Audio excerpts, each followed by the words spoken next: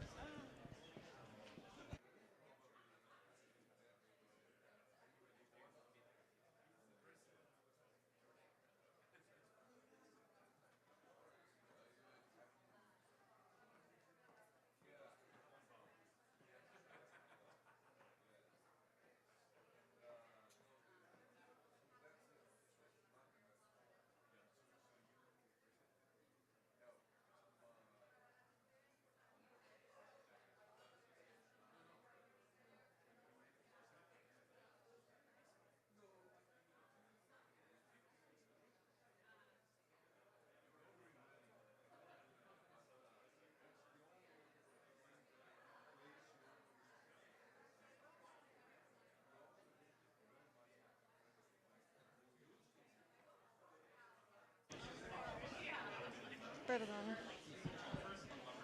Should I start now? Welcome, everyone. I want to invite you to take your seats. We're about to begin the program.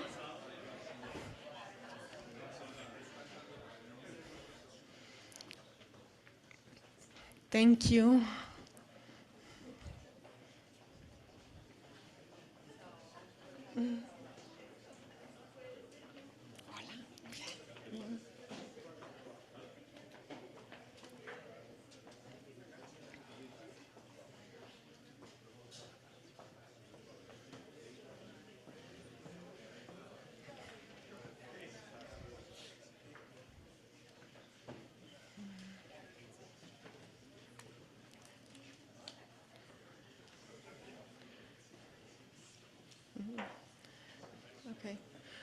Welcome to the Georgetown Americas Institute 2025 Annual Conference, the Americas and the World Forum. Please give a warm welcome to Georgetown University's Interim President, Robert Groves. Good morning. Good morning, good morning. It's wonderful to see all of you here at a conference we've been looking forward to, a forum on the Americas and the world. I want to thank, first of all, the many students and faculty and staff who worked to make this happen this day. First, Tom Banchoff, who's our Vice President for Global Engagement, who might want to raise his hand. Alejandro Werner, the founding director of the Americas Institute, and in the back, the Latin American Board in toto, but also the fearless and wise leader of the board, Alberto Beck. And there are a ton of student volunteers who make something like this happen at Georgetown, so we thank them. We also thank the sponsors of the Institute's podcasts. Y esto no es todo, for the support of that podcast and the magnification of the impact of the Institute through the podcast. Later, I want to thank speakers who appear later in the program. Simon Johnson, the professor of entrepreneurship, global economics, and management at MIT, who's also the 2024 Nobel laureate in economics, offering a keynote address later. And Ernesto Zedillo, former president of Mexico, who also in 2022 helped us launch the Institute. So he is returning to be with us. Georgetown established the Institute 5 years ago. And it came through a vision of Rolando and Monica Gonzalez Bunster, who through their generosity and continued leadership of Rolando on the board has helped us engage this region in new and we hope more impactful ways. The Institute builds on Georgetown's character, its self-image as a global institution with special ties to Central and Latin America. Starting early in Georgetown's history, it's notable that one of our first course catalogs was printed in English, French, and Spanish as evidence that we were focused much more than just on the United States or Washington, D.C., but the global environment. And since that time, we have educated young people who have become leaders in the region. We've done that also deliberately by building up educational programs and research institutes. More than 60 years ago, we laid the foundation for the Center for Latin American Studies at our School of Foreign Service. In our business school, we support the Latin American Leadership Program. At our Law Center, our Center for the Advancement of the Rule of Law in the Americas. At Georgetown College, the Americas Forum and the Department of Spanish and Portuguese. And most especially our Latin American Board, something that we're very, very proud of, now almost 2 decades old. So this institution has invested in trying to serve this region of the world more and more intentionally over the decades. The Institute builds on these strengths. It is aspiring to be an important home for research and dialogue across 4 areas: economic growth and innovation, governance and the rule of law, social and cultural inclusion, and sustainability and the environment. This dialogue on those 4 areas, those 4 pillars, has never been more important. And our gathering here today with so many distinguished scholars and leaders is a testament to the significance of that work. We welcome all of you as we recognize and celebrate the many accomplishments of the Institute, and thank you for your presence. And I'm going to stop talking and turn it over to the first panel of the day, the new political order, the view from around the globe. Thank you.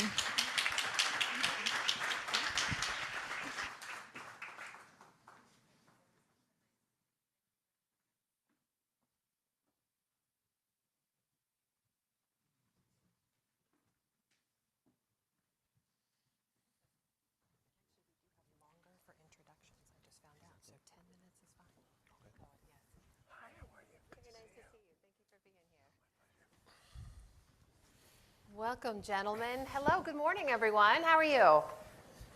Excellent. My name is Amna Nawaz. I'm co-anchor of the PBS NewsHour. I'm delighted to be here with all of you. Thank you so much to Interim President Gross for that lovely introduction. And thank you to our esteemed panelists as well. We have a lot to cover, and we're going to save time for audience questions as well. So if there's anything I don't ask them about, anything they don't cover in their remarks, please feel free. I think we'll have microphones coming around towards the end of the session. Raise your hand, and you'll be able to put your questions to our panelists. The conversation today is on the new political order, the view from around the globe. It's quite a big topic. We have three incredible panelists to help us break it all down. I want you to help me, please, in welcoming Joel Hellman, who's the Dean of the Edmund A. Walsh School of Foreign Service here at Georgetown University. Please join me in welcoming Dean Hellman. Manuel Muniz, who's Provost of IE University based in Madrid. We're so happy to have you here. And Daniel Byman, of course, Professor at the Department of Government here at Georgetown University. Thank you all for being here. So, just to set this table a little bit, obviously we all know from political polarization to populist movements, we're seeing a realignment, a rebalancing of post-war alliances. It's clear that we live in a world in flux, a time of political disruption, great power competition, and the uncertainty of our time, I think, seems to be a defining feature. We've also seen a number of political and small d democratic systems being tested like never before. So I want to jump into all of this. First, Dean Hellman, to allow you to kick us off here with your opening statement. Each of our panelists will make a few minutes of opening remarks, and then we'll jump in with conversation to follow. So how are you viewing this time of great uncertainty and this moment? Wow, where do I start? I'm viewing it as a time of great uncertainty. That I can tell you. I have been dean here now for over 10 years. And when I arrived at Georgetown, thinking at the start of my deanship, how was I going to think about the priorities of our school relating to what's happening globally? And one of the first things I talked about was, well, you know, great power competition is over. It's not really an interesting question anymore. That was 10 years ago. Boy, was I wrong. And I think one of the most interesting moments that we're in is there has been a tremendous shift and change in the kind of core pillars that have defined the post-war global order. America's role in the world is changing, both in terms of its economic and political power, its willingness and commitment to traditional alliances, and its relationship to core competitors. The nature of those core competitors has changed. And the defining feature of the current moment, at least in the dialogue that we're sort of seeing, is discussion of essentially a new form of great power competition. And it's often spoken about in terms of a new Cold War.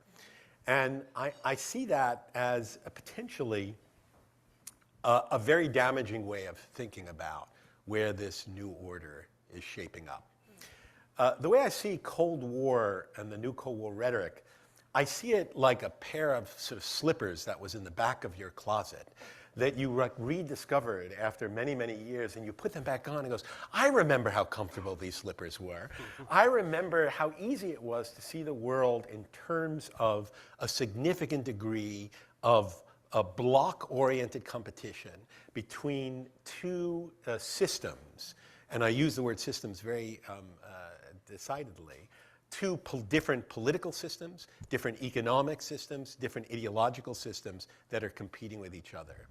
That was the way we were comfortable viewing the world during the Cold War period. The way of viewing the world collapsed with the end of the Soviet Union and the fall of the Berlin Wall. But we are back now again, reanimating the Cold War rhetoric, the Cold War dialogue, the Cold War framework to think about the current environment. And in my view, this is damaging in a number of ways. First of all, this new great power competition between China and the United States has virtually no similarities to the previous Cold War. We are now talking about countries that are not sort of separated economically, that don't have truly distinctive ways of organizing their economies and their ideological viewpoints around the world. We are talking about two competitors that are deeply integrated, whose economies are deeply integrated, whose supply chains, financial chains, and other ways of engaging are very, very closely interconnected. So we are trying to use and fit into that very complex economic and political change a framework that doesn't really make sense anymore and actually pushes us in the wrong directions, because we need to be thinking about how we build a political, ideological, and security sort of system around the change in the economic relationships that have sort of shifted over time. The second thing that really concerns me about the new Cold War rhetoric is that it has essentially taken off the table anything outside of that framework of competition between great powers.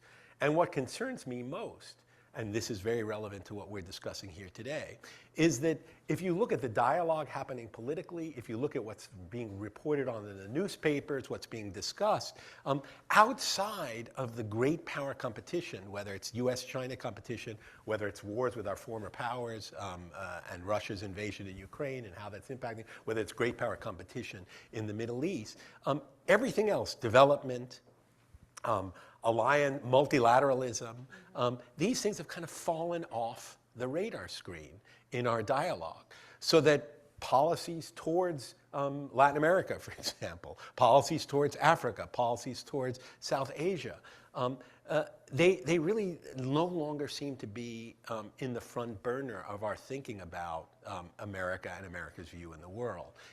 All the effort, all the dialogue, all the interest is being sort of soaked up by this new form of great power competition. So my concern is that we've got our understanding of the great power competition wrong, and then we have taken away everything outside the great power competition off the agenda.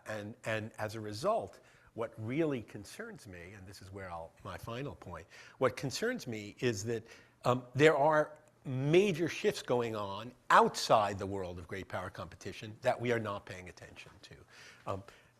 That is, of course, the rise of middle powers and the importance that they play. They're demanding a voice on the global stage that befits their economic, political, and broad role in the world. And I think we are not paying enough attention to that. That's leading to a lot of resentment, a lot of concern, a lot of looking for alternative ways of organizing the world. It means that we are not looking at some of the economic sort of shifts that are going on outside of great power competition. And what I see is increasing indebtedness. We have 2/3 of low-income countries that are now in debt to stress. We see demographic changes, especially related to Africa and South Asia, that are going to reshape the global order. The birth rates alone in Africa are going to mean an entirely new world order, and that is not on anyone's radar screen at all. The relationship between how we handle demographic changes and the economic jobs that will absorb those demographic changes. So I'm really concerned that we are leaving loads of really important issues off the table, and yet we are reframing America's role in the world in terms of a great power competition that is no longer something that really should be put into Cold War terms, and I'll leave it at that.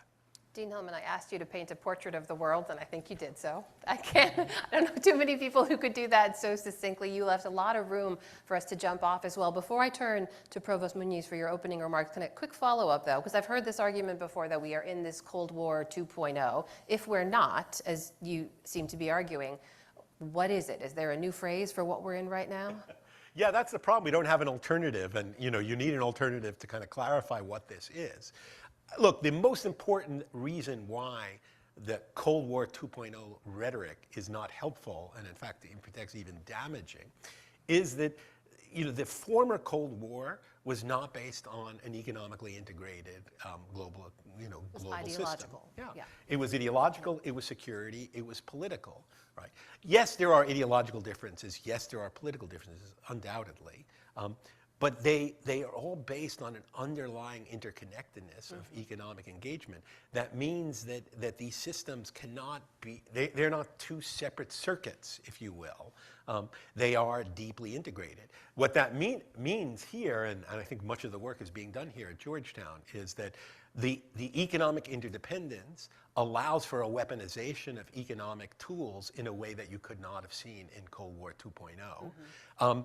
And if there is one idea that I actually think has sort of transcended and created a new paradigm, it is thinking that globalization, economic globalization, has actually created a level of economic interdependence which we thought was going to lead to peace and prosperity and closer engagements, but actually indeed can be weaponized as a form of political and even ideological and security competition in a way that we didn't doubt. So I actually think if there is one way of thinking about the world, weaponized economic interdependence might be one way of thinking about it. It's a little unwieldy. It's not as nice as Cold War. We'll workshop that. Meanwhile, Provost Muniz, we've talked a lot, and I'm sure we will in a lot of the national discourse. The U.S. American policy, America's role in the world dominates a lot of these issues. Europe has a central role and incredibly influential role to play in all of this.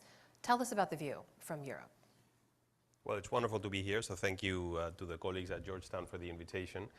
It's a very, very peculiar time for Europe. It's probably one of the most significant moments in the history of European integration and the EU project, probably of the last 2 to 3 decades, for a number of reasons. But the first is because of the changing nature of the international environment. I think that there is one feature, one characteristic of what we're living, which is really the fracturing of the international system on a whole range of levels. So from the trade and economics dimension of the order. This is because of tariffs, because of tensions on supply chains, because of the regionalization of economic relations. But also there's a fracturing of the alliances and security landscape, which affects Europe very much. I'll get to this in a second. There's also a fracturing of the multilateral order with a weakening of the UN, defunding of the UN, exclusion of the UN and the multilateral system from areas of import. So Europe finds itself, having been a project that had been very much built around the notion of very radical interdependence and globalization, having to adjust to this. So there are at least 3 big areas of impact of this on the European project. One is the trade and economics piece. And I want to remind everybody here that, in fact, Europe is much more dependent on international trade than the US is. I mean, international trade as a proportion of our GDP is about 90-odd% of European GDP, so we're very interconnected globally.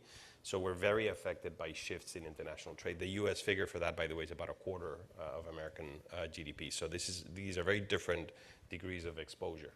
The fracturing of international trade is a huge risk for Europe and its companies. I was just, in fact, a few days ago, I was in Germany speaking to one of the large German companies, to their board, and the head of strategy came up to me and he said to me, it's as if gravity had changed. So it's not just a public sector strategy through free trade deals, infrastructure, to foster interdependence, but the totality of our private sector, the most successful bits of our corporate world have engaged in this race since the end of the Second World War to build and profit from this interdependence that is now really breaking up at points, including with Russia, on some issues with China, tensions with the US.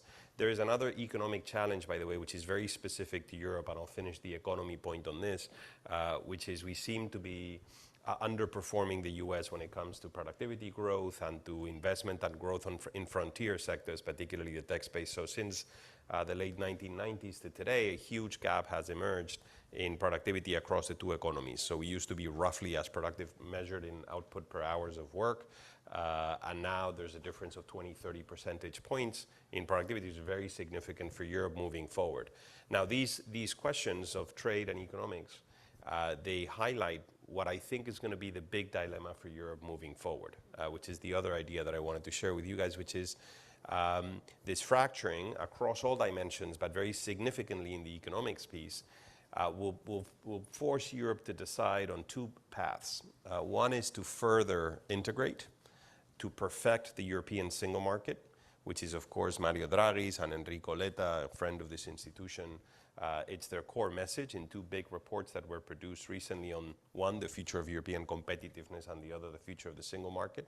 And by the way, Draghi has put figures on these things. So he published a very relevant piece in the FT about under a year ago, titled Forget the US. And his argument was, we're obsessed about the tariffs and the trade policy that the US thrusts upon Europe, but we're blind to our own inefficiencies. And he assessed that, in fact, imperfections in the European single market equate to tariffs to the trade of goods within the EU equivalent to 40-odd%, and over 100% in the services space. So if we ironed out these inefficiencies within Europe, our internal market would be much larger. Enrico Letta has actually now outlined 3 or 4 key sectors on energy, telecommunications, financial markets, where we could deepen European integration without even needing to tweak our treaty structures. I mean, there's space if we set the right agenda. Okay. The second area is security and defense. And here again, we also see this fracturing, which for Europe takes the form of American departure from the provision of security in Europe. And I don't want to mince words. I think this is what we're witnessing. We're witnessing, by the way, this has been a long time coming, so this is not unique to this administration. This administration is just more adamant. Mm-hmm. And I think in the next few months, we will witness, maybe the colleagues have something to say about this, but I think we will witness the actual withdrawal of US forces from Europe, particularly the most forward deployed forces that the US has. And this will reaffirm and confirm the message that has been coming out of the administration that Europe needs to take care of its own defense and security in its neighborhood. Now, I'm sure folks in the room understand, but this is a tectonic shift for Europe, because the reality is, since the end of the Second World War and since the end of the Cold War, Europeans have been enormously reliant on US security commitments to Europe, particularly Article 5 commitments of NATO, which have basically forced the US to provide for continental defense of Europe. Some of us, I did some of my work, my early academic work on European security and defense. One of the reasons why Europe has not fully integrated in this field, it's one of the least integrated fields of policy in Europe at the moment, is precisely because this overwhelming US presence undid the incentives to integrate. Okay? By the way, integration is a very fancy word we use in Europe to say giving up sovereignty. Okay? So giving up sovereignty is very painful, and states don't do it very willingly unless they feel the cost of non-integration. Now, US withdrawal will elevate the cost of non-integration. It will become very evident when we begin to fail at the provision of security on the edges of the European order, whether it's North Africa or the East with Russia or the Arctic and other new spaces. So I think what you're going to see now is a huge push, I hope, towards integration in security and defense in Europe, higher defense spending, but I hope, and I wouldn't obsess about the 5%, 4%, I hope better spending. Europe is now spending, by the way, so you get a sense, EU member states, just close to 400 billion a year in defense spending. So this is 40% of the US defense, it's large defense budget. We're spending it in the wrong things, okay? And then lastly, on the multilateral piece, just a phrase, we're seeing the undoing of the multilateral order. Again, I don't think we should be mincing words. The US is pulling out of UN agencies, is reducing its funding. The US used to be about between a fifth and a quarter of UN funding. So we're going to begin to see the stretching, if not the failure of the provision of certain public goods around the world that were provided by the UN and other institutions. And this is a challenge for Europe. So, and I'll finish with this. I think that, and there, by the way, whether Europeans come together and we try to fill that gap and provide a European pillar, big pillar within the UN system and others is a huge question for us. So I think we have these two avenues. And for the Europe people in the room or people that are interested in Europe, I think the next 10 years, or between 5 and 10, will really be definitive of the European project. We can either splinter, and there are political movements, including the Patriots and various political parties in Europe that don't claim to be Eurosceptic, but in essence are forwarding agendas that would see the EU weakened.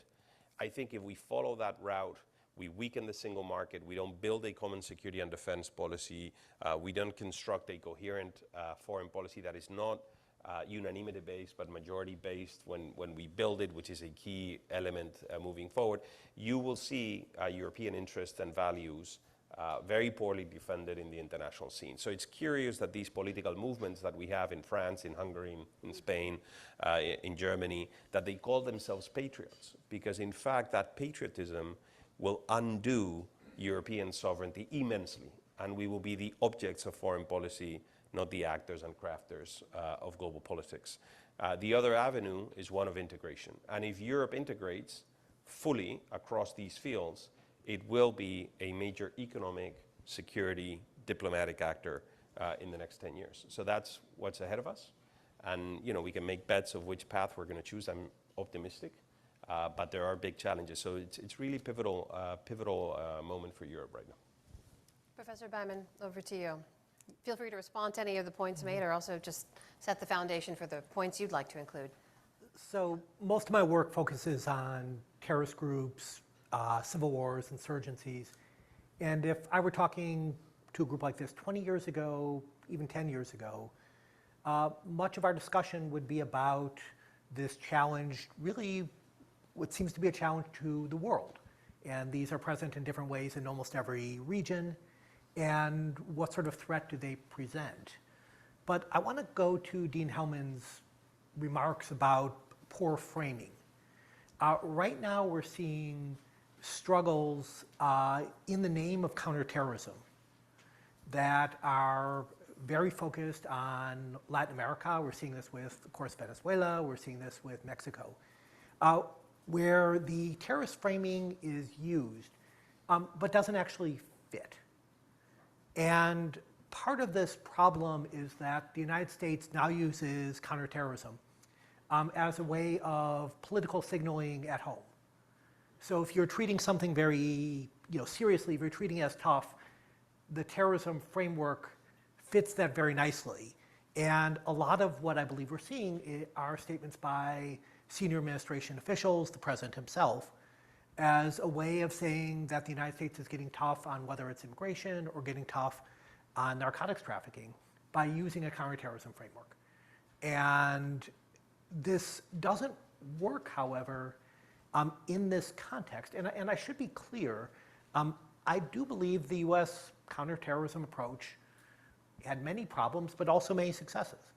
And groups like Al-Qaeda and the Islamic State, which were very, very serious, are much lesser threats from an American point of view than they were in their heyday. And a lot of that is due to US counterterrorism efforts. But when we start to apply this more broadly outside of a fairly narrow terrorism framework, it starts to fall apart. And one of the big questions really revolves, let's be blunt, around killing people. And is it effective when you're going after organizations involved in narcotics trafficking? And for the most part, at least in the Americas context, the answer seems not only a very strong no, but that it's likely to backfire. And part of this is because of the nature of these organizations, where they are highly specialized, and the shift from killing leaders, which decentralizes groups, forces decision-making down, actually often makes them more efficient. And so what we've seen in the last 10 years is a remarkable degree of specialization in the international narcotics trafficking world, where we are seeing far more small groups that focus on often just moving a product from point A to point B, one particular aspect of the drug refinement process. And therefore, killing a few key individuals, or even a large number of individuals, actually doesn't work in terms of its impact on these organizations. But what makes it even more dangerous is, to me, the negative effects that come with it. One is that when you start to kill individuals, obviously you create, shall we say, leadership openings. You often create market competition. And in this context, that means more violence. And so we're going to see more violence, especially at a local level, in response to this. Another issue is that you're likely to see the death of innocent people. Now, this was always true from a counterterrorism point of view. And this is a very, I'll say, troubling and tricky issue. For those of you who followed the Gaza war, but who also followed the Afghanistan war and the Iraq war, you know that all people are not created equal, right? That there's a tremendously different sort of attention given to human life depending on where you live in the world. And there were large numbers of people who died in Afghanistan and large numbers of people who died in Iraq. And that did not generate massive attention. And so the question in some ways is when we look at Venezuela, when we look at Mexico or other parts of the world, what sort of response will we see when innocent people start to die, often in response to military strikes? In Mexico in particular, the closeness of the United States and Mexico, the large number of dual nationals, the incredible family connections, to me make it likely that we are going to see a strong response in the United States if things start to get somewhat bloody in Mexico. Another issue is the possibility, at least, of a nationalist backlash. Right? This can often be overstated. Right? There were kind of endless statements about a nationalist backlash in Afghanistan in 2001 after 9/11 that largely didn't happen in the first few years.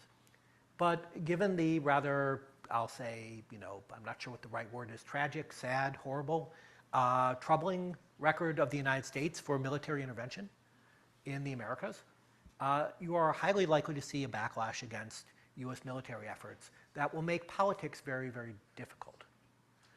The reason I want to stress this, and this will be my last comment, is so much of what really is counterterrorism is not going directly against terrorist groups from a US point of view. It's actually working with local governments. And while what gets the most attention is when things blow up, what is often far more consequential are security cooperation arrangements around the world. And this is sometimes intelligence, sometimes this is law enforcement, sometimes it's with local groups. But it's actually having local communities or local governments police themselves. And a lot of the more successful US efforts in the last 25 years have been empowering and strengthening local communities. And so what you want actually, if you're really going to treat drug cartels or other groups as more serious threats, is you actually want more cooperation from government. And that's tricky, right? There are those in this room, and I am not one, who are experts on US-Mexico relations and know how difficult that has been for both countries over the years. But when you start to create very, very strong political wins against the United States in these countries, it makes cooperation much more difficult. Thank you. Thank you for that. I want to, Dean Hellman, come to you and pull together a little bit of what Professor Byman and Provost Muniz were talking about, because in these boat strikes in the Caribbean, largely from Venezuela, that we've been seeing in the last several weeks, these are unilateral US strikes. There's a lot of question over the legality of those strikes. We have not been shown any specific evidence that justifies the use of deadly force in those strikes. And even opinions among leaders certainly in South and Central America, but really around the world, are divided to this on some degree on how far the US should be able to go in this moment. But it's not just the strikes, right? It's been a complete change in the military posture, to Provost's point earlier. We've got military assets there, elite military units now, warships positioned in the region. It's a complete realignment for the US in terms of where they're focusing. How do you look at the US justification of those strikes, the purpose of those strikes? If it's counter-narcotics, counter-terrorism, the question then becomes, why isn't the US carrying out strikes across the border in Mexico, for example? A lot of reasons behind all of this, but how do you view that and the purpose behind those strikes? Yeah, it's really hard to comment on, to give a coherent framework to a policy that has no coherence. What this administration in particular is doing, I think what all of the comments that were suggested here suggests kind of there were long-term shifts that have been going on. They have been exacerbated by this administration. But these things were happening before this administration. The kinds of things that you mentioned are really kind of specific and unique to this particular administration and the way it handles and engages in foreign affairs. I think first you have to understand that the policy-making process for foreign policy in the United States has essentially disintegrated. A National Security Council that brings together considered policy options to be discussed in an interagency process that brings coherent options to the president after sort of a significant vetting from all different sort of areas of government. That process is largely stopped. It's remarkable to think about it. It is probably one of the most significant changes that we have sort of seen in America in decades. And so there is no kind of coherent policy process that's generating these actions. What's generating these actions, and I think Dan had mentioned before, they are largely directed towards internal audiences, not towards an understanding of balance of power and other issues on the international stage. They are essentially, they are generated by personal preferences and personal who spoke to the president last and who's on the agenda of his meetings in the White House. And so it is very, very difficult to see any coherence to these strikes, except the one kind of consistent and coherent thing is it is put through the prism of how this is going to play for domestic political constituencies. As a result, the implications it has for our alliances, the implications it has for security and actually enhancing or weakening our security are, I don't even think, considered in the process. It's really just a kind of essentially a one-note band of like what is going to play well from the constituencies that I'm concerned about. So the implications are that it has all these negative consequences that are just not incorporated into the policy decisions. And I think the Venezuela story is a very good example of that. I wonder, though, Professor Munoz, because the Venezuelan story also carries with it these accusations and allegations of attempts for regime change, which does not fit the rubric of an isolationist government or a president who promised America first policies, who seems to be looking more inwardly. So how do you view that and what message it sends to our allies? Well, so being Spanish, sort of the Latin American dossier is very present in our debate, and particularly the Venezuelan dossier. It's a very complicated, very entrenched issue. I think there's no doubt that the regime is an abusive, repressive regime in Venezuela, and that it is using every means at its disposal to repress and persecute the opposition. And I think it's right that we build pressure on the regime to open up. Now, from the point of view of what this means for Europe, the change in US policy, I think what Joe was saying is correct. It's becoming very difficult to anticipate US foreign policy preferences across a whole range of issues. I disagree with Joe on one thing, which is, and I hope you invite me again if I disagree with you in public, but is because the China piece, I do think that is very structural. I think that the collision between the US and China does have elements of resemblance with the First Cold War. I think there is a very deep technological economic competition that is paired with geopolitical competition, mostly in the region, that drags other US allies into this. And I think there's a systemic political systems sort of model competition with the China system displaying actually very particular features of other authoritarian system enhanced by emerging technologies. So I think there are elements in there that really draw a very structural collision. I think it's getting extraordinarily hard to understand international affairs if you don't have the China-US collision as a lens to look at the world. Now, there are huge differences with the First Cold War, the fundamental one being the interdependence point. But my hunch, strong intuition, is that the security, the geopolitics will trump the economics. In fact, we're witnessing this as we speak. I mean, through the tariff war, through restrictions to the export of technology and critical components and materials, in a very economically illogical way. I mean, there's, the economic logic of these measures is zero, right? It's clearly counterproductive for both sides. So you're going to see slowly and perhaps then suddenly a process of decoupling of these two economies. It's going to take a long time and it's going to be painful, but this is where I think we are headed. And here, by the way, I think lies another of the enormous contradictions of US foreign policy. So it's not just that it shifts and it's hard to anticipate, but there is, in my mind, and I think when we look back at this period, we will assess it in these terms, which is the US seems to be quite committed to this very long structural challenge of managing China and to a large extent containing China's rise, but at the same time is deploying policies that are alienating allies left and right all over the world, including allies in the region. And the trade policy is the perfect example of this. So not only has the US not signed an FTA for I don't know how many decades now, but on top of that, it has deployed this barrage of indiscriminate tariffs across the world, hurting some of its most fundamental allies in the process in indiscriminate ways. I mean, it's very hard to assess, where the affinity and alliance component has affected that decision.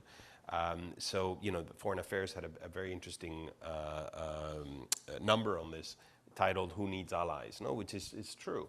And by the way, these policies of weaponizing interdependence, because if someone is weaponizing interdependence at this moment, to some extent is the US government, and Europeans have been on the receiving end of this. In fact, just a footnote, and I'll come back to this, the Europe-US trade agreement that was signed and agreed upon recently in Europe is unthinkable if there hadn't been other layers of interdependence that really conditioned European thinking when coming to the table on security and on other fronts. No? But this weaponization of interdependence seems to be really working with either very weak countries that bend the knee to this, or allies that have these multi-layered interdependencies with the US. Not with the opponents. I mean, the Chinese are holding the line, the Russians are holding the line on these pressures. So it's within the Western bloc that this is working. So the foreign policy is hard to anticipate, including on the Venezuelan dossier. Two, there are structural drivers, and I would say the China-US one is the most structural of all. And three, this carries an immense contradiction within it, which is if that's your view of the world, where are your allies in all of that? And I don't see that in the policy. Just to follow briefly on the military security front, obviously the stakes are highest right now because of the threat Russia poses in Ukraine and to the rest of Europe. But it's also true that the European security guarantee alone has never been enough to contain Russia or constrain its ambitions. Can that change now, even if there is the path of integration that's shared among European allies, or does the US have to be involved? No. So we will have. I don't. Sort of. This is a crystal ball kind of thing. No, but we will have to fail at the provision of security on some elements in Europe in order to take the necessary steps to fully integrate. What does that mean? Well, I mean, we weren't allowed to fail in the Balkans because the Americans stepped in, but we were basically unable to stop in the 90s a genocide on Europe's doorstep until the Americans intervened. We were very close to failing in Libya during the Gaddafi period until the Americans intervened. So we haven't been allowed to fail. I mean, this is, I'm not sure how self-serving this is a comment coming from a European, but I tell you, this policy, and I agree with the Trump administration on this policy of putting pressure on the Europeans and then actually withdrawing and forcing the Europeans to take over part of the provision of their security, I think will produce European security and defense integration. Now, if you look at the assets that Europe has, there's no doubt in my mind that if we put our mind to this, Europe has the infrastructure, we have the human capital, we have the industry, et cetera. We have the budgets and the financial resources to have very serious defense capabilities. But we need to stop investing in 27 different procurement processes, 27 kinds of defense systems, a non-integrated command and control structure. I mean, this needs to end. And I think it will, but it will take some time. And this is one of the big questions of the next 10 years that I was mentioning. Where will we be? I mean, if I had to do like a little table of, let's tick the boxes of how much we move forward, this would be a big one there. How much integration have we seen in this space over the last 10 years? Professor Byman, it strikes me we are speaking on the same day that a former terrorist leader, Ahmad al-Shara, is being welcomed here in the United States, was playing basketball over the weekend with many of the same leaders who've been trying to kill him for many years.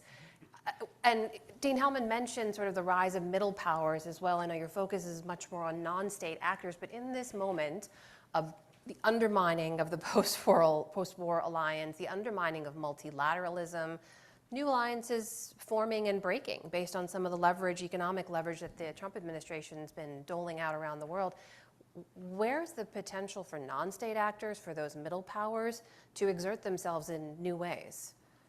So going back to what Provost Munoz said, the American retreat from the world just leaves lots of openings. And some of these are on a broad stage, right? Whether it's European integration or questions, I was in Japan recently and they're stepping up cooperation with the Philippines on security issues, which is a huge step for the Japanese. So sometimes it's these dominant regional security issues, but often it's much more local. And there's tremendous opportunity for middle powers to do so. And a region I pay quite close attention to, we see this constantly now in the Middle East, where we have numerous powers, Israel, Turkey, the United Arab Emirates, among others, that are regularly intervening in different conflicts in the area, whether that is Sudan or Libya, or of course various Israeli attacks on, I want to say 7 different parts of the Middle East in the last 3 years. So the middle powers are much more able to define their own security agendas. Whether you think this is good or bad is going to depend on your view, I think, of particular countries and particular regions. But it's a fundamental change, right? Where China doesn't really do alliances, right? They have relationships, but they don't have the kind of strong alliances that are going to lead them to impose their will far from their shore, outside very narrow areas, at least for right now. And the United States is actively and aggressively moving away from this. So I think we're seeing a relatively new era where middle powers have much more freedom. But the caveat is the United States is somewhat of a chaos actor. Right? So going to Dean Hellman's point about a lack of process, right? Where it's actually quite unclear to me what is going to come out of the White House in a given week. Right? And sometimes it's something I agree with. I actually think the U.S. support for the Bashar government in Syria is a sensible gamble. I would stress the word gamble, and I think there are problems with the regime, but it's worth trying to do this. But frequently, it's something utterly bizarre or surprising. 5 different U.S. administrations have worked extremely hard to cultivate India. And China was doing a fantastic job driving India into America's arms. And in a couple weeks of incoherence, we may have ruined that, right? I mean, decades of work. So I think that one of the challenges is going to be not just U.S. policies, but the unpredictability of the United States as an actor, where we can pursue policies that are inherently contradictory at the same time.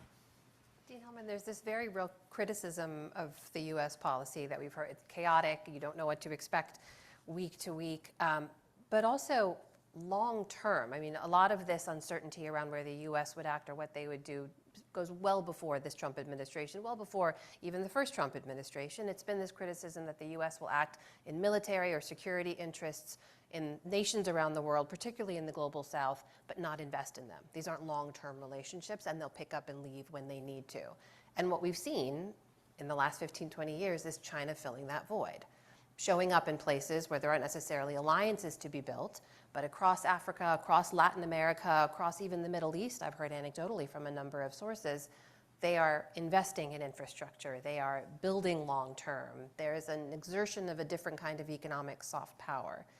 Has that been a strategic mistake for the U.S. over these last, did that help get us where we are today, and does it further weaken the U.S. ability to lead on the global stage in the future? Oh, I think it's been a tremendous strategic mistake on the part of the U.S., and that it predates the Trump era. And it goes back to something we were talking a little bit about earlier, which is that America fundamentally believed with the collapse of the Cold War, the first Cold War, with the collapse of the Berlin Wall, the collapse of the Soviet Union, that America had an unchallenged hegemony, and that in that unchallenged hegemony, it could take whatever actions that it thought was beneficial to the United States. It could ignore the rise of middle powers who were demanding a greater voice in multilateral affairs. And one of the reasons for the weakening of multilateralism, with Manuel I completely agree with, is because the U.S. was not ready, and I think the Europeans to some extent in this as well, were not ready to open up the multilateral system to recognize the change in the structure of power, economic power, political power, and voice that had occurred over the last 50 years. And we're not in the Bretton Woods era anymore, and America was just not ready to accept that. Similarly, America thought that its power around the world was unchallenged because everyone was transitioning towards an American-centric way of seeing the global economy. And in this framing, and which I fundamentally have more problems with, this sort of framing of it's democracy versus autocracies, and that's the new form of competition. And democracies will ultimately sort of have the sway because it's a system that is more attractive to individuals and gives them more freedom. And I think in that view, it ignored all the points that you mentioned of how China was using its transactional diplomacy in a very different way. I agree with Dan also that China doesn't really build alliances. China engages in transactions. But the sum total of that transactions was it was pulling more and more people away from a notion that there is just one dominant player in the world. So I think America has just been kind of asleep at the wheel. Part of it was, maybe it was asleep in the wheel because it was drunk on its own power, to mix metaphors. But it really just did believe that it didn't need to do the hard work of building alliances with the middle powers. It didn't need to do the work of continuing to strengthen our alliances with our core allies. And it didn't really need to do the work of competition around the world with China, which was investing billions in the kinds of infrastructure that countries wanted and asked for, even at the price for those countries of losing sovereignty. So I think America's lost a lot of the dynamism and momentum, and has only woken up to the fact now that it's a very, very different world, a very, very different structure of power, and a very different structure of competition, and it needs to adjust. And this administration doesn't see the world in that systemic way. It's just gut reaction to individual things, and not a strategic reaction to how the world has changed. But just to follow on the autocracy-democracy debate, because we do hear that a lot now as well, that this is the current power struggle, and the autocratic forces are actually ascendant, not just here, but around the world. Do you disagree with that framing right now? Well, I certainly agree that there is an increasing level of authoritarianism. And it is more and more countries are kind of moving in that direction. What I disagree with is this framing of the global order in terms of it's us Democrats versus those guys who are autocrats. Again, it goes back to the framing issue.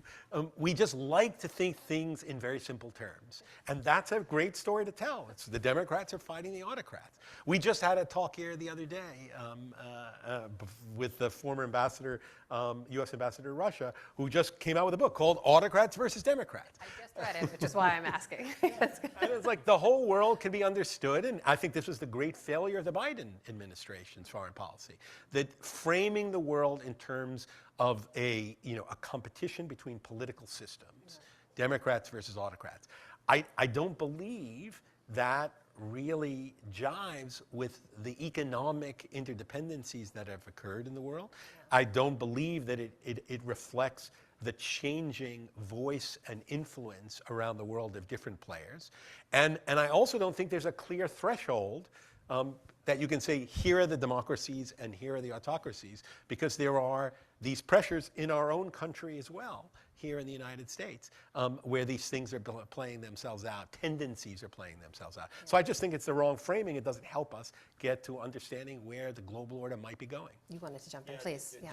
Two quick comments on this issue of the global south, because again, coming from Spain, we're a country anchored in the north, we're EU members, NATO members, full democracy.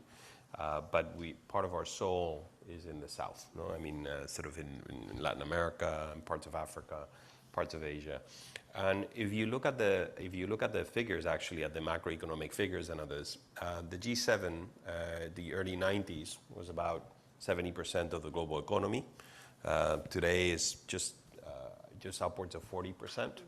So there's a huge shift of economic heft and everything that comes with that, with investment, expenditure in defense and diplomatic muscle that is moving away from the traditional actors, which are mostly in the north. I was just looking at the Goldman Sachs 50-year projections for the global economy, which are very noisy because, I mean, it's 5 decades out. But if you look at the world's largest economies, basically you have the US and China, the EU, if you treat it as a single economy, around 50-odd trillion, the Indian economy around 52 trillion. By the way, the Indian economy today is the size roughly of the UK, so 3 point something. The UK in 50 years will be 7 point something, and India will be 50 odd.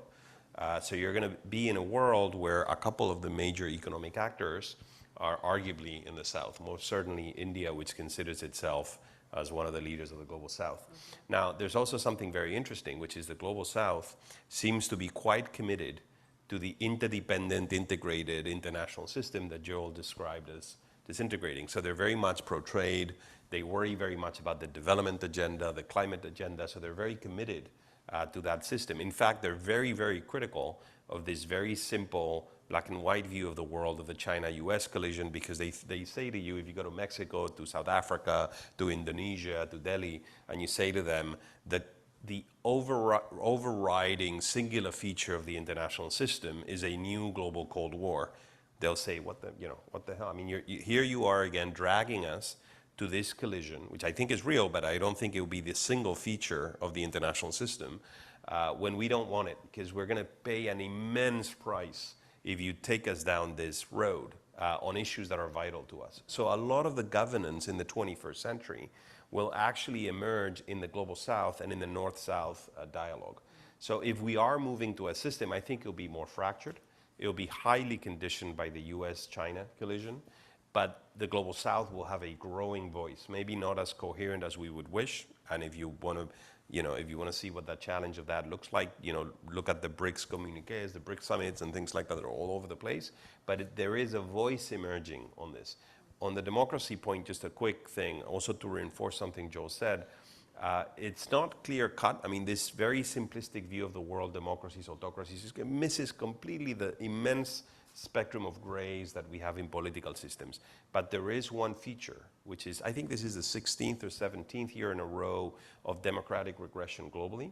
And now what's typical, it's not for a country like Norway to become North Korea. I mean, what's typical is for this slippery slope of degrading of democratic institutions and imperfect democracies emerging in place of more perfect democratic systems.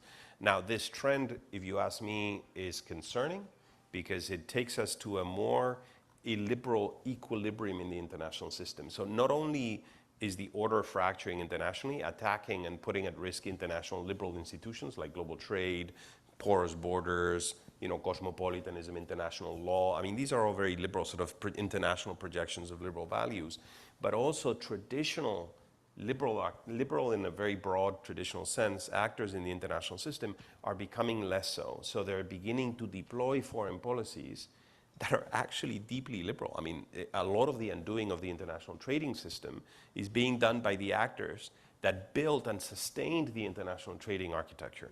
A lot of the undermining of the human rights regime, a lot of the undermining of the multilateral regime. So it's kind of fascinating that we're at this point in the international order where we have these two tendencies are converging.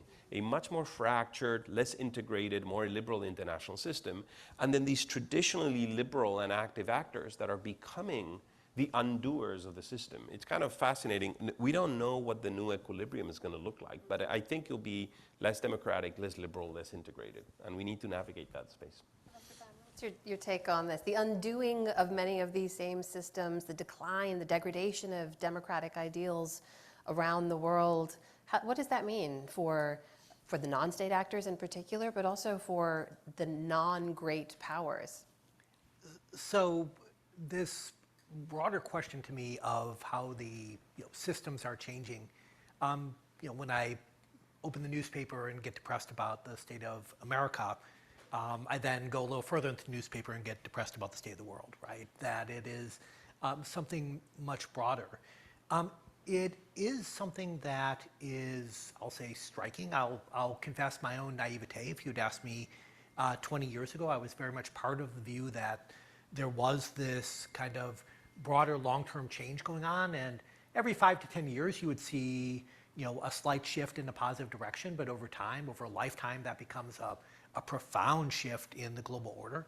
And unfortunately, I'm much more pessimistic about that than I was before. But for most middle powers and small powers, they're often trying to grab onto resources that they can use not only to bolster their state, but to preserve their regime. And something that I just criticized the Trump administration for doing, which is to look at national security from a domestic political lens, is something much more natural for many small and middle powers around the world. And one thing that really is an opportunity for China is its ability to bolster regimes, especially undemocratic regimes. So China is doing major economic investments around the world, as you mentioned, but one of its main exports to many regimes is also surveillance technology and internal security. And this is a mass market that is allowing regimes to become much stronger against their own people. And so to me, one of the likely changes that we're seeing, well, we are seeing now, but I think it's likely to continue, is the increased ability of governments to repress their own people. And that doesn't mean it's, you know, going to happen every place, every time. But I do think the technological balance has shifted, where technologies that were once seen as sources of freedom are actually now seen as enabling authoritarianism. And so I do think a number of these regimes, both at the local level and some of the bigger powers, are going to use these in ways that, you know, hurt the broader democratizing process. The stakes for all of this, obviously, when we're talking about great power conflict, we're talking about the undoing of the traditional multilateral organizations, the decline of small d democratic ideals around the world. The stakes are great military conflict, right? That is the sort of great fear everyone carries that both informs a lot of US foreign policy and other nations' policy, but also what we're talking about in terms of where the world goes next. And I think just to address it head on as the elephant in the room, how worried are each of you? We're seeing now, look, we've just seen 2 brutal years of war in Gaza after the Hamas attacks. You've seen Russia continue its war in Ukraine with a very uncertain future. You've also got the largest humanitarian crisis on the planet unfolding in Sudan. There's no clear end to a lot of the ongoing conflict, and yet you also have China potentially watching what unfolds in Ukraine to see if they're allowed to act in Taiwan, how the rest of the world might potentially respond. And I think the answer is we don't know, which is a terrifying answer in a lot of ways. So, Dean Hellman, how do you look at the potential for all of these new forces to spill over into some great military conflict, the likes of which we have not seen in decades? Well, yeah, to end on an optimistic note. Yeah. I'm very worried. Look, in a situation of great structural change in the global economy, in a situation in which there are new powers that are sort of seeking their rightful kind of place in the global order, at a time in which the level of certainty is radically reduced, creating just a lot of openness towards, you know, potential change, increasing the level of risk. And when you have a dominant player, the United States, still, because whatever changes that have occurred in the world order, America's capacity on the security front is still extraordinary. You know, at a time in which, you know, many of the kind of core processes which were designed to prevent risk seem to have kind of collapsed. I worry very much that this is the kind of volatile tinder that creates possibilities for a serious conflict. I also worry that, and this goes back to an earlier point, the fact that we are focused so much on great power competition, we are not looking at the longer term risks associated with the demographics of shifts globally around the world that are leading to this tremendous youth bulge in Africa, tremendous youth bulge. This week, actually, Nigeria's births exceeded all of European Union's births, one country in Africa. So it is suggesting that the fact that we are seeing just a tremendous demographic bulge at a time of economic difficulty, indebtedness, lower investments in health education, less progress on sustainable development goals, means that we're also creating a tremendous amount of risk outside the great power framework, which, if it intersects with the great power competition, creates a lot of really worrying prospects. Just a reflection on this. So I agree with Joel and his assessment. So I think we're moving into an international environment that, as I was saying before, is more fractured, more volatile. So in fact, it is becoming more normal. I think we're going to look back at the past 30 years and realize how extraordinary they were in how much interdependence they produced, how much integration internationally they produced. They were also very extraordinary, and I think, by the way, we make a mistake in the IR, in the international relations field, to confuse the international order to some extent with a very singular moment in history when we had a unipolar world with a hegemonic actor, which was the US, on its economic size, its military size, its willingness to build, to underwrite, and to be constrained by an international system that it had created. And we're now beginning to understand what the implications are of that heft being eroded in relative terms. So, you know, the size of the US economy compared to the global economy is contracting, power is moving to other places, and the US is clearly growingly unwilling to be constrained by that system that it created. So part of this disorder is linked to both a change in the structure of power and a change in US attitudes to the international system itself. So we're moving to this much more volatile space. Now, about a great conflict, I think what we will begin to see, and I think we're already seeing this, is a growing failure, challenge of provision of global public goods, like I said. So this is safety of sea lanes, implementation of international law in different places, peacekeeping. So you will begin to see instability in the edges of the system, the Sudans of the world, areas in the Middle East, in Central Asia, etc. That's where the noise will begin, and it'll be costly for others. I don't see in the short term major power competition, which would basically be in the Strait of Taiwan and maybe some China, US. I mean, that's probably the most likely place, possibly in Eastern Europe. But I think that's, but you don't need to go all the way there to realize that the world is much more like the world before 1990 than the world between 1990 and right around the date of the beginning of the Russian invasion of Ukraine. So it's a more normal world, but for those of us sitting here who've been living for 30 years in this extraordinary international environment, it feels like a major change. Please. Just to briefly add one more element of volatility, the leadership of many of the major powers is much more personalized. And whether that's the United States or Russia or China or India, much depends on the thoughts and perceptions of an extremely small number of people. And there you just get the tremendous risk of miscalculation, of ego replacing national interest, of political systems that are not designed to give full and open information, but instead to flatter leaders and their perceptions.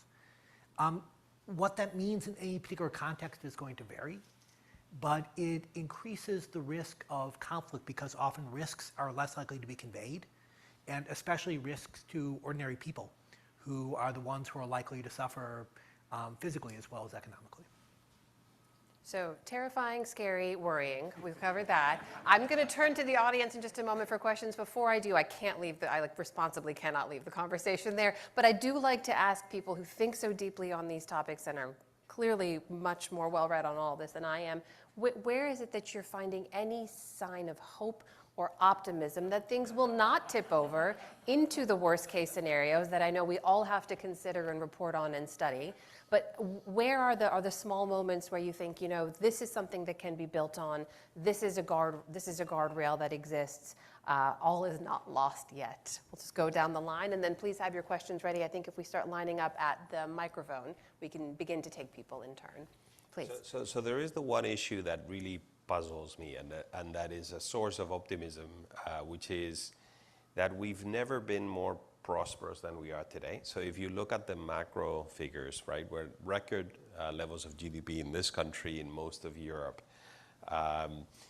So a lot of the drivers of this instability, particularly the domestic drivers in the Western world, sort of the rise of very polarized politics and very polarized leadership, is really a failure of the management of abundance, right? So we're failing at the management of prosperity, which is it's a source of optimism for me, because it means that this is not a scarcity issue, a violence issue per se.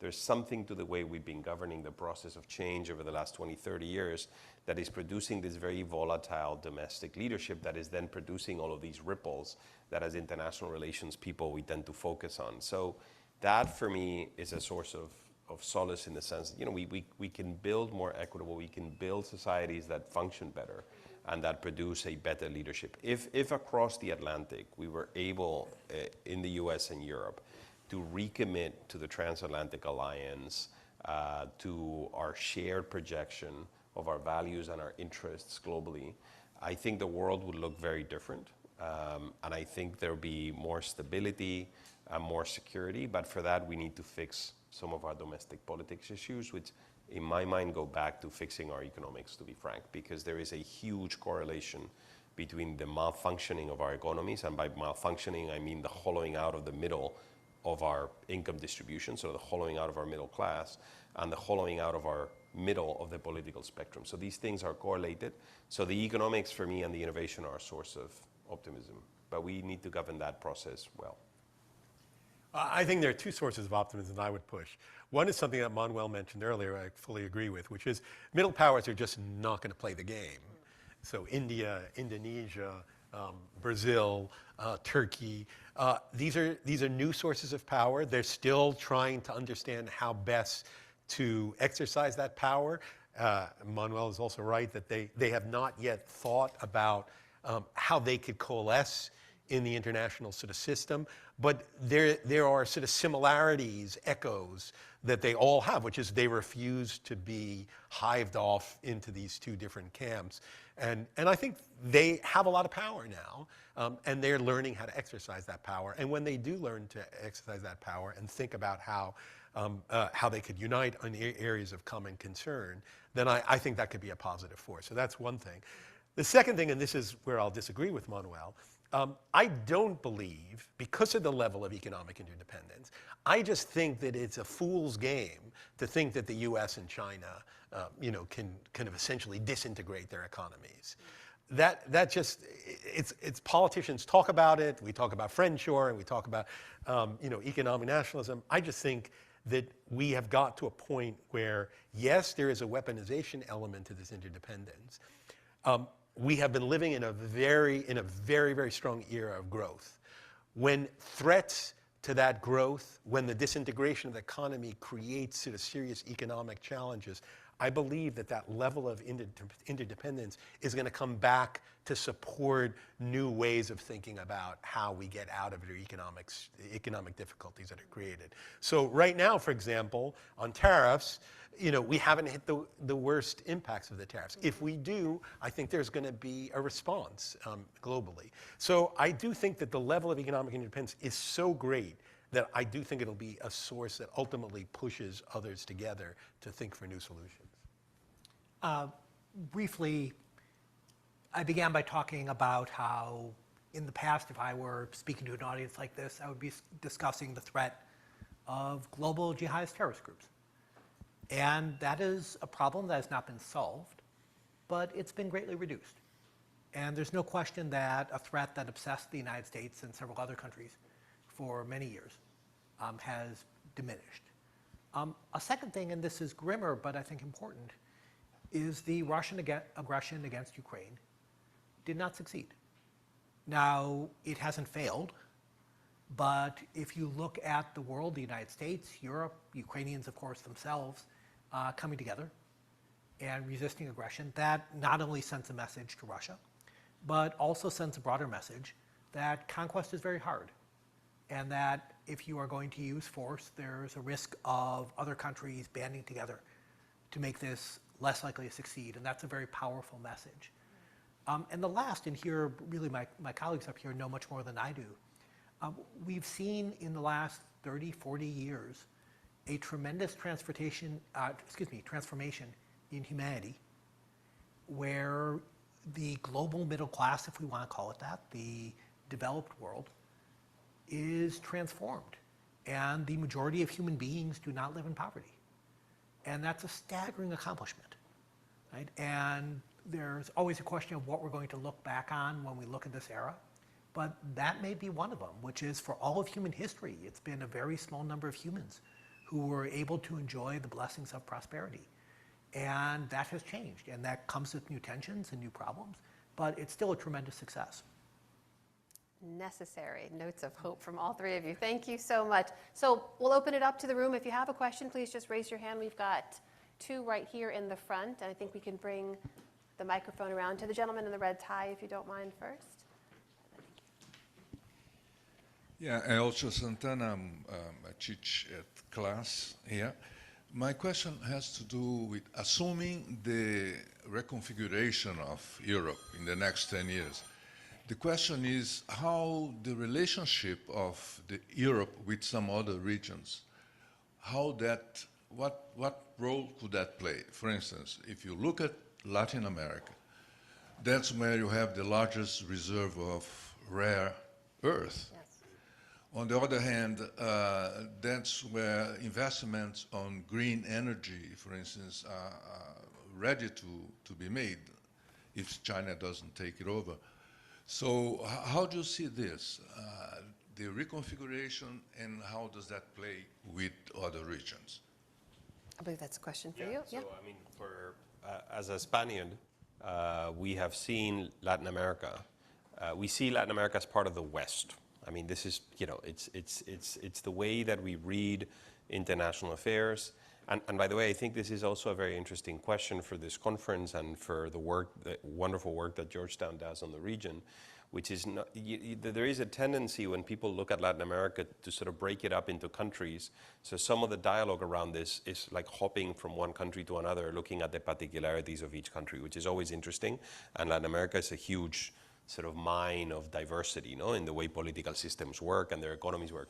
But what's really interesting, if you ask me now, is what is the role of the region going to be in global politics?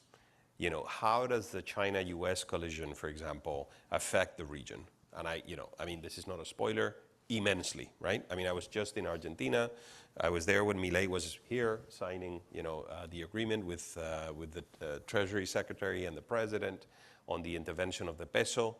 It is almost impossible to understand that agreement if you don't look at the geopolitics of the region. I mean, it has China written all over it, watermarked. It was about a port that the Chinese were going to build in Tierra del Fuego. It was about, the Chinese actually applying for a strategic project on mining. It's about, it's about the gas and oil reserves in Argentina. So this geopolitical question of the region is essential. Now, my own take, and I think this has been consistent of Spain, and Spain has carried a significant voice in Europe, is we would be significantly better off if the region was linked through trade, through investment, through higher education, through culture to Europe tightly. So we've been defending the EU-Mercosur agreement almost from the inception of the agreement. Thankfully, it seems, I mean, if I had to make a bet, I think finally we're going to get this thing through in Brazil. And we've been trying to convince our colleagues that this is much more than a trade deal, that this is really geopolitical in its scale. And we should have a list of significant agenda items on the international agenda that we deal with Latin America as a bloc as much as we can on these. And trade is one, critical materials and component is another, international security and organized crime is clearly another, international business is another big topic. I mean, all of these, multilateralism and some of the issues on the multilateral agenda should be another. So that is my take. I think this would do good to the region, even though it's complicated sometimes to orchestrate the region itself. I mean, for the region to come together with consensus on things. That is my view on things, and I think, again, the world would look significantly better if there was a strong Latin America-Europe connection. There is another piece in this puzzle, by the way, now, which is clearly growingly Canada as well. So the Canadians are trying to both strengthen their relationship with Europe and also with Europe and Latin America. There's a curious figure here, which is America is about 13-14% of global trade. So, if the US wants to cut itself off from global trade through these very pervasive and generalist tariffs, that doesn't mean 80-odd% of the remaining of global trade has to do the same. And Latin America, the Canadians, the Europeans are all in the same boat on this, for example, to give you an example, right? So I would really elevate the level of the strategic dialogue, Europe, Latin America, and I think that would do a lot of good, and we would find a lot of commonalities across the agenda. That has been, I think, the Spanish view for a long time. I served in the Spanish government for a while. That was clearly the case then, and I think it still is today. Anything you'd like to add? No? We'll move on. I think there's another question right here. Yes, right in front. Thank you very much for your wonderful presentation.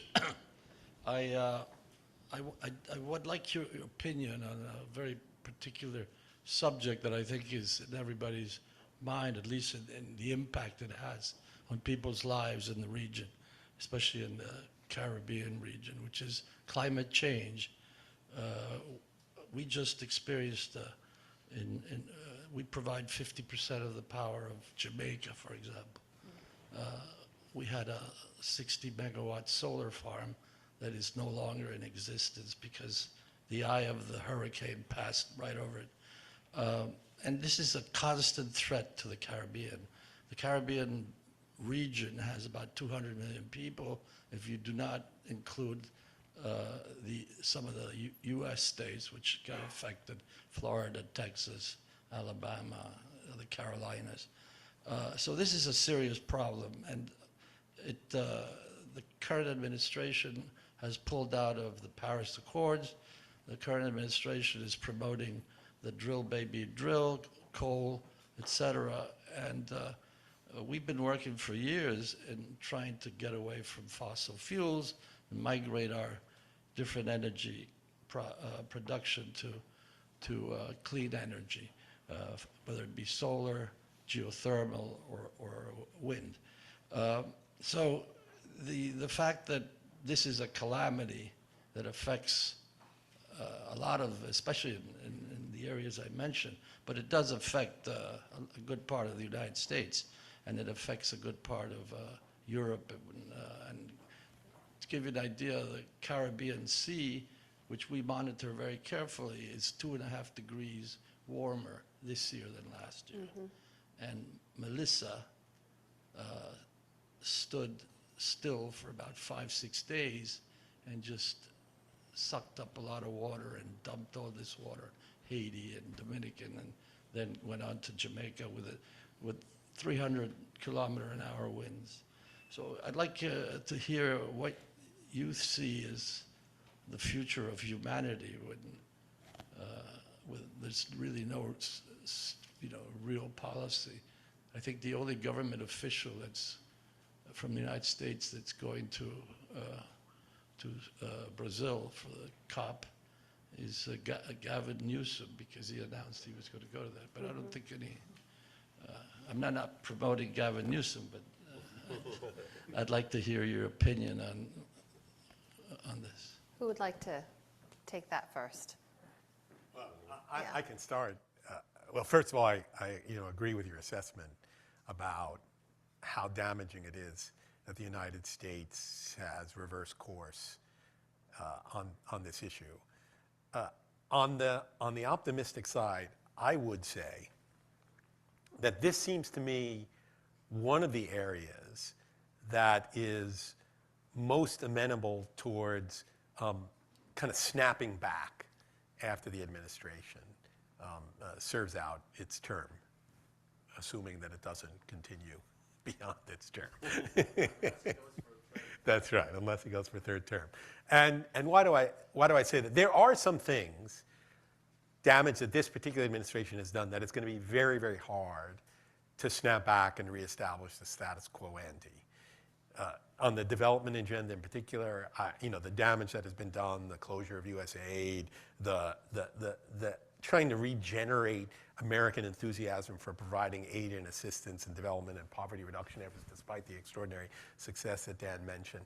I think that will be very, very difficult to even reestablish once this administration moves on and the normal process of the democratic competition leads to a new approach.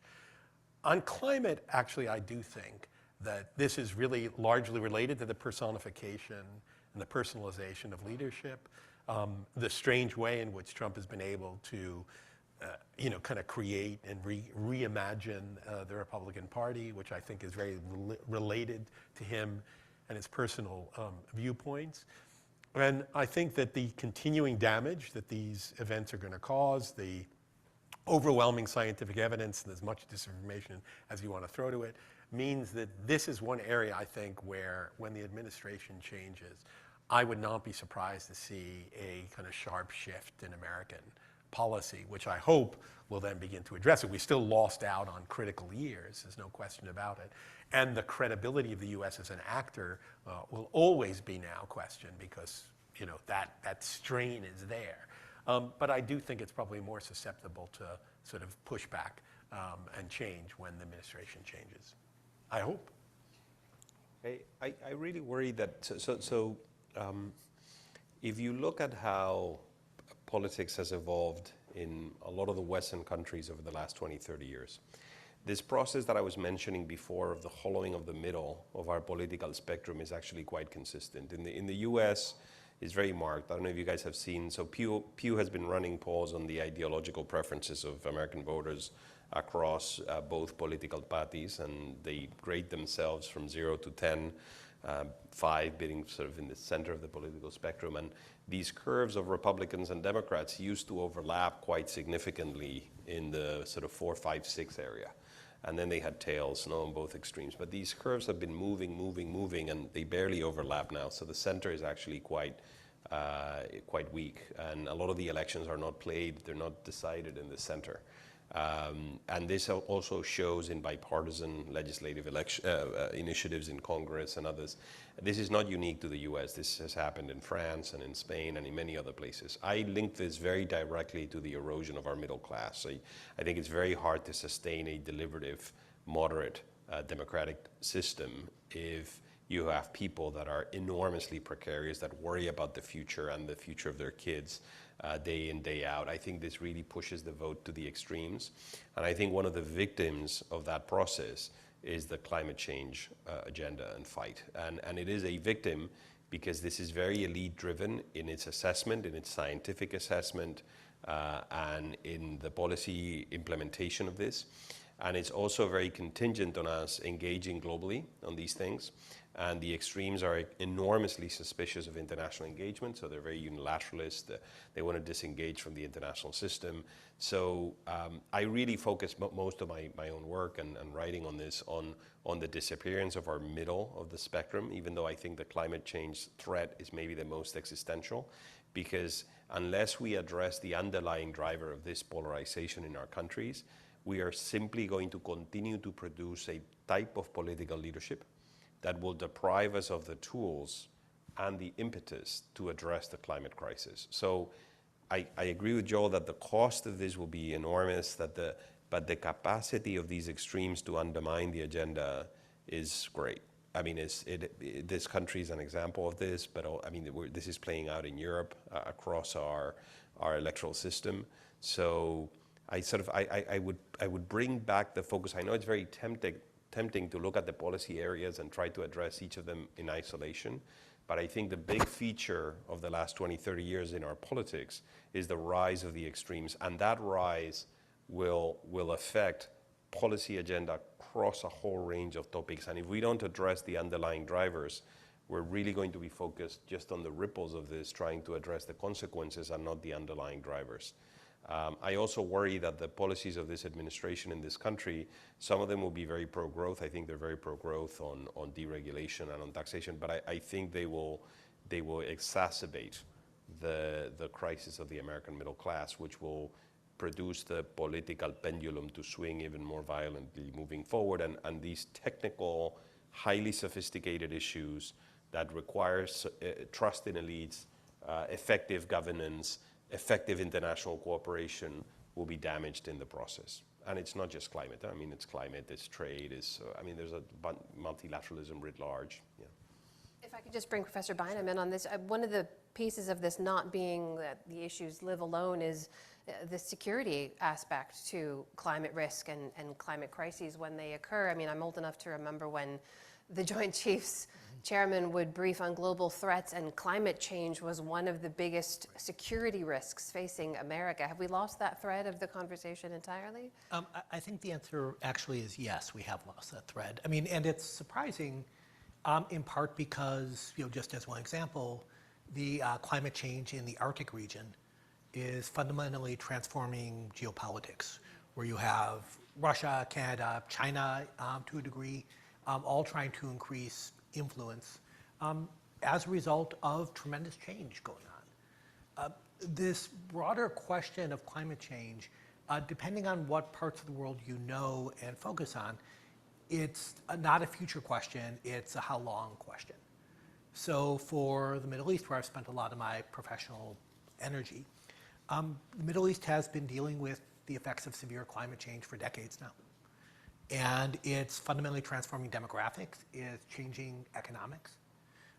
And to kind of bring together some of our earlier conversation, it's one of the costs of this broader change we're seeing in the world. There's no country in the world that is rich that does not use a lot of energy, right? Some use more than others, but they all use a lot.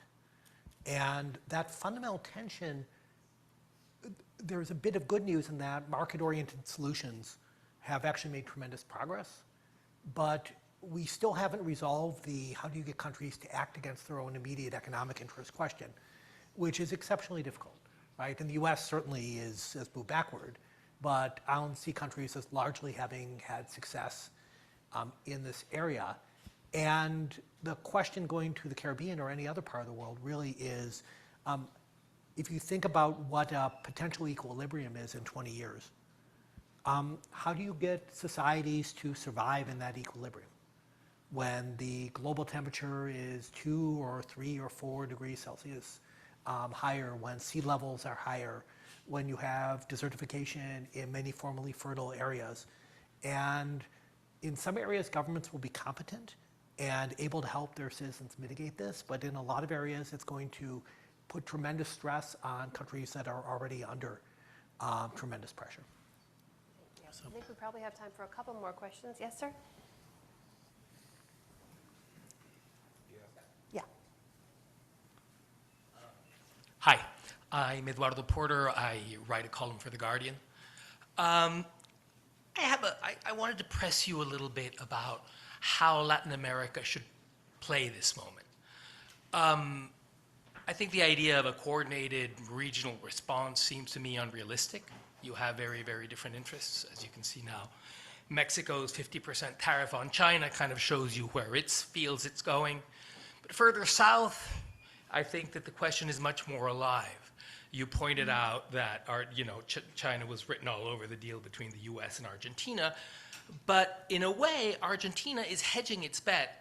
Argentina did not, as far as I understand, do away with the swap line it had with Beijing as a response to the $20 billion offered by the United States. China is still a bigger trading partner for Argentina than the United States is. And this is true of many Latin American, there's more exports to China than there are to the United States. This is also true of Brazil, it's true of Chile, I believe, it's true of a variety of countries. And so for them, the question is actually very, very, very difficult, because the United States is going to ask them to take sides, and I expect that Beijing will ask them too. And so they're going to be trapped in this this moment. And I don't know if this is an opportunity to play one side off the other, or if the stakes are too high and they will in fact have to choose. So this idea that there is this opportunity for Latin America, and maybe this is true of other regions of the global South, to kind of like try to coordinate a response that works around the United States, say some happy WTO minus the US world, seems to me unrealistic. There's a collective action problem here that is going to lead people into different pockets in this conflict. So I'd just love to hear you maybe recommend a policy to some of these countries. Yeah, well, on the WTO, we've managed to bypass the blockage of the appellate body of the WTO with a parallel set of rules. So, I mean, there are moves in this direction. On the region, you're right to point out that it's very hard to come up with a coherent and consistent agenda on the foreign policy front for the region. So this is a challenge for Latin America. Now, the way I think that this is going to play out is the following. So on the economic front, China's presence is overwhelming. So you mentioned the figures for Argentina. As a destination of Argentinian exports, China is much, much larger than the US. For Chile, Chile exports to China more than it does to the US and the EU combined at this moment. So, I mean, across the region, it's very rare to see a country, I think Mexico is the exception, that trades more with the US than it does with China. There's also a shift in investment patterns. So if you look at the stock of investment that China has in these places, it's not just trade, it's investment. And there is a shift in very particular places on the lending front. So China now has the largest stock of lending to governments. In fact, around the world, it's larger than the IMF, it's larger than the World Banks, is larger than the Club of Paris countries put together. And many of the big recipients are in Latin America. Now, how this is going to trickle down to diplomatic influence is, I think, a fascinating question for people to look into, because it's unclear. I mean, this is unprecedented in over 100 years for the region and for many places around the world. So it's unclear how this will affect their foreign policies. What I would expect is that most countries are going to try to navigate this gray space of continuing to engage with the Chinese on trade and on investment and on infrastructure projects. If you go to Colombia, you go to Argentina, and you ask them, how has the experience been of doing business with the Chinese? Many times they'll tell you, well, you know, at least they came and they built the infrastructure, they're bidding contracts, they're active in the region. I remember this very vividly when I was in government. I would get all of these folks from Latin America coming over from governments and also from multilateral financial institutions, you know, the IDB and others, and they would say to us, look, you haven't come to a capital increase in I don't know how many years, your companies are not bidding for the rail network in Bogota or for this infrastructure here, and there's a Chinese bidding and getting these things done. So I think a lot of these countries will be very reluctant to give this up. And even the Milei government has been careful not to fully alienate the Chinese relationship, even though the Milei government right now is by far the most significant beachhead that the US government has in the southern part of Latin America, very, very clearly.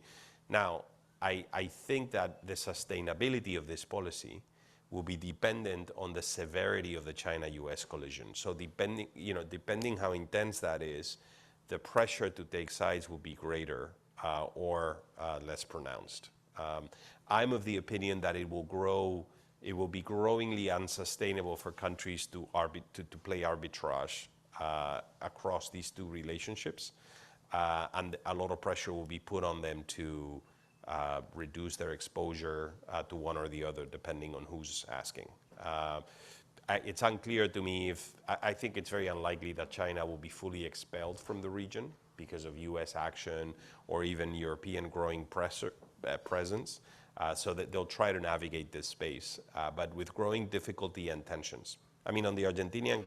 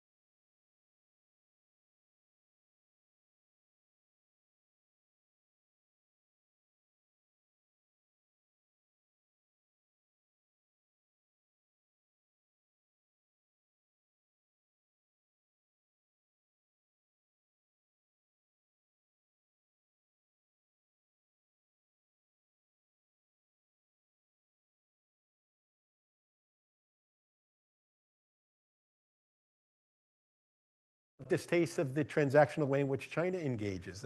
I mean, although people are happy to get the funding, and there's a lot of discomfort that you see in many, many countries about the way in which they interact with China. So I think that that is going to push countries to try to think about how they interact in a very different way. So in answer to your question, I think the issue is not when does the West finally embrace Latin America? It's when does Latin America stop thinking about the world through the vision of and through the lens of the West and start thinking about how it engages collectively, as the previous question sort of suggests, and I think that's going to take a lot of time. But also, if you look at these other fora, which have been ineffective, BRICS and these new development institutions and things like that, they've gone nowhere consistent and coherent. But that doesn't mean that it's impossible to think that those fora could have new life. And I think the insults associated with the Trump administration are going to breathe new life into some of that effort. Professor Bauman, you get the last word. Please don't terrify us. Too bad. My colleagues have spoken much more eloquently about this than I'd be able to. But I would say that for the last 35 years, maybe longer, there's been, I would say, a need for the United States to be paying more attention to Latin America. And now we're in the be careful what you wish for, right? Where the region is much more at the center of US policy than it's been in my professional lifetime, but probably in a very negative way. And so this is obviously a missed opportunity, but I'm actually even more concerned not about missing the opportunity, but about 10, 20 years from now, having to kind of dig out and not just have what's on the table still be on the table, but have it be much harder, whether it's increased Chinese influence or just greater regional resentment of a very aggressive and perceived hostile US role. Ladies and gentlemen, please join me in thanking Professor Bauman, Joel Hellman, and Manuel Muniz. And thank you all for being here today. Hand it back over to Denise.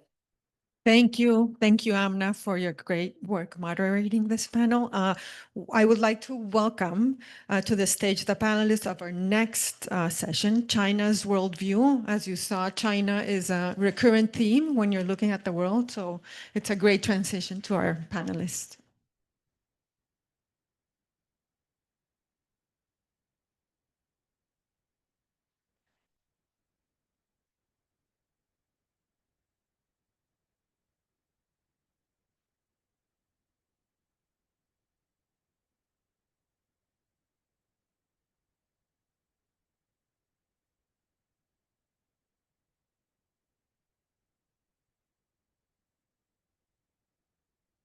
Well, good morning, everyone. I think you'll agree with me. That was just a superb panel in so many ways, and really fully justifies the unique approach that Alejandra Werner, the team at the Georgetown Americas Institute have taken in setting up this forum on the Americas and the world to look at Latin America and the Caribbean in a wider context, more important today than ever. And in a sense, we're going to be going deeper on one of the key themes that emerged and that you all kept coming back to, which is China. And we'll be doing it, I think, in a very fascinating way by looking at China's worldview. How does the world look from China? How do US-China relations look from China? How does Latin America look from China? And we've got Minxin Pei here, one of the world's foremost experts, to help us through those questions. But first, let me introduce myself very briefly. Tom Banshoff. I'm the Vice President for Global Engagement here at Georgetown. And in that role, work closely with the Georgetown Americas Institute and the team. I also work with colleagues across the university on our initiative for US-China dialogue on global issues. And Asia, East Asia, and China, along with Latin America, are real areas of focus and interest for Georgetown as a university, for our faculty and our students. So this session allows us to bring all of that together, I think, in some fascinating ways. And as I said, to build on the earlier conversation. So let me introduce our guest, really, Min-Shin, really delighted that you could join us. Welcome to Georgetown. You are the Tom and Margot Pritzker Professor of Government at Claremont McKenna College, and you've previously served as Senior Associate at the Carnegie Endowment for International Peace and as Director of its China program. And before that, among other honors and activities, you were the inaugural Library of Congress Chair on U.S.-China relations. You're the author of many books. I'm just going to share the titles of the three most recent. From 2016, China's Crony Capitalism, The Dynamics of Regime Decay. More recently, in 2024, The Sentinel State, Surveillance and the Survival of Dictatorship in China. And this year, Broken China Dream, The Broken China Dream, How Reform Revived Totalitarianism. And Min-Shin will also be known to many of you for his various commentaries and columns with leading outlets, including Bloomberg, the Financial Times, and Project Syndicate. So again, thank you so much for being with us. And I mentioned that we want to delve into China's worldview. But let's start from the ground up and maybe explore the most recent round in U.S.-China relations having to do with trade and the prospect, the danger of a trade war. Since Trump's election, we know a year ago there have been threats of tariffs imposed, renewed threats of new tariffs. And then over the last month, an interesting turn in the run-up to the meeting between Xi and Trump in Korea, South Korea, around the APEC summit. We recall China made it really an unprecedented threat to restrict the exports of rare earths. And it looks as if the move had some consequences as the Trump administration backed off from some of its threats to impose even further tariffs. And both sides came to an interesting agreement to be renegotiated on an annual basis. So just to get us started, and against this backdrop, how do you see these developments over the last year? And what does this back and forth on trade sort of blow and counterblow and uneasy truths tell us about where the U.S.-China relationship is today? Well, thank you very much, Tom. And also I want to thank Georgetown Americas Institute for inviting me here to speak on U.S.-China relations and also China's role in Latin America and China's worldview. First, to sort of think about the trade war, I think the best analogy is to think of a boxing match. You have two boxers who fought each other before. Now they are in a new match, new fight. One came much better prepared because that particular boxer didn't do well in the last round. One came in much less prepared because he thought he had all the cards, he had all the punches. It did not work out that way because the boxer that was better prepared was a weaker boxer, was not as hefty. The less well prepared is a better boxer, is a sort of much heftier boxer. So they fought several rounds, at least 3 rounds, if you sort of look at the kind of negotiations the US and China had. It turned out that the weaker boxer but better prepared boxer learned to throw some nasty punches, which the heftier boxer was not prepared for. And so after 3 rounds, they decided to they fought a draw, essentially. They decided to take a break. I think this is where we are. Both countries, now let's just put the analogy aside, both the US and China, through 3 rounds, knew that they were better off pausing the match. But what does that mean going forward?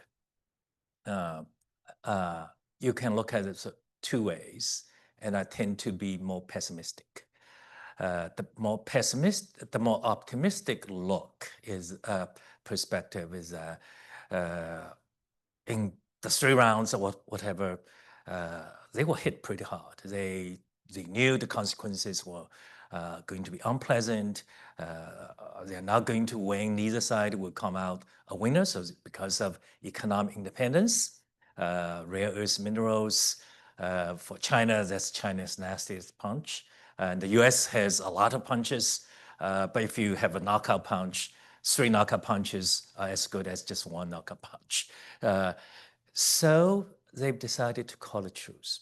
They think the optimistic look is that they're not going to resume the fight because nobody would win.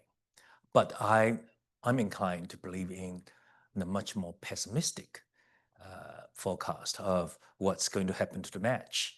That is, both boxers decided, okay, this time I have some vulnerabilities. I'm going to take whatever the time, the pause, I'm going to address these vulnerabilities. And next time when the boxing match resumes, I'm going to knock the other guy out. How long in practical terms this pause will be, it depends on whether you think the US can deal with the critical minerals problem in the next X number of years. Scott Benson very optimistically said it's going to be 12 months to 24 months. Industry experts said 5 years. So whatever you take, I think it will probably be more than 2 years. And 5 years might be. So the good news is that 5 years, we have this pause, which is pretty long in terms of international relations and trade.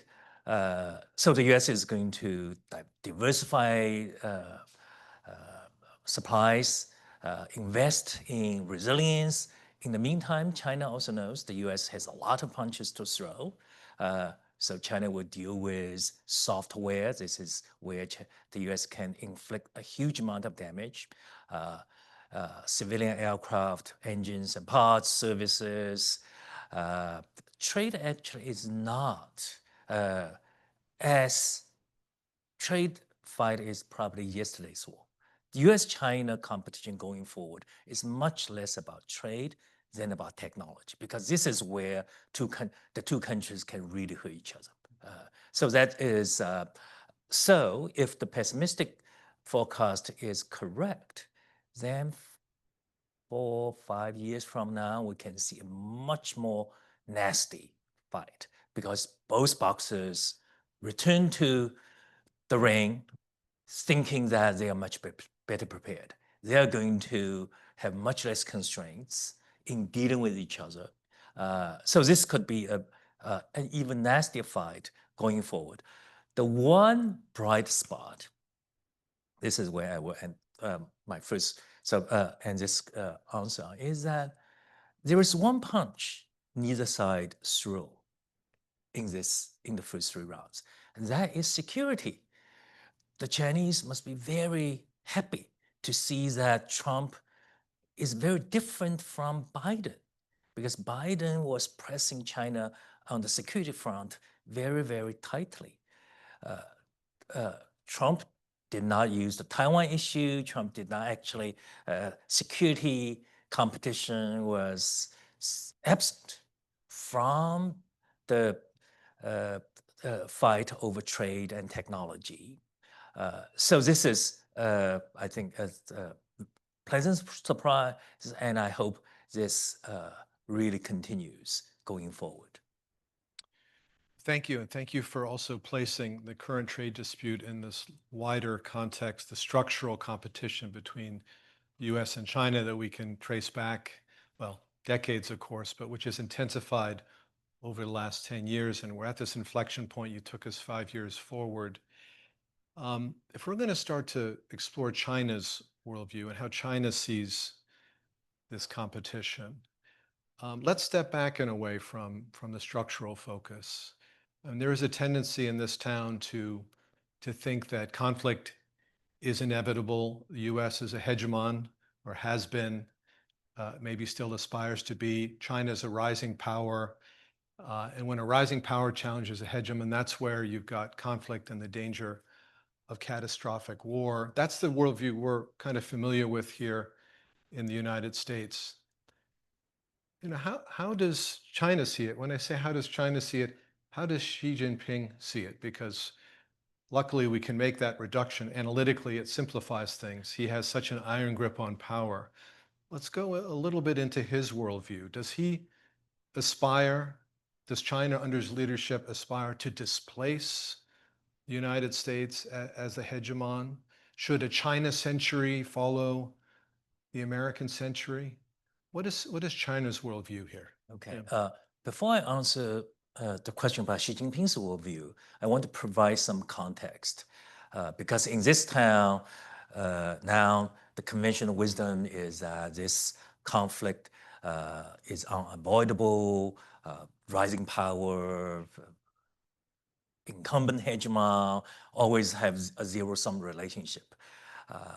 Incidentally, that view had been popular in China for years. So there is a mirror imaging story here, because I think for China to have this view, for Chinese leaders before Xi Jinping to have this view, it's not surprising, because Chinese leaders are realists. They are schooled in a zero-sum view of great power relations. Now, this country has returned to that perspective. The U.S. has returned to that perspective as well. Why did China have, still China does have that view? That's because China's power has been growing. China has a very different political system. And Chinese leaders for a long time sees the US and its allies in the West as harboring a hidden agenda of regime change. So even though the West was in the middle of this decades-long engagement process with China, Chinese leaders openly, I'm not talking about in private secret speeches, openly said, we cannot trust them. They are A, intent upon changing our political system, and B, they're never going to allow China to rise. For a long time, that was not true, but now this is the reality we face. So there's continuity. So in terms of seeing the U.S. and its allies as an existential threat, Xi is not the first one. What makes Xi different is that his predecessors were not risk takers. His predecessors, even though they had enormous paranoia about the US and the West, were still cautious. They saw China was still weak. China needed to bide its time. But when Xi Jinping came along, he had a much greater risk appetite. He also had a very different perception of American power and China's opportunity. The timing of his rise to power actually makes a huge difference. It's the end of 2012. End of 2012, if you look at the gap between Chinese power and the US power. So I like to cite these numbers. We're just looking at some gap between the US and Chinese GDP using dollars, not PPP. When China opened up, so end of the Maoist era, when Deng Xiaoping became the Chinese leader, Chinese GDP was about 7% of US GDP in dollar terms. So at the end of Cold War, 1992, this is the engagement proposed by the Clinton administration to China. China's GDP was still 7% of the US GDP. So when George W. Bush came to power around 2002-ish, Chinese GDP was about 13% of US GDP. So you already saw sort of almost some closing of the process of closing the gap. When Xi Jinping came to power, Chinese GDP was roughly 50%. The biggest the fastest speed at which China closed the gap was really the post-WTO decade. So when Xi Jinping looked at this, he saw the trajectory is pointing in one direction at the same speed, but also circa 2012, US was in the middle of this great recession after 2008, and the US was mired in two forever wars. So Xi Jinping became very confident, even though I've looked at all his speeches, he never said in public, the East is rising, the West is declining. But when you look at the substance of speeches, that is what he thought. So he saw that there was a historic opportunity. There was this rapid change in the balance of power. The favorite phrase, the sentence he says is, the world is going through changes unseen in a century. I think in many respects that is true, because you have this unprecedented change of power. The end of an era in which the US was definitely undisputed global hegemon. But it's China's rise, it's also the diffusion of powers, mostly from the developed world to developing world. When you look at the GDP figures, technology, I think we've not looked at technology. When you look at the technology technological landscape at the end of the Cold War and compared today, I think the biggest difference is really the rise of East Asia. Taiwan was nothing in terms of semiconductors. Korea was nothing. Today they're world leaders. And when you look at China, same story. So because he sensed these tectonic shifts in power, and he said, this is our time. And but I think he largely miscalculated. He overestimated Chinese power, because the moment he came to power was also the moment China's economy began to lose momentum for all sorts of reasons. And also that's the moment the US began to recover from the Great Recession. So that is, he underestimated American power, overestimated Chinese power. And I think worst of all, he underestimated American resolve to defend its hegemony. That's because he saw that China was substantial enough. Yeah. If it challenges American status as a global hegemon, the US will simply cede its place. Yes. And he implemented a set of policies which really amounted to a very direct challenge to American credibility. The most serious is not Belt and Road. It's really the building of artificial islands in the South China Sea, because the US for a long time was the security guarantor of East Asia. And now China did something to show to the US, now what can you do?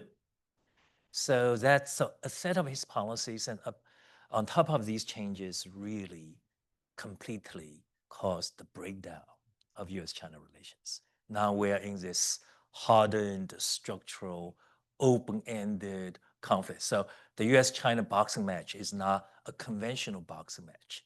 It does not have any rounds. So they will keep boxing, keep engaging each other until one side falls down. Or optimistically, after an X number of rounds, they're all bloodied, wounded, and say, well, what are we in this for?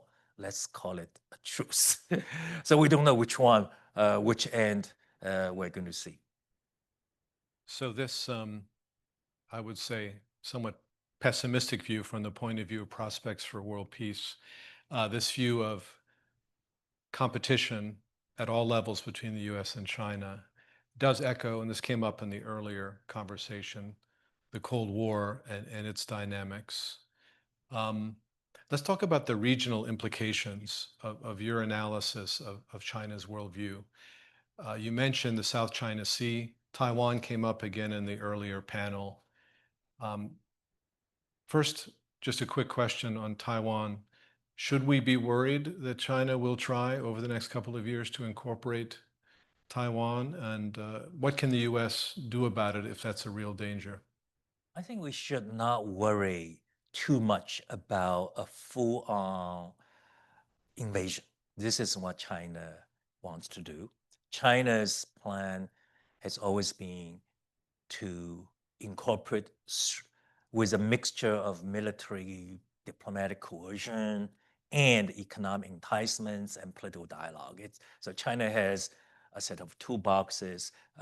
That policy has not worked uh, uh, uh, for quite a while, but this does not mean China is giving up. But of an invasion, of solving the Taiwan problem by force remains the least preferred option. We should not completely rule this out. But from Beijing's perspective, this is how they look at Taiwan. In discussing the Taiwan issue, I mean, as a Chinese American here, I'm struck by a lot of projection. That is, in this town, U.S. Officials, they talk about Taiwan as if they are Chinese leaders. They project what they might do to Taiwan as if they are Chinese leaders without real evidence to show that Chinese leaders actually think that way. So because I've spent more than 3 decades studying China, I know the Taiwan issue quite well. Chinese leaders look at this from a much more sort of holistic way. That is, Taiwan is a big problem for China. But does it mean that it's a problem they have to solve right away? Just do a thought experiment. If China gets Taiwan tomorrow, what does it bring to China? Do you think it's not that much? But if China has to bring Taiwan into the fold at the cost of a war with the US, at the risk of actually losing an amphibious campaign, that's not worth it. And even if you get Taiwan through force, then you're stuck with the pacification of an island of 23 million people. Most of them are not willing subjects. They're going to wage insurgency. China has trouble dealing with Tibet, dealing with Xinjiang altogether. We're talking about 13, 16 million people. And you go there with very well armed. So I think this is definitely, if you're Chinese leaders, it's a problem they would like to solve it on the cheap. But if it's going to cost, if it's going to derail China's rise, probably they're not going to gamble on it.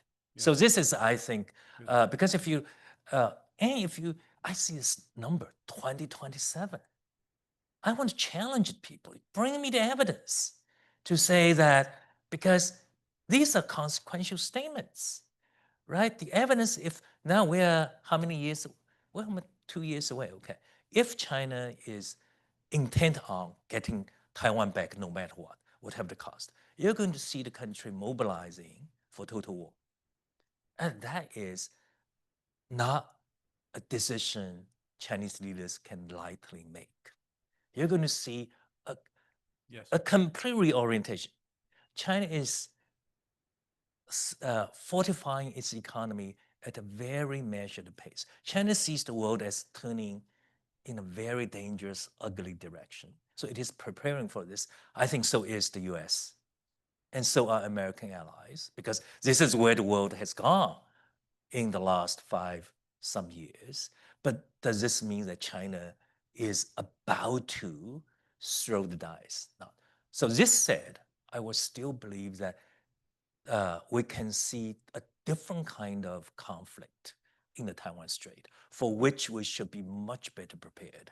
This is a conflict not caused by deliberate acts, but by mishandling of a very delicate situation, and by China's new strategy, which is because the old strategy has not worked. Taiwan remains defined, de facto independent, now with much more explicit US support, even much less willing to engage in political negotiations with China.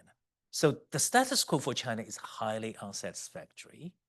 The other alternative, as I said, a military conquest is dangerous, costly, undesirable. So what does China have to do? Because if you're Xi Jinping, if you're Chinese government, you have to do something dealing with this unsatisfactory status quo.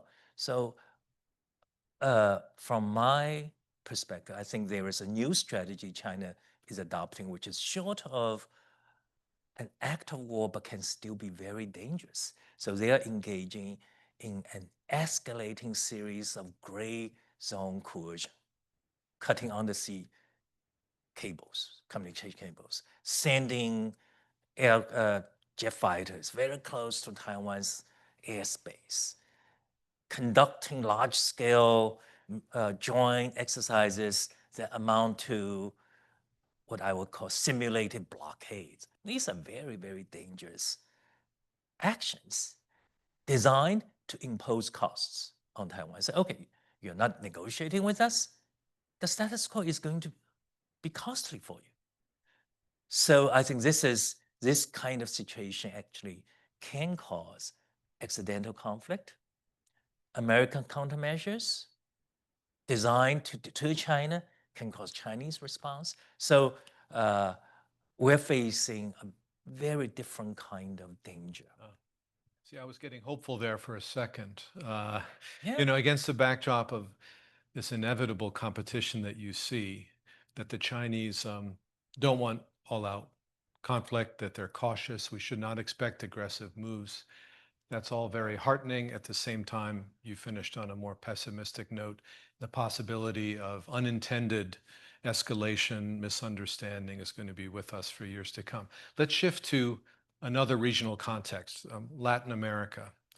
And again, we touched on this today in the first session. Latin America is a space for US-China competition. You alluded to the fact that in this town, we tend to project our own historical experience around the world, and maybe particularly in Latin America, and to put a certain read on Chinese intentions in the region. And there's a real reaction against that here under this administration.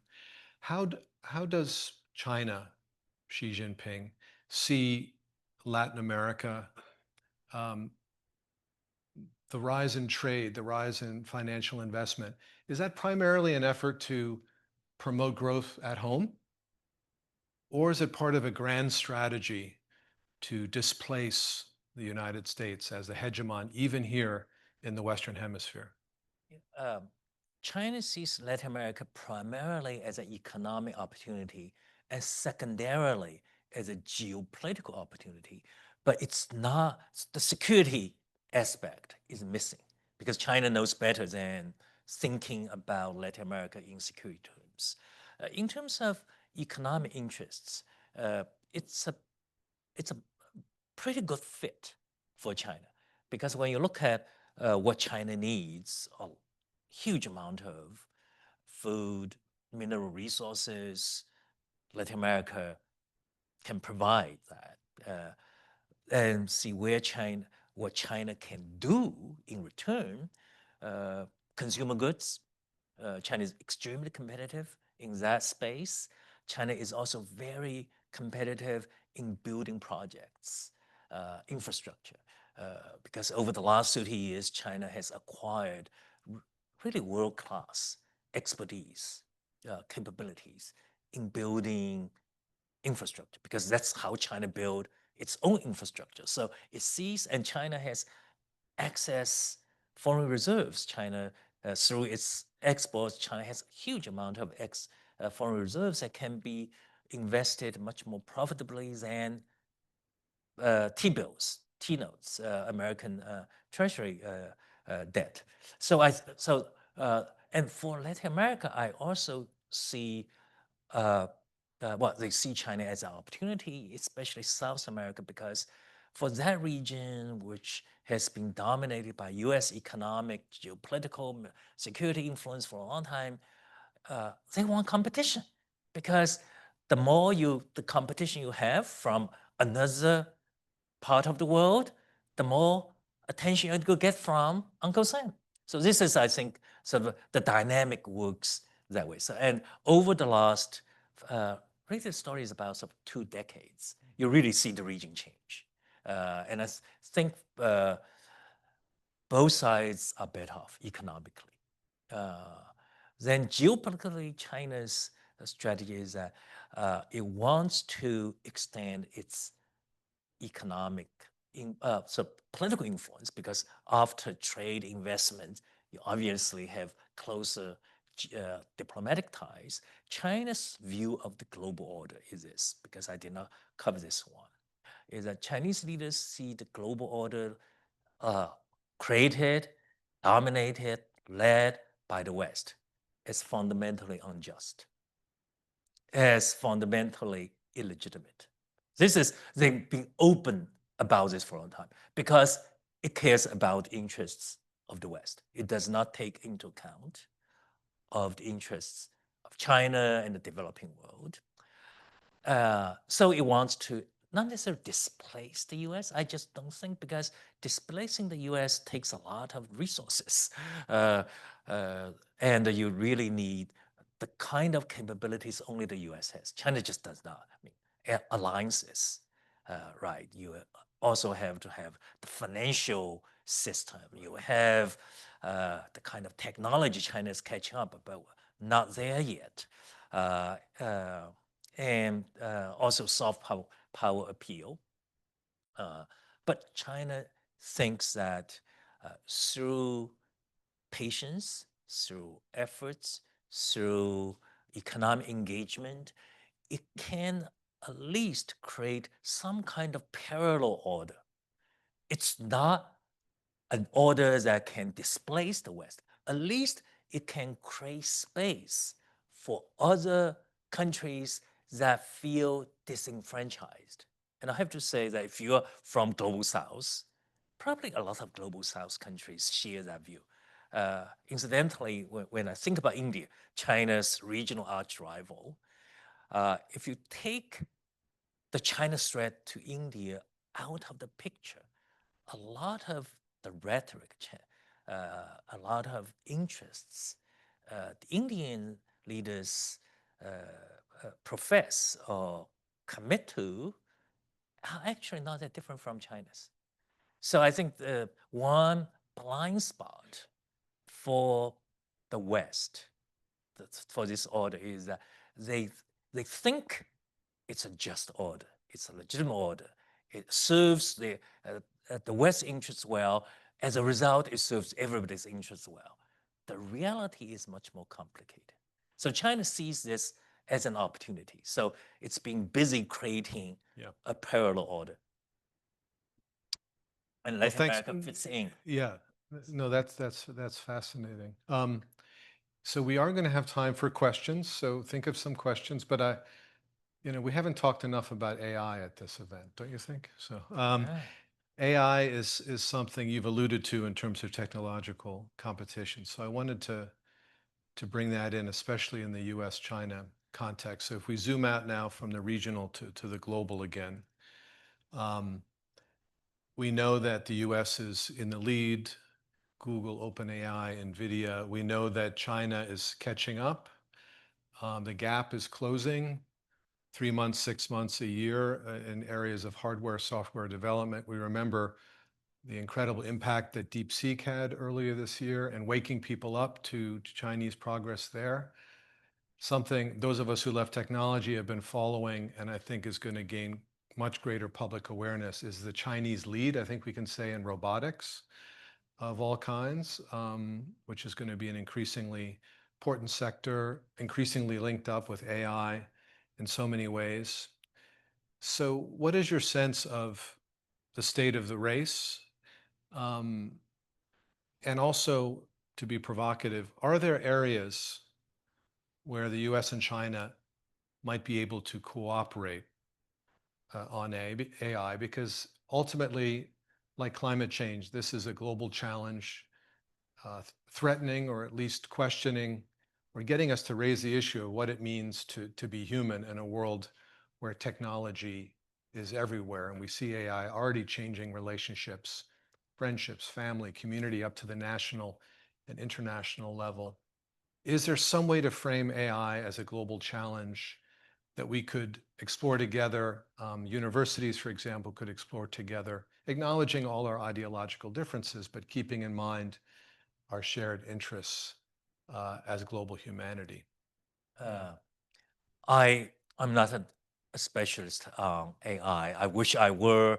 If I were to go to grad school today, I would probably pick AI because it's going to be the future for research. But based on what I have read, this is the state of play is the U.S. still enjoys huge advantage, especially in hardware. The US controls about 75% of the world's computing power. China controls only 15%. So in terms of hardware, it's 5-1. The US is still way ahead. The best models are still the US AI models. The US has more talent. The best sort of AI researchers are still in the US. So if you look at this landscape, it's difficult to claim, as NVIDIA's CEO said a few days ago, that China is going to win the AI race. I think if you make any predictions just based on a static picture, the US is much more likely to win the AI race. But there are sort of two caveats. One is that when you look at the speed of China's catch up, that is very surprising, despite a lot of constraints. Because of US export controls, they don't have the most advanced chips, but they somehow, through ingenuity, through whatever entrepreneurship, they have closed the gap, not completely closed, narrowed the gap. They've come, specifically, I think what's interesting in China is that because of export controls, because of their awareness of their constraints, they've embarked on a very different path from the US. The US path is brute force. We're simply going to build gigantic data centers. We're going to put more chips at work. China says, okay, we don't have any chips, so we have to go on a different path. That is, typically they plan to use less computing power to do what they think an adequate job.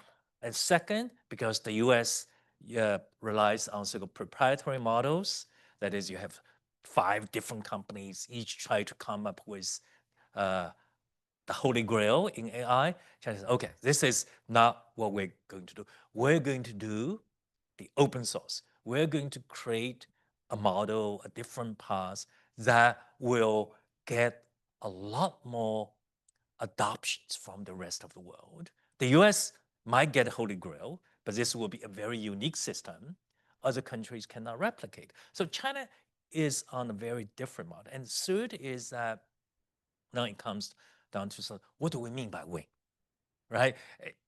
In fact, I think the win has not been defined.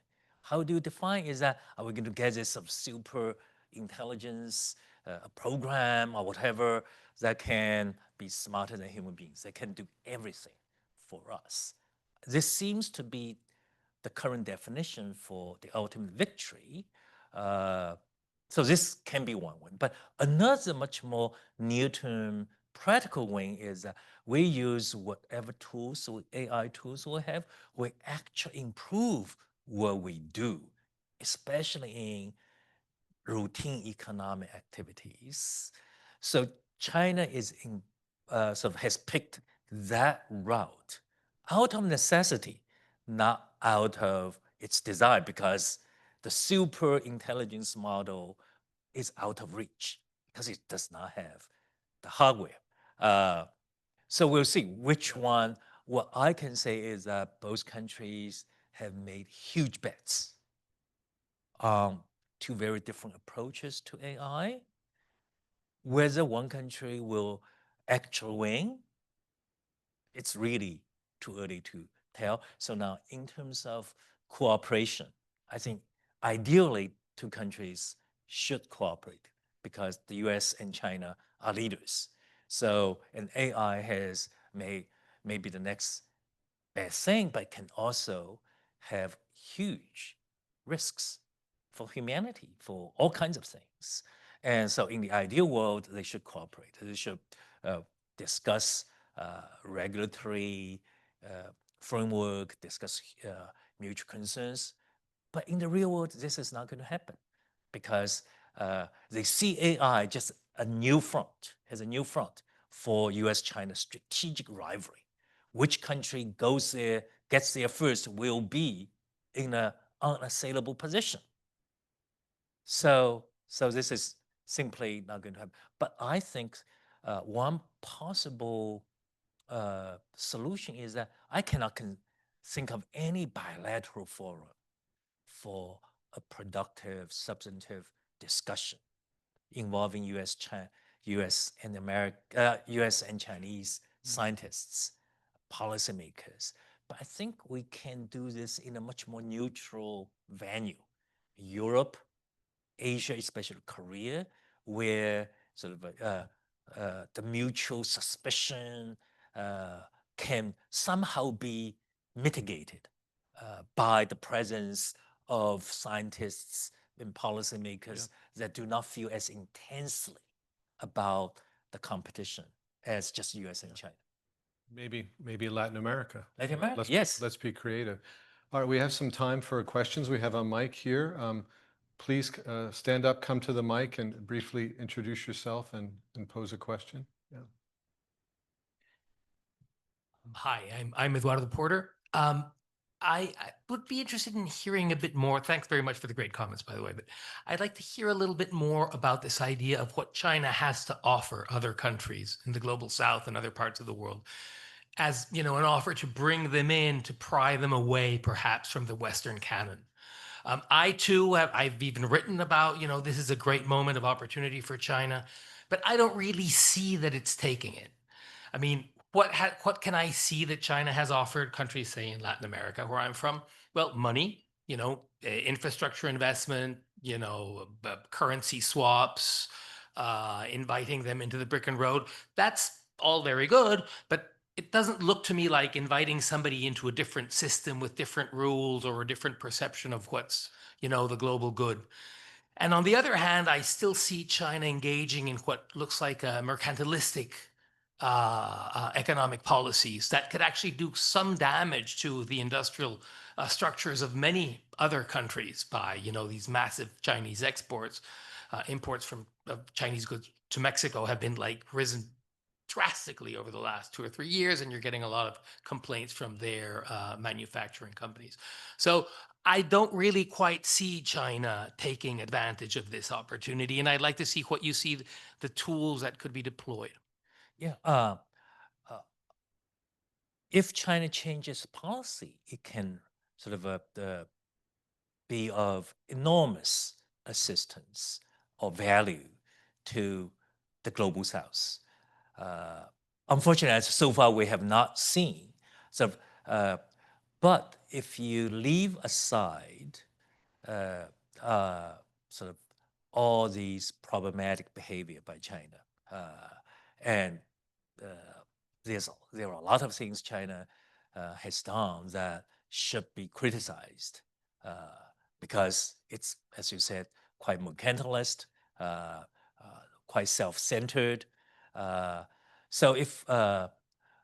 on the other hand, you have to ask this question, and I don't have answers, and I don't see real objective studies. Has Chinese economic engagement with the global south been a net benefit or a net cost?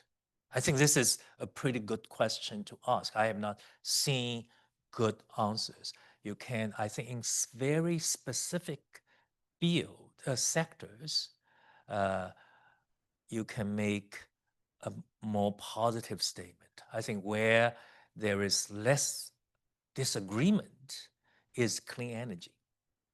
I think the Global South is much better off today thanks to China's low-cost clean energy. I would say in some respects, infrastructure is a very mixed picture. I think some infrastructure projects China has helped finance and build probably are of real economic value. A lot of them are white elephants.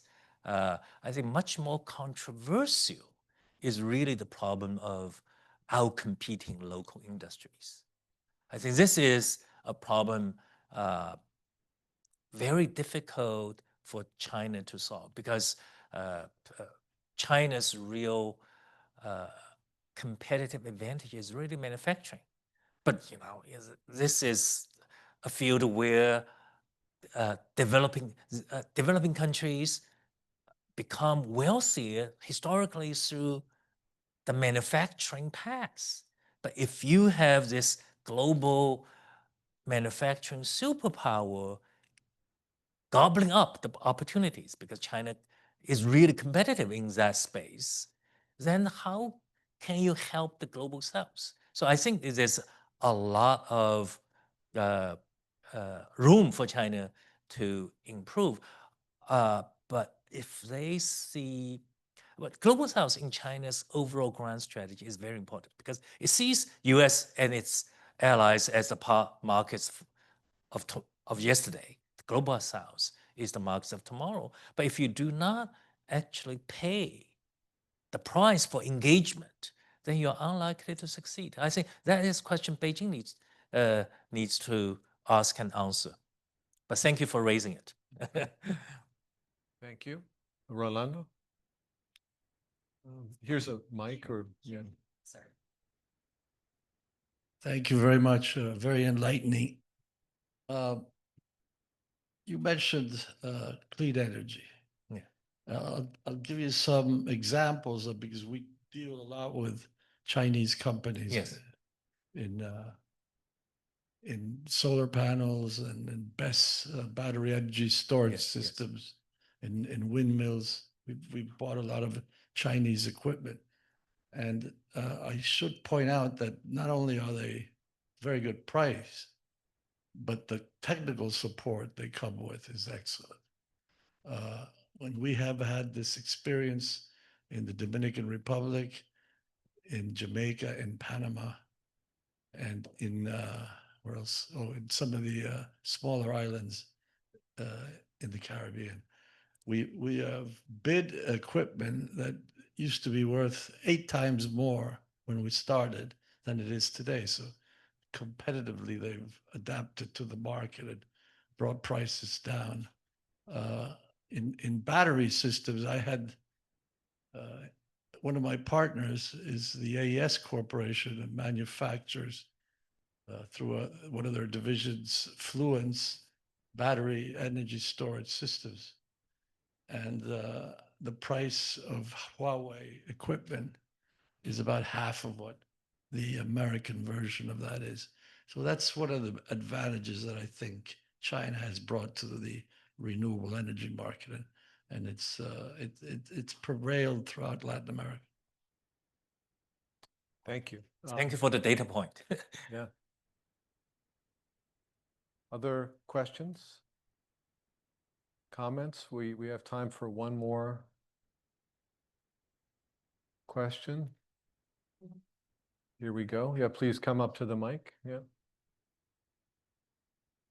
My name's James Markulitis. I'm here with some of my colleagues from IPA, Innovations for Poverty Action, the Peace and Recovery Program. You had talked a little bit about American soft power and how that's kind of one of our strengths relative to China around the world. I'd love to hear your thoughts on the impacts on American soft power versus China in the last 10 months, where a lot of countries have kind of, or people have seen that the US kind of not living up to its democratic values, one of our core tenets of our soft power. So I'd love to hear your thoughts on how China kind of views this moment of potential disruption in American soft power, and how they're kind of utilizing this moment. Are they acting upon it, weaponizing it, or are they kind of just sitting back and watching it? Love to hear your thoughts on that. Thank you. Thank you. last 10 months, I think we witnessed a period, a very unique, strange period in which the US soft power has been eroded, degraded by its own policies. There's just no question, just across a whole range, USAID, climate, immigration policy, and as well as the dysfunction of the domestic politics, the erosion of the rule of law. So I think there's absolutely no questions that last 10 months, Xi Jinping and his colleagues must be very happy to see that what we cannot do to the US is doing to itself at a speed nobody could have imagined. So this, I think that is a fact very few people would deny.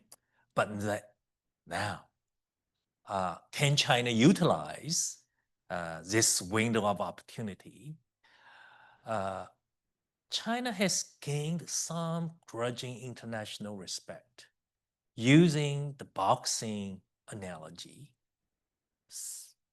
it stood up to a much more powerful boxer and fought the boxer to a draw. And remember, all the other countries got into the ring, and the first thing they did was to kneel down, kiss the ring. They don't even bother to fight, and other countries say, okay. So China actually stood up to a very powerful adversary. So I think China gained some grudging respect that way. But otherwise, China has a lot of baggage. That is, in this competition, America's loss of soft power does not mean China's gain of soft power. Because if you look at China, it is still on the side of Russia, supporting an unjust, brutal war of aggression against a medium-sized, a weak neighbor, and that has done China a lot of damage. And China has not really done anything to change that image, and China's own domestic political situation is not giving people a lot more hope and confidence, right? Well, the rule of law is being eroded, but there's no rule of law in China whatever. So I just do not think that China is in a good position to increase its soft power. But I think it's a tragedy that decades of American soft power are being sort of squandered away needlessly. Well, we tried to end on hopeful notes. Yeah. We don't have time to do that now, but we do have panels this afternoon, and I hope you all will stick around for those. In the meantime, we invite you to enjoy conversation over lunch right in this room. And thank you for being here this morning. We've had two tremendous conversations, and the conversation we just concluded on China really, I think, built beautifully on the earlier one this afternoon. It's going to be a great day-long conversation. And now I'd like to thank you for being here, but also ask you to thank Min-Shin Pei for a wonderful presentation. That was super. We now invite you to join us for a buffet lunch here in Copley Formal Lounge. We will restart the conference at 2:30 with our keynote address, Technology and Global Inequality in the Age of AI, featuring Nobel laureate Simon Johnson. Please join us again at 2:30.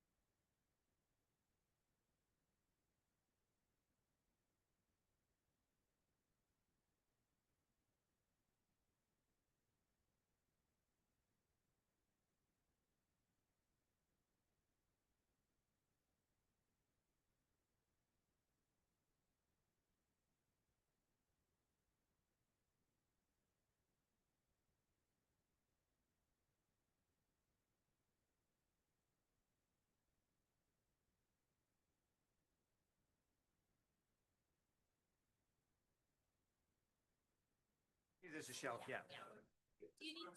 Oh, sorry, there is one. Oh, use that. I don't.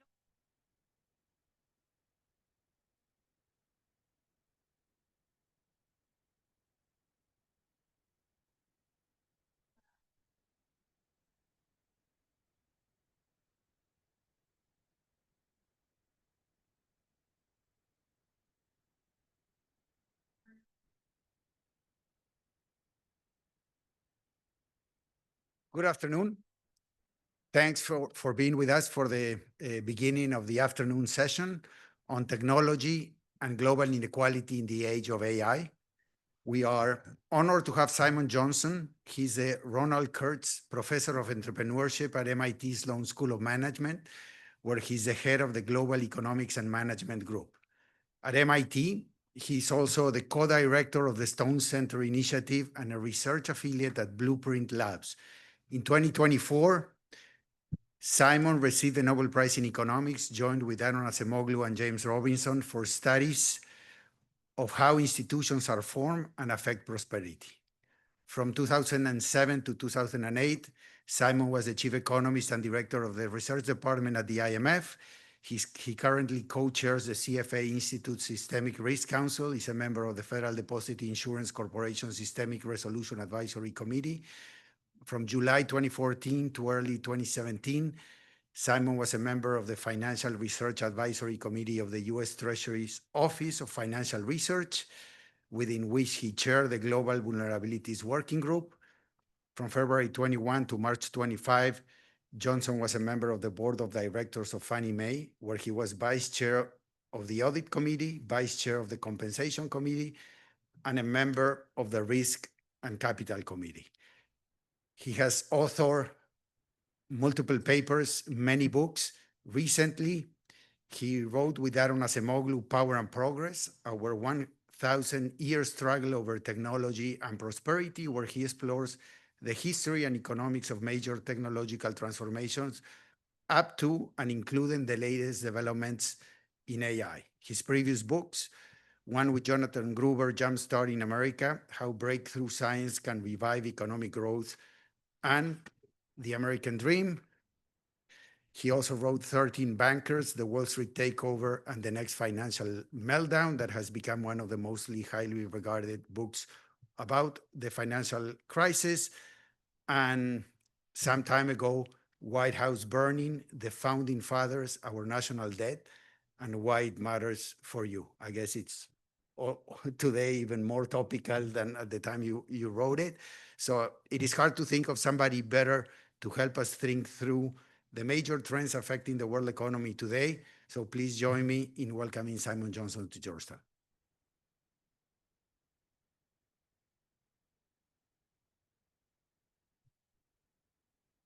Thanks very much for those very kind words of introduction. I'll speak out over here if that's okay. And I'd like to spend the next 40 minutes talking with you about what's happening in terms of technology, particularly artificial intelligence, how we think that's going to impact the United States, but also how it's likely to impact other parts of the world. And I'm really delighted to have this opportunity to talk with you about how it may or may not impact Latin America, because these questions are very much on our mind, and you obviously know an enormous amount about this. So it's technology and global inequality in the age of AI. That's my topic. And just to give you the summary points, because I'm going to cover a lot of material and I want to make sure I tell you what my conclusions are at the beginning. At least at MIT and probably at Georgetown and probably almost everywhere else right now, you hear two very different views about the potential impact of artificial intelligence. One is what I think we can call techno-optimism. AI will be so incredibly enhancing of productivity that you won't have to worry about anything else ever again. These views are definitely out there. The other view is, of course, exact opposite, extreme techno-pessimism. AI is going to destroy jobs and maybe many other parts of our social fabric, and it could even be one of our most catastrophic inventions. So our view, me and my friends, I'll talk about my friends in a moment, is actually somewhere in between. We think that it is an important technology. It is going to change many things about how we work and how we organize our lives. We are not, however, expecting a massive productivity miracle. And this matters because you can still have, and I'll talk about historical episodes, you can still have a big shift in inequality of money, income, wealth, and also power without necessarily having an acceleration of productivity growth. And in some ways, that could be one of the most difficult combinations to deal with. But the main point of this talk and the book that I wrote with Doron Acemoglu, Power and Progress, and our continuing work at MIT with Doron and also David Autor, the labor economist. Our main focus is to say it doesn't have to be this way. The technology always provides us with a choice. There's an absolute definite choice in the United States, in and around the tech sector, with the people who are inventing this technology. But there's also a broader social and you might say political choice in the US in terms of how the technology develops, what capabilities become salient, and how does that interact with different kinds of people's skills and opportunities. I also think, although this is more speculative, but I think in every country in the world there are opportunities to shape how AI is used. At the same time, it's always going to be important to recognize what's coming to you from this, well, you can say global marketplace. I mean, frankly, it's a few people on the West Coast, primarily on the West Coast of the United States. So what they invent is going to reshape the world in some ways, but you can still choose within that how your society, how your economy is going to adapt and how it's going to use these opportunities and who is going to win and who is not going to win in this technological transformation.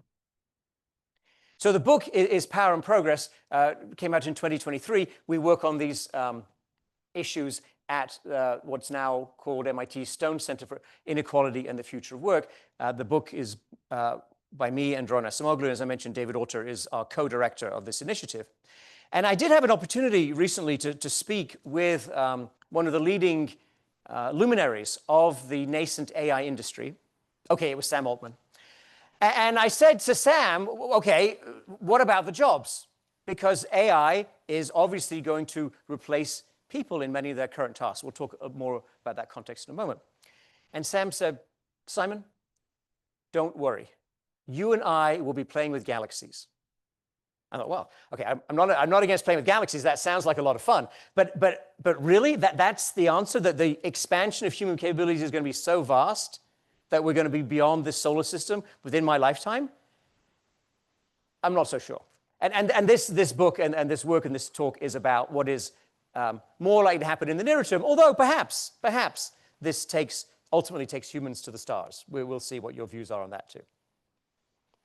Oh, and I will also say a few things along the way about the work that won Doron and me and Jim Robinson the Nobel Prize. I actually woke up October 14th last year and somewhat puzzled and stunned by the news. I thought it was a hoax until I saw this drawing on the internet put out by the Nobel Foundation. I thought, well, if it's a hoax, then somebody's invested a lot of money in doing this drawing, and it wasn't a hoax. They actually liked the work that we had done, the three of us, about 25 years ago, between 25 and 20 years ago, on how institutions affect, where institutions come from, where the rule of law comes from, where democracy comes from, and how that impacts prosperity. So I'll make a few points about that along the way, because I think it's highly relevant to today and to tomorrow in terms of how the technology and AI develops. So the first, and I think most important thing is to recognize, and perhaps even to agree, that every technology that we've ever experienced is born into a particular society. That it comes with a vision, it's presented to us by some people, they have thoughts about how they want to live, how other people around them should live. So social context matters a lot, and always has mattered for invention. So what is the social context of the United States? What is this moment in which the AI is being born? Well, I think the top picture here tells us a great deal about that. This is what's happened to earnings for men in the United States since, well, over the past 40 to 50 years. The pattern for women is in the lower picture. It is similar, but not exactly the same. If we looked at other industrial countries, again, there are similar patterns. The US is, among major economies, the most extreme. And you can see that as a result of, I mean, we can put whatever labels you want on it, some combination of technology transformation, digital revolution, and yes, globalization, along with some other social phenomena, such as I'll talk about, including decline of trade unions, the earnings of men with a lot of education, including beyond college education, have risen quite nicely over those decades. The wages of men who didn't finish high school have been basically flat for decades in the United States. Now, in the middle, in this graph, of course, there's an intermediate outcome, but the thing to remember is that the pressure on the middle class has been manifest not just in earnings, but also in the number of jobs for which you can receive this kind of income. And as a result of successive waves of, or continuing process, a steady process of automation, compounded by some particular trade shocks, including what some people call the China shock that came in the early 2000s, many of the jobs that were in the middle income, middle skill, middle education category in the United States, those jobs were eliminated. In the United States, as you know, we don't do mass unemployment. We also don't have anything you would call an active labor market policy. In fact, one of my expert friends likes to say the US labor market policy can be simply summed up as get another job. So if you lose your job, you lost your job in the middle, and there aren't many jobs in the middle, you get pushed down to the lower end of the labor market where it's very hard to make a living. So this is the pattern that we have experienced in recent decades. When I first came to the United States to study for a PhD at MIT in 1985, I was 10 years old. The US struck me as being relatively unequal compared to the UK where I was from. It was relatively entrepreneurial, and people were less worried about redistribution. That was sort of striking. And also views of economists, including my contemporaries, including the professors I had at MIT. If AI was being born in 1980, if it was born in 1985 in its modern version as opposed to today, that's a fundamentally different society in terms of inequality of income and inequality of wealth than what we're living in today. And it is entirely possible that AI could exacerbate this divergence because, as I mentioned, as I described the pattern in the data, part of this change is due to what economists call skill-biased technological change. The term can be a little confusing. It basically means that people who have a lot of skill, a lot of education, actually probably pretty much everyone in this room, everyone listening to my voice now or in any recording, most people like you do well as technology develops, have done well from digital technology, and will continue to do well. So AI is likely to boost your productivity, and that may well play out, that productivity gain may play out in ways that increase your income. But for other people, less advantaged, with less opportunity, previous digital transformation has done that. AI is not so likely to do that. One CEO I spoke to about this said, and I don't advise you to use this terminology, it's not nice terminology, but this is from a CEO, and I just want to give you an example of one person, but also actually a fairly standard view in some parts of corporate America today. He said, yes, Simon, AI is going to replace people who have cut and paste jobs. So the job has some repetitive element. It's not entirely repetitive because entirely repetitive tasks have been largely automated already, but the job has substantial repetitive elements. Now these are, in the first instance, white-collar jobs. They are we'll talk some more about the kinds of people who have the sort of jobs we think are in the immediate line of fire. And that's not necessarily the end of the story, because in any technological transformation, it matters what are the new opportunities it created, and can you go on to seize those new opportunities? But without question, and you're seeing this now. The book came out 2 years ago. You're seeing it in the news headlines of Amazon's announced job cuts last week, for example, specifically saying we don't need so many white-collar workers. We're automating their tasks, their functions, using versions of AI. This is coming much more broadly to this society, and I think to all societies. And of course, that's the big question for you and for this institute and for all of us, which is what happens around the world? So the world has made some progress in terms of closing some gaps. There's still very big differences in income per capita and opportunity, obviously, around the world. To the extent that countries have risen based on manufacturing or services where there's a cost advantage, a low-cost labor advantage, it's already the case that AI can automate a great deal of the white-collar functions and services.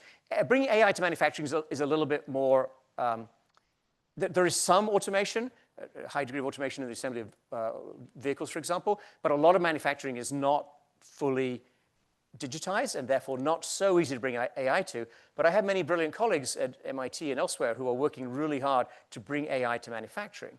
So if it's the case that some countries previously were able to develop first by being low cost, low skill, and then raising their skill level and getting high wages, what happens to that development ladder? I think that's a very relevant and timely and difficult question. And a question, by the way, on which we have not much data. So if you're thinking about things to study and promising topics, I commend this one to you. Now, just a word about institutions and the institutional context and why I think it's relevant.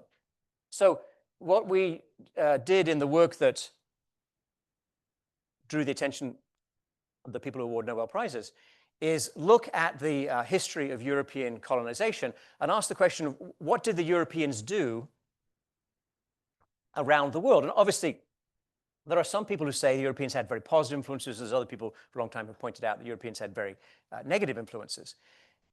If you think in terms of economic development, and you think in terms of income per capita today, you can see some very distinctive paths, and I've divided them here for simplicity into two. In places where the Europeans decided they wanted to settle and come in large numbers themselves, so the European immigration was regarded as an appealing part of the colonization strategy. They built better institutions for themselves, better rule of law for themselves, and that encouraged private sector investment and the development of societies actually rather like this one. In places where the Europeans didn't want to go, primarily because it was so unhealthy for Europeans, actually the Europeans tried to move almost everywhere.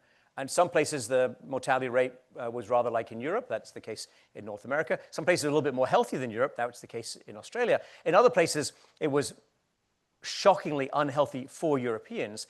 And if you sent 1,000 Europeans, for example, to West Africa around 1800 or up to 1850, about half of them would die in the first 2 years. So these death rates severely discouraged migration. And in those places, the Europeans did not back off. They did not withdraw. They retained a great deal of influence and in some cases control. And they built institutions that were not favorable to the broad cross-section of society. Yeah, the rules helped the people who were running the place, that was the Europeans, not everybody else. And after colonization collapsed, after the colonies collapsed, a lot of these institutional histories persisted and continued to influence places. So history is not predetermination.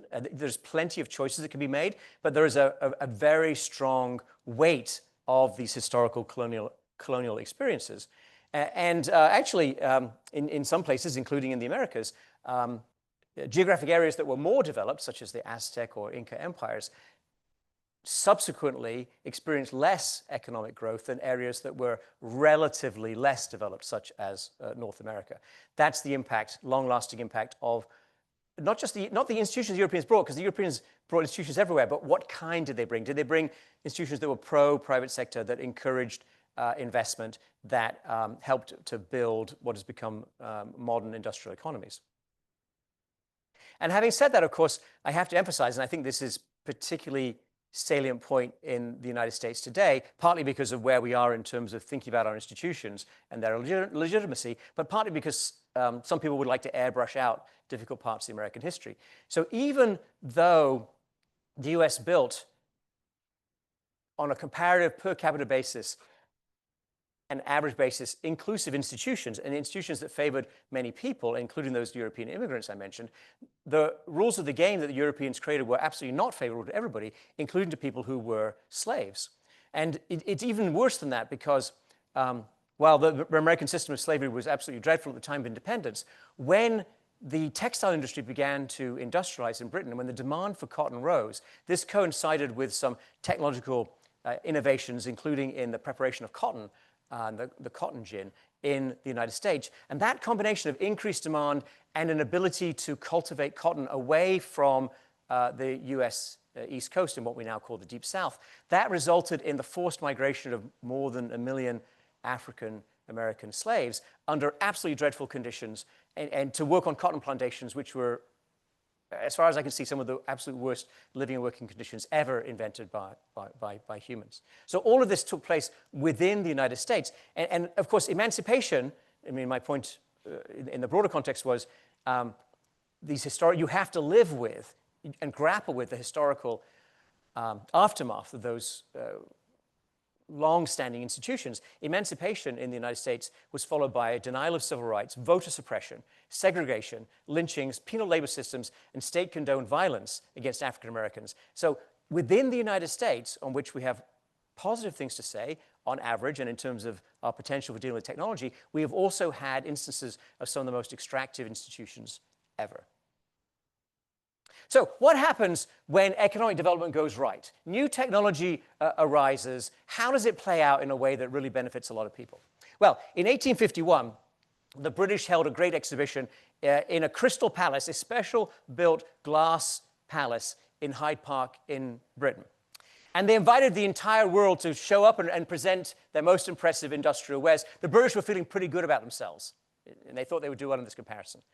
And the United States sent a delegation, and at least what they put on display initially in 1851 was some stuffed animals, and I don't mean fluffy toys, I mean animals that they had shot, and the guns they'd used to shoot the animals. Yes, so there was some hilarity in the British press about, oh, look at these Americans, 50 years of independence, what have they achieved? By 1890, the United States was the greatest industrial power in the history of the world and has never looked back. So how did the US go from being a relatively agrarian economy with not much by way of technological innovation to being the world's #1 industrial power and pushing forward the innovations I'll describe in a moment? Well, I've been to New York Harbor and checked the Statue of Liberty for myself, and it definitely does not say, send me only people with PhDs in computer science. The US took in an enormous number of relatively uneducated European immigrants and went from a population of about less than 5 million at the time of independence to over 100 million in 1900, in part because 33 million people moved to the United States and they had children. But the key thing is these were not skilled workers. These were people who wanted to work hard, the people who were looking for a better life, and people who went to work in American factories that the economic historians have long called the American system of manufacturing, where you bring unskilled people in, you train them, you retain them, their productivity goes up, and eventually, after a fair amount of discussion, for sure, and some strikes, you pay them a much better wage. And this technology, this way of enhancing the productivity and sharing the benefits of that productivity with the workers, this spread around the world. This was a major export from the United States by the end of the 19th century. The people who got traction first in Britain and in the United States were people who had a little bit of skill, some artisanal abilities. Joel Mercure, who just won the Nobel Prize in Economics this year, a great award, calls them the tinkerers. So people who are willing to build things with their hands. And that's important for part of what comes later. They improved steam engines, they built railways, they created high-skill, high-paying jobs for the working class, with people who came into these firms, started working for railway companies without a lot of skill. And this propels economic growth through the 19th century. When Henry Ford arrived in Detroit around 1900, there were about 20,000 people building cars. It was a handcrafted industry, and they were making about 20,000 cars. Henry Ford brought two things to car production, and to be clear, it wasn't just Ford, it was his engineers, his managers, and also his competitors, the entire ecosystem around Detroit. But Ford in particular brought the assembly of motor vehicles onto a moving production line, and then he brought electricity to that production line, and that combination raised the productivity of assembling vehicles dramatically. So what Ford did, and it's very important to be clear about this, was that he replaced people with machines. That's automation. And that is central to any major technological transformation. You have to call it what it is. You have to look it in the eye. But you also have to look at the fact that by 1929, the auto industry employed 300,000 people, and Ford and GM together were making 3 million cars. Now, most of those 3 million people were doing things, tasks, that humans had never done before. And that's the magic of successful technological transformations, is you get automation, you replace humans in some tasks, but you also create a lot of new tasks for humans to take on. And this is very important. In those new tasks, if you really going to talk about sharing the benefits, you need to, the employers need to value human expertise. If the task can be done by anybody you hired off the street yesterday and you'll hire another person tomorrow or today, you're not going to pay a premium wage. You're not going to care about retaining them. If you require them to build some expertise as a railway engineer, as someone who drives a locomotive, as somebody who helps manage some part of the production process in your factory, then you're going to pay them a premium wage. That's the combination. And to be absolutely clear, trade unions played a very important part of this because there were big productivity gains, the workers were valued, but they weren't being paid. They had not received an increase in wages commensurate with their increase in productivity. Big union organization, arguments, strikes in Britain in the 19th century, in the United States, 19th century and early 20th century. Just to give you a sense of the enormous productive capacity of what was built in this country by the people who came before us. When the US became involved in World War II in December 1941, the country had a total of 6 aircraft carriers that were in operation. By the summer of 1945, the US was building 1 aircraft carrier a month. I mean, this was just a phenomenal transformation of the economy into military production, but it also an indication of the capacity and capabilities of this society. Now, what has happened subsequent, of course, is a bit more complicated. The top picture is US real wages. So there's an adjustment here, attempt to adjust for purchasing power. We'll take that out in a couple of slides. But for now, you can see the US has got relatively high wages when this series starts in 1950. These are the wages for what is classified as low-skilled workers. So the red line is the United States. And you can see, as I pointed out, from the 1970s, there's not much increase in real wages for that category of labor. The black line is Japan. And so this is what economic development should look like. This is what success looks like.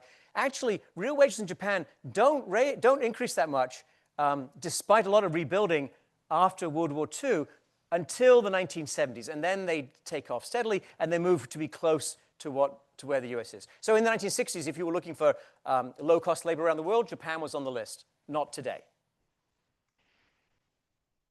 The bottom 2 lines are China and India, which, as you know, had varying degrees of economic development. And China in particular has, by some accounts, and in some dimensions that I mentioned, certainly made some impressive improvements. But in terms of wages of low-skilled workers, not so much in these data. Now, notice that the data stop after 2007 for China. And if you have access to more recent data from China, don't give it to me, because that'll get you into big trouble with the Chinese government.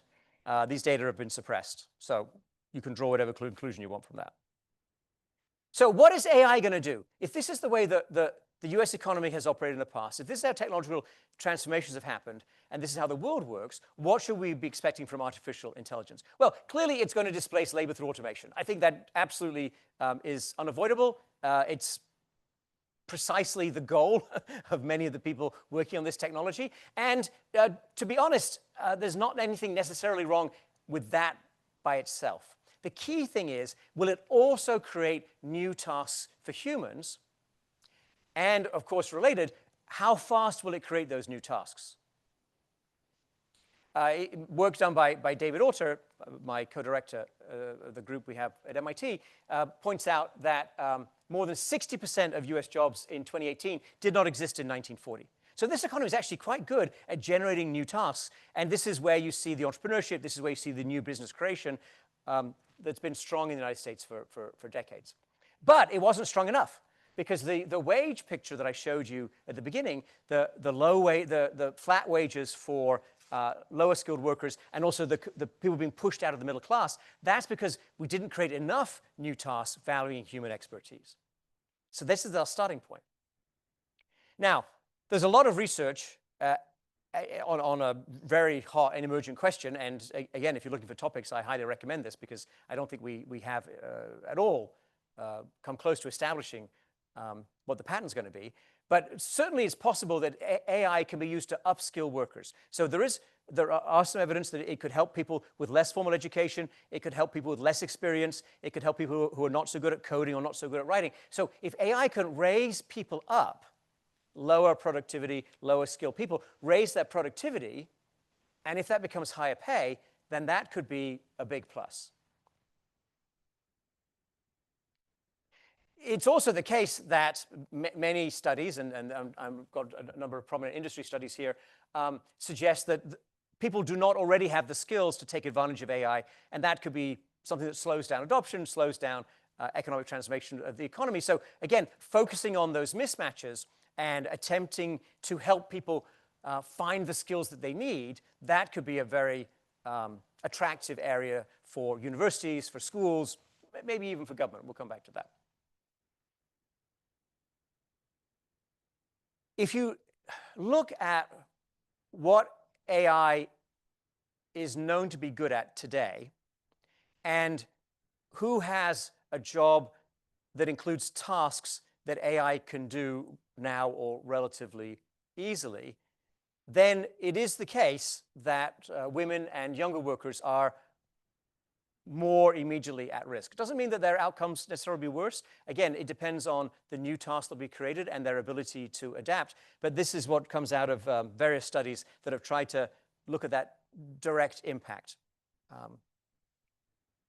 I have to also say and emphasize that people who are in the industry and very close to the labs, obviously what's actually being invented in the labs is not publicly available. We know there's a huge amount of capital going in. We know there's a vast amount of talent from around the world being put into these activities. But people who are very close to these activities and who have an ability to share some information feel that nobody actually knows anything about what's being invented and what its capabilities are. It's a massive rush to invent without constraints, without, I think, substantial or significant safeguards. It's just an incredible arms race between the technology companies. So these are all tentative findings in that sense. Now, there are optimistic macroeconomic forecasts. They're available from various investment banks and other people. I think a more sober assessment suggests there is some productivity gain, but it's relatively modest. John Williams, who's the president of the New York Fed, I think has the right assessment, which is there's going to be AI. AI will have an impact, but it's not going to accelerate the productivity trend growth in the United States. It's going to be part of how the US stays on the same trend, 1 to 1.5% productivity growth. And, you know, I think we have to grapple with the fact, and you have to grapple with the fact, that China has made massive steps in terms of scientific investigation and research and development. It's actually challenging the United States in multiple sectors, both existing sectors and potential future sectors. And we can take you through the details if you're interested. But at the same time, it remains in large part a low-wage economy. The Chinese wage line has not risen like the Japanese wage line did. And that, I think, has a major impact on the world. These are nominal wages. So I'm not trying to adjust for purchasing power or anything. If you're a global corporation, you're looking for places to produce, these are the numbers in terms of dollars. Who's cheap and who's not cheap in terms of production. And that, I think, casts a long shadow over the world economy that we can talk about. Now, what should you do? Well, John Gruber and I published a book in 2019 talking about economic development in the United States and emphasizing that if we increased our spending on science and spread it around the country, this could have a major transformative impact. Most of the innovation that happens in the United States happens in relatively few places. And increasingly, in fact, the book was written before the current wave of AI, a huge amount of the concentration is on the East Coast, particularly in the San Francisco Bay Area. The US invested federal government put almost no money into research and development before World War II. It was the lessons of that experience that taught it that not only was scientific knowledge and scientific workforce, not only was it valuable for military purposes and national security, you could also get tremendous commercial value from it. And that's what the US did for 60 years subsequently, at a little bit of a tapering off, to be honest. So our proposal was to spend more and to distribute it around the country, because there's more than 100 cities in 36 states that, in our analysis, could absorb some of this investment and spin out companies from universities and develop themselves into some sort of tech hubs. Not suggesting that we try to create multiple Silicon Valleys. I don't think that's feasible. But in terms of federally funded scientific research that generates commercially viable products and services, distributing that more broadly around the United States That's what we used to do. That was the history of American manufacturing and the history of American scientific innovation that had practical purposes. It's only recently that we've become so concentrated. And honestly, big part of the problem, including discussions of the affordability crisis in various places, including New York City, is because places that have a lot of innovation and a lot of high productivity activities connected to that innovation don't build housing. So if you don't build housing and people try to move to your city because that's where the jobs are, you have a big increase in rents. It's that combination, overly concentrating the opportunities and not building housing, that is proving so toxic in so many places. And we proposed ways to actually operationalize these ideas, some of which were picked up in the 2022 Chips and Science Act. I don't think it's going to happen now. I think the country, or maybe one person in the country, has turned against this sufficiently. But this has been and can be the American response.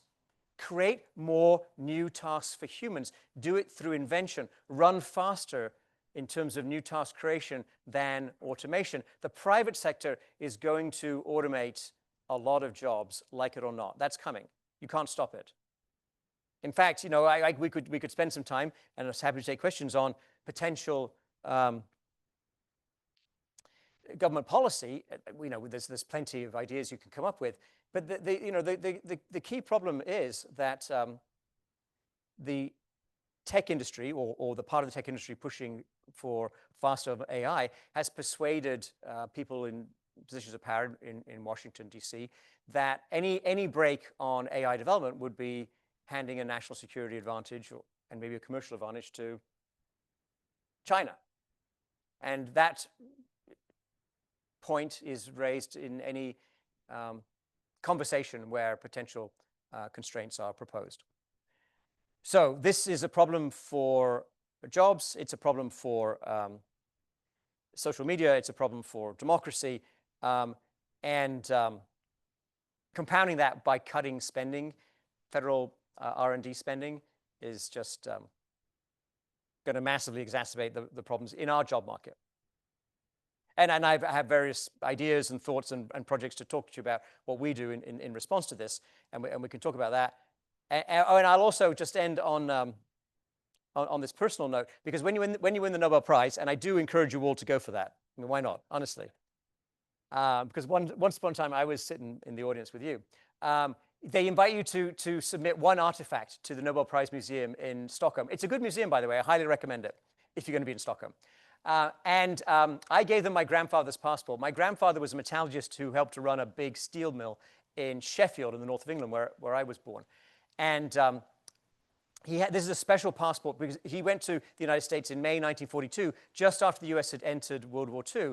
He went to the US to discuss the building of tanks, and particularly tank tracks, on which he was an expert. My grandfather, Cyril Dadswell, did not come to the United States to learn how to build tanks. He'd been building tanks for a number of years with some success. He came to the United States to transfer his knowledge to the Americans so they could build tanks, which turned out to be even better. And this is the moment when the United States took global scientific and technological leadership. Before 1940, the US won almost no Nobel Prizes in physics, biology, and chemistry. After 1945, we've dominated. Why? Because we committed to science, we put the money in, we built the talent, we pulled people to the United States, and we focused on creating things that are useful. That's what we can do again. That's what we should do again.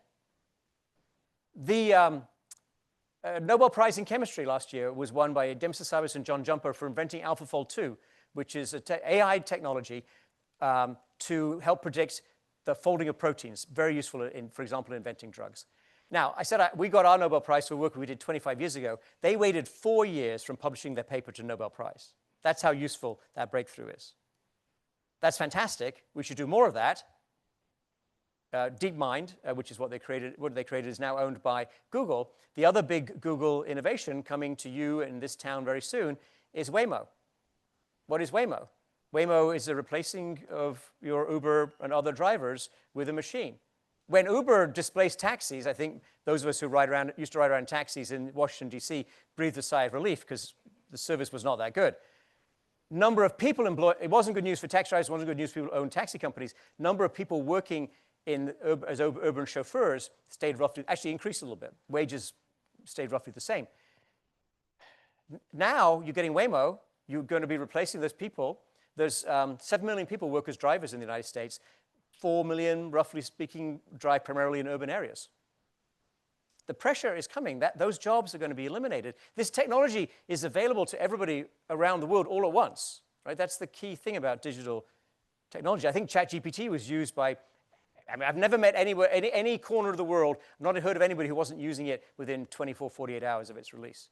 So same technology, same forms of automation. What are you doing to create new tasks? In the US, we know what we need to do. Create more science, create more useful things, push that frontier. What's the rest of the world going to do? What's the rest of the world going to do with this massive competitive pressure centered on and coming from China on the low cost side? I think that is a very big question. The book is Power and Progress. It's available in 20 languages. And if you don't want to read a 500-page book, you can also download for free the 20-page comic version, which was put together by some brilliant young people at Boston University, working under Professor Joel Gill there. Fantastic. It's an easy read. And maybe it'll have you read the long book, even if it just engages you with the topics, it's worth it. Thank you very much.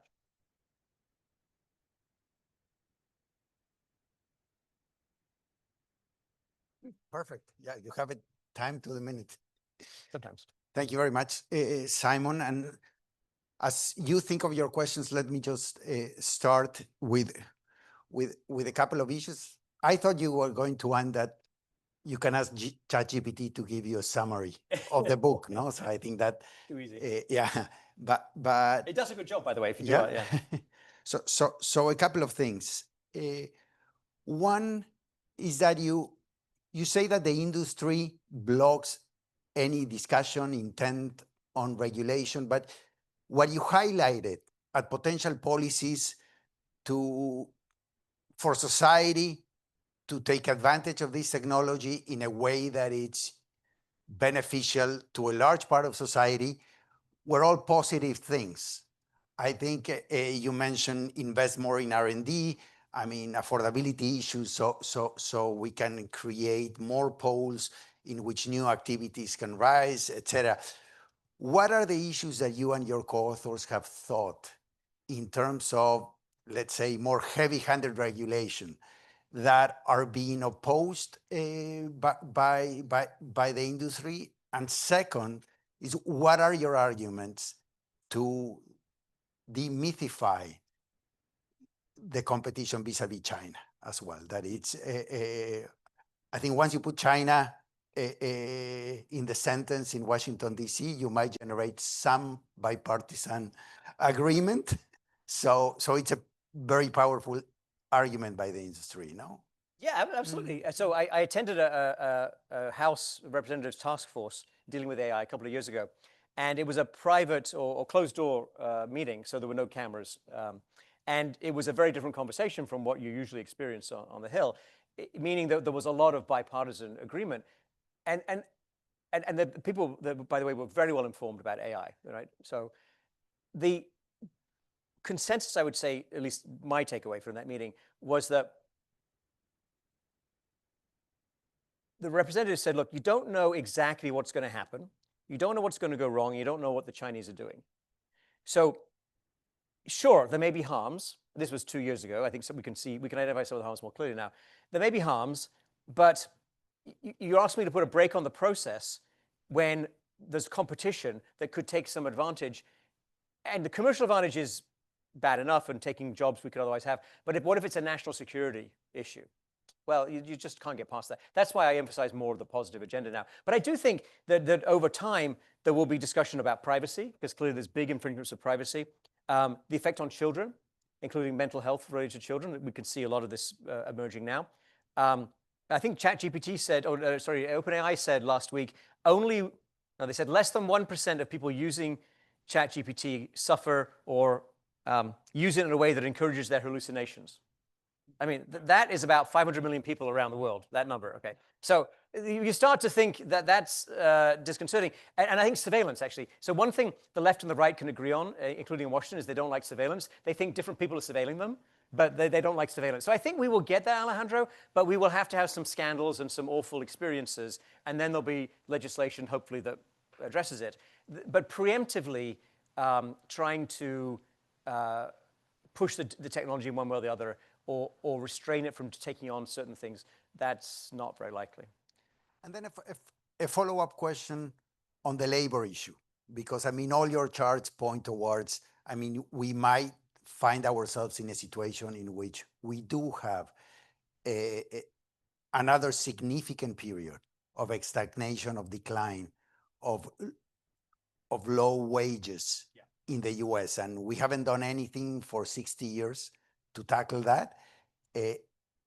Again, to have some kind of response, we will have to go through a crisis, through a political crisis that drives those issues to the forefront?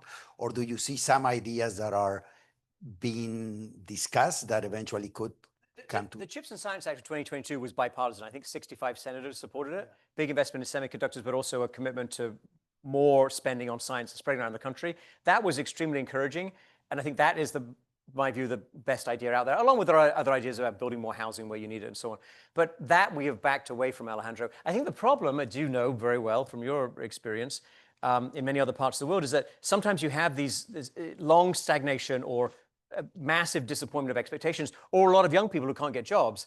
And that feeds into the political process in a way that isn't necessarily pushing things towards what you and I would consider to be even reasonably sensible economic policies, right? So populism obviously can mean different things to different people, but sometimes I think it's most descriptive as a set of ideas that actually make things worse. People get more angry and then they vote more populist, right? So the feedback loop is not necessarily to be relied on in the general macro terms. I do think that if you see a specific instance of awful treatment of children, you tend to get more protection of children. So that maybe works. But in the macro, stagnation, disappointment, a lost generation, or whatever terminology is used, that might help us get to a different path, but I'm not absolutely confident on that. So in a way, I mean, the absence of early action might eventually drive us to a bad policy response confronted with a big problem. I think, and honestly, the US has a lot of resilience. And as an immigrant, I'm very pro-US and believe very strongly in the US. If I'm wrong, of course, I wasted 40 years of my life. So, understand, I have confirmation bias there. But I think if you think about, we're good at creating new companies. We're quite flexible, and people have repeatedly proven ability to deal with various difficult problems. So I think this is going to be hard for us, but I think it's going to be much harder for other places. Places that don't create a lot of, so the European economy, not as dynamic, right? Places that don't have as strong institutions, with the caveats I put on our institutions. If you don't have good rule of law, if you're not pro-private sector, if it's hard to make investments in a place, if you tend to have even more political instability than we have, those are all going to catch up with you. And then we have this pressing, the billions of people who want to work, they want to export, they're willing to work for 1/20th or 1/50th of what people around us want to work for. This combination is going to be difficult. Well, I think we should open the floor for questions. Alberto? Hi, you are in academia.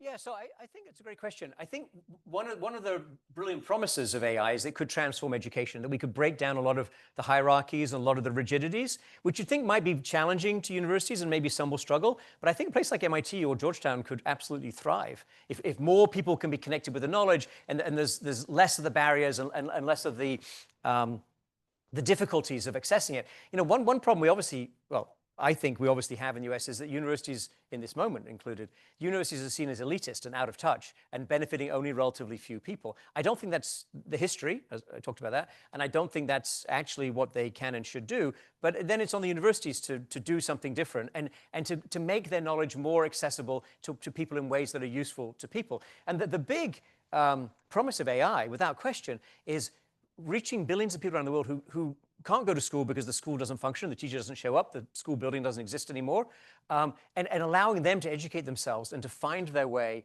to a better path. Sometimes I tell my audiences that the question before us is, which Neil Stephenson novel will we live in? Okay, not that many science fiction readers here. Neil Stephenson has written a number of dystopian science fiction novels in which this kind of technology goes wrong, and he's way ahead of his time. Really fascinating reading. But he also wrote a book called The Diamond Age, in which AI is used by young people, young disenfranchised women, actually, in China, in that novel, to educate themselves and to raise themselves up in their position in the world through self-education powered by the technology. So I think that is a very big opportunity, and I think universities should embrace that and push it really hard, honestly, including my own. Over there. Hi, thank you so much for the presentation. I had a question specifically, a two-folded question. One was related to how do you see the narrative in the construction of AI systems specifically. I'm currently enrolled in a course which is titled AI and Human Rights in Latin America, and we have seen a discrepancy when it comes to the design of AI systems and how that can be construed from a Western perspective and often leave out intrinsic issues that pertain regions in the global South like Latin America. I kind of was curious to see what are your insights specifically on the AI design system, if you have found that in your research. And then similarly, what do you think should be done by governments that are sort of trying to get ahead like countries in Latin America regarding this issue? Yeah, so it's a great question. Look, I think we know what's in the design. It's what's in the minds and what the priorities are for the inventors. And the inventors are driven by the market. And the market is rich people in the United States. In fact, maybe it's rich people in San Francisco, if you think about the way that Waymo taxis, for example, are rolled out. So I think it seems self-evident that the imprinting of the vision of the creators on any technology is super important. And on this one, it's absolutely going to be building systems that reinforce their views and that deliver services that they think are important to people. And then the flip side of that, and I'm glad you asked the questions together, is if you're a government or a private sector or universities working with people in other countries, such as Latin America, what you should do is, I don't think you should try and compete on the base models. That's a massive capital investment. The talent has been pulled in the United States. You can't afford to build that. But what you can build is applications, and what you can build is filters, and you can address exactly why this doesn't work for my country because it's leaving out this. And when you build that, you shouldn't build it as shouldn't say, well, look, we're just putting in a safeguard. I mean, it is a safeguard, but you should also say, we're building something here that we can sell to other people. Because other people are also going to be concerned about the fact this American West Coast technology is coming all at once. So let's help people use it in ways that are consistent with our beliefs and what we think is important, and be very transparent about that. So I'd like to say a nice thing about Google. I only have one nice thing to say about them, but I'd like to say it, which is that they announced a deal actually AlphaFold 2 is great technology, that's them, but so I have two things. But they announced a deal with the World Bank at the meetings just now to help a lot of poor farmers around the world use AI. Now, we'll see how they get on, but I think there's a great role for the World Bank, actually, to try and bring capital, coordinate knowledge, presumably have a lot of stakeholders there. The idea would not be to oppress 1 billion farmers. It would be to help liberate them and help make them more prosperous, right? So I think that's not easy, but a very valiant goal. And that would be on the positive path and a big win for the idea that we can harness AI in a positive way. Or you decide how you want. Don't listen to me. You decide for yourselves how you want to use AI. That would be my proposition. Other question? Yeah. Hi, works? Yeah. So I'm going to take up the sci-fi challenge that you just threw out there. This is Eduardo Porter. He has a great Substack. You should all subscribe to it. There. That should lighten the question, make the question more positive. No. Just to this point of how the vision of the creator is going to ultimately decide the decision or play a big role in where the technology goes. And I'm thinking about the people that are making the base models. And I'm thinking back to your first quote from Sam Altman. Now, it seems to me that a lot of these creators actually are seriously thinking about the stars. It's not like they read, the Diamond Age. And you have a lot of them supporting ideas like, yes, what we need to do is populate the galaxies with human intelligence. And then they go further because, meat and bones are not a very efficient way to do this. Well, we've got to think of a post-biological human. They call themselves, substrate agnostic. So we'll go in the form of, I don't know, toasters or fridges into the orbit and populate the Milky Way. And I wonder, how seriously did they take this? Because it's not just Altman, it's like Page and Brin and I think all of them have some version of this dream in their head. How much does that matter? And how much, should we be worried that, the guys that are basically in control of the basic block of this technology are thinking in these terms? Yeah, it's a great question. So first of all, I think everyone should read more science fiction. And if I can send you my 12-page recommended science fiction list. I rank all my science fiction on my bookshelf, and I re-rank them every year, depending on who I think is moving up or down on the prediction side. It's much more interesting than economics, and much more informative about the future, too, to be honest. So I think this grandiose vision really does matter because it disconnects people inventing the technology from what the world needs currently, which is much more mundane and much more much harder to find solutions to. And I think the best way to deal with that is, as the previous question asked, which is like, what's in it for us, and why hasn't this benefited us, and to what extent is it pulling our society in the wrong direction? So I think the counter narratives, Eduardo, are really very important, including telling stories, including telling fiction stories, including imagine. Now I'm talking about my own science fiction novel, which is almost finished. So I won't give away too much, but imagining alternatives of how it goes wrong, right? And then thinking about that and putting that up against it and saying, okay, how do we get a better solution? And I do think that the outcome is not determined entirely by the machines or by the people who invented the machines. It's always the human-machine interaction, right? So which way do we pull the machines? But if you sit back and you're passive and you just take it as given, then it's forces beyond your control, and that's going to be pretty frustrating.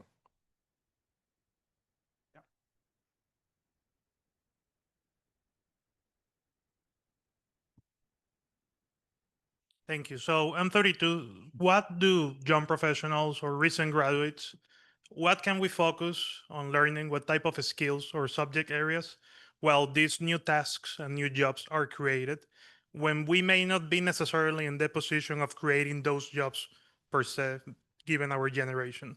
We are like the buffer generation. What would you recommend? Yeah, so I have a lot of students who are your age, around your age, and I think that the world is full of difficult problems that have not been solved. And I think taking on those problems and making them a priority and becoming expert in those issues is super important and really fulfilling. And I think when you do that, it's good to think about what are the capabilities of AI today, where does it seem to be going, and position yourself to take advantage of those. So use AI, and we teach courses on this at MIT, and we have open material you can look at on this. Lots of other people do too. But figuring out how to use AI to power yourself and empower the people around you and not get trampled by it, right? So you don't want to be doing exactly what AI is going to be good at next, but you want to be doing something that AI you think will not soon be able to do. And then we can discuss the details of that. Is it the human-to-human connection? Is it really understanding human experiences that are very far from life in Silicon Valley? Is it understanding parts of the world that have never been digitized, that are not written down, right? Because these models are primarily based on digital records and extrapolation from existing digital records. So you decide what matters to you and find something that's you really care about and that has some value to others. And I think the rest should follow. Clearly, pursuing relatively generic careers, at least initially, in the white-collar space, that's becoming more difficult. I think there's a cyclical element to that, I'm sure. There's a post-COVID element, there's a cyclical element, there's maybe some other elements. But AI is coming for those jobs, absolutely. So try to find something new, something humans haven't done before. And we're not short of problems, right? We're not short of really difficult problems to address. I think we have time for a final question. Yeah.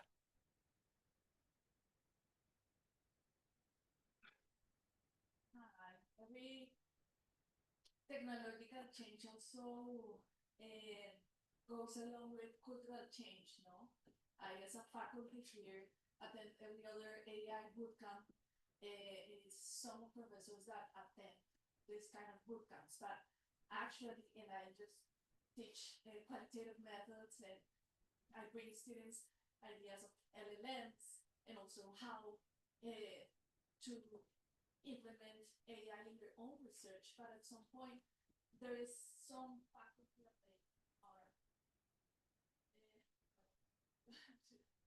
that not so open to embrace AI openness within, and we have open AI forums. So I would like to hear some of your recommendations for your experience. If that's the White House, tell them I'll go back. So Yes. in the peer virtual AI forums, so it's open for professors who actually want to encourage and embrace that concept, but there are some other students that don't have like faculty that are so open about that. So Yeah.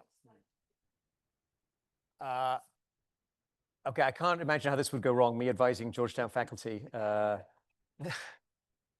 Look, I think the at the House of Representatives task force meeting that I attended, the chair or the co-chair of the committee said at some point, that when he was in high school or middle school perhaps, the teacher said, "Of course you can't use that pocket calculator on the exam. You'll never be using one in real life. So why should you use one now?" Right? That's a bit of the problem, right? These are tools that everybody is always going to be using from now on, and we want people to use those tools and be competent with them, and look for ways to enhance our own capabilities. At the same time, it surely cannot be a good idea to rely on them to do all your writing from age 4, for example. So I am very. I say to my students.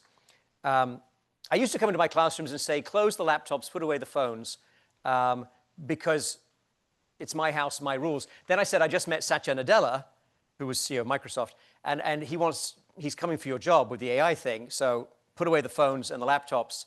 You need to lean in and focus on being human and what it means to be human and how you create value for other humans, including employers. Now I walk into all my classrooms and say, hey, I just won the Nobel Prize in Economics, put away the phones. But that obviously doesn't work for everyone. So look, I think that we're looking for a combination of retaining our humanity, retaining our creativity, not overly depending on the technology, because the work that suggests that your brain becomes addled. Well, I used to be able to read a map extremely well. Now I can still read a map, but I rely on my GPS way too much. Right? So that is a human tendency. We tend to be a little bit lazy. We tend to rely on the easy option. And I think as professors, we need to grapple with the fact that we want students to be empowered and enabled as humans, but also to be able to use the technology when appropriate and how to combine it and figure out how to combine it. And that's what the job market is going to want too, and that's what's going to be rewarded in terms of new business creation. So it's a bit of a balance. And maybe as a portfolio of faculty, you have it exactly right. Well, Simon, thank you very much. This has been a wonderful tour de force on changes in technology and the potential impacts of AI on society. And we will continue with a panel on the world economy, broadening the discussion to the financial system, trade, demographics, and how all that affects Latin America. So stay with us. I will put some more chairs in the podium and we will continue. Thanks.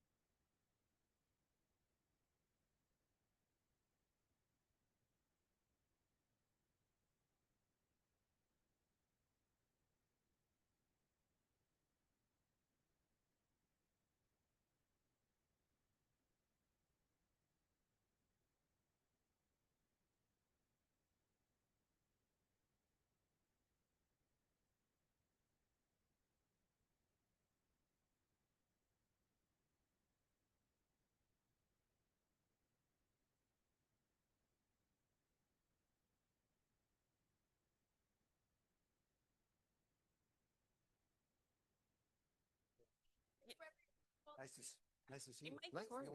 Yeah, we should catch up. Yeah, I saw you have a new book. So this is great. I mean, Yeah, I'd like to talk about the whole book at some point. Yeah. Just do a quick. well, welcome back from the coffee break. Thanks. Well, the problem is that from the podium, I may also not be able to see that well. You'll see them down there. Yeah. So this session also has a very ambitious title. It was called the New Economic Order. So we're going to discuss, how the world economy is reacting to significant changes in trends. We have a very important demographic transition. We discussed this morning issues on climate change. We have the beginning of an important change in the world trading order. We just had a very in-depth discussion of the technological opportunities and challenges that AI is creating to the world. And then on top of that, on the financial system, we have a very interesting discussion on the future of the dollar, the role of the dollar as the center of the international financial system, and where is that going. So we have a great panel to discuss many of these issues. We have to my, let me change the order depending on how we sat. So Eswar Prasad is a Tolani Senior Professor of Trade Policy at Cornell University. Previously, he worked at the IMF. Eswar has a PhD from the University of Chicago. And he has a book coming out that is called The Doom Loop, Why the World Economic Order is Spiraling into Disorder. So hopefully he will provide us a summary of the book that is coming up early next year. Alexia Latourte is a distinguished non-resident fellow at the Center of Global Development. She was the Assistant Secretary for International Trade and Development at the United States Treasury Department under the Biden-Harris administration. In this role, she was a top policy advisor on climate, environment, and infrastructure, development, finance, and policy. Alexia conceptualized and led the implementation of an initiative to evolve the multilateral development banks to be fit for purpose to help countries address the 21st century global challenges. She has more than 10 years of experience at the World Bank. She also was part of the Obama-Biden administration as Deputy Assistant Secretary for International Development Policy. She holds a BS from Georgetown and an MA from Tufts University. And then to her left, it's Laura Alfaro. Laura is the Chief Economist of the Inter-American Development Bank.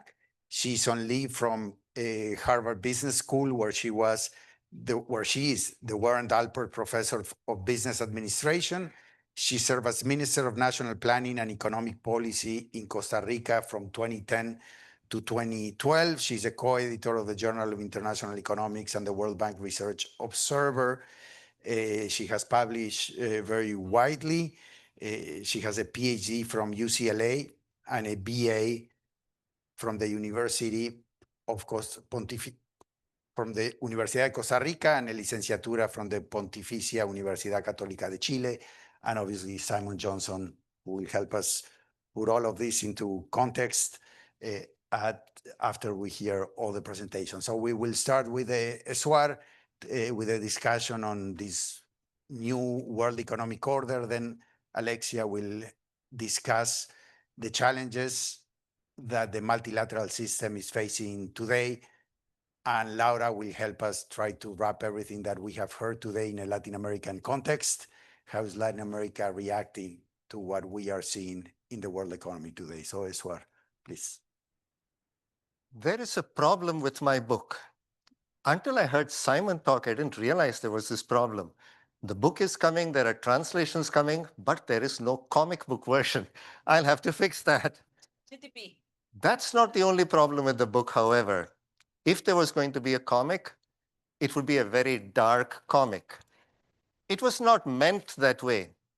When I started on this journey of writing the book about 3 years ago, it was a very simple project trying to understand what was happening in the world economic order, and I had a fairly straightforward thesis that in the 1990s, after the breakup of the Soviet Union, the US was the dominant power in every respect as a military, economic, and financial power. And now the distribution of economic power is getting a little more evenly distributed. So as an economist, you normally think that competition is good for discipline, for efficiency, and for stability. So the book was going to be a story about all the forces that would drive us back towards a more stable world order, perhaps with some instability along the way. Unfortunately, I concluded that most of the forces that I had in mind might in fact lead us to instability rather than stability. Laura Alfaro has done excellent work on making the point that globalization has not stopped. And one of the key issues of globalization was that it was supposed to lead to a world of shared prosperity. But what has happened along the way is that globalization has morphed into something that is actually no longer serving as a counterbalancing force to what is intrinsically the zero-sum game of geopolitics. The idea was that economics, free trade, financial flows could be a positive sum game that would offset the zero-sum game, but globalization itself has turned into a zero-sum, or according to some, a negative-sum game. So we are seeing, and Laura's work shows this very clearly, globalization continue, but it is fragmenting along geopolitical lines. So rather than creating bridges across this geopolitical divide, it is in fact reinforcing those divides. If you think about currencies, here again one might argue that the dominance of the US dollar has created some problems for the world, but we are potentially moving to a world where financial power might be somewhat more evenly distributed. For all that is happening in Washington, that is not quite the case, but unfortunately in this particular instance, rather than generating more stability, it means that the US can continue to wreak havoc on the world with very little consequence. This is not because, and Simon's work of course bears testimony to this, institutions are very important and at the bulwark of the dollar's dominance. So you might think that the fraying of the US institutional order should lead to the dollar no longer playing the dominant role. But in international finance, fortunately for the US and unfortunately for the rest of the world, everything is relative. And relatively speaking, if you think this place is a mess, the rest of the world is in an even greater mess.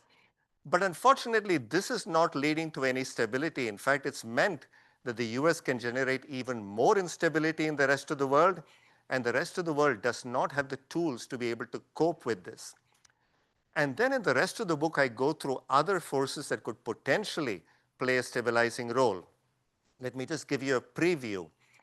If you think about the middle powers like India, they have a very strong incentive in there being a more balanced world order, where in fact there is much more harmony between the great powers and where the middle powers can contribute to that harmony.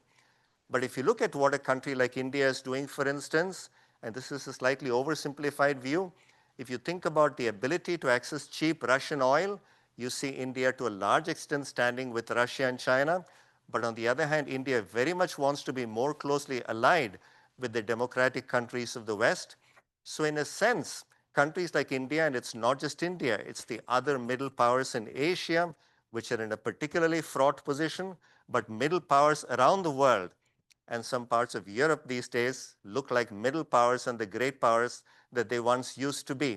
So rather than generating balance, they are teetering from one side to another, creating even more imbalance. One could think about technology, which we heard a great deal about from Simon, which could potentially play as a role as a leveling force. If you think about digital currencies, about AI, one could argue that these give, less economically well-off people in rich countries, but also poorer and smaller countries, the ability through a set of tools, many of which are open access, to be able to compete more fairly. But instead, what we see is a lot more concentration of economic power. And again, Simon and Darren Acemoglu's book speaks to this, where you might have a concentration of economic power within countries, and one might see some of these tools, in fact, creating even more instability around the world. Because in the hands of malevolent actors, now you have very powerful tools that can be used to create even more division. So what is this doom loop that I speak about?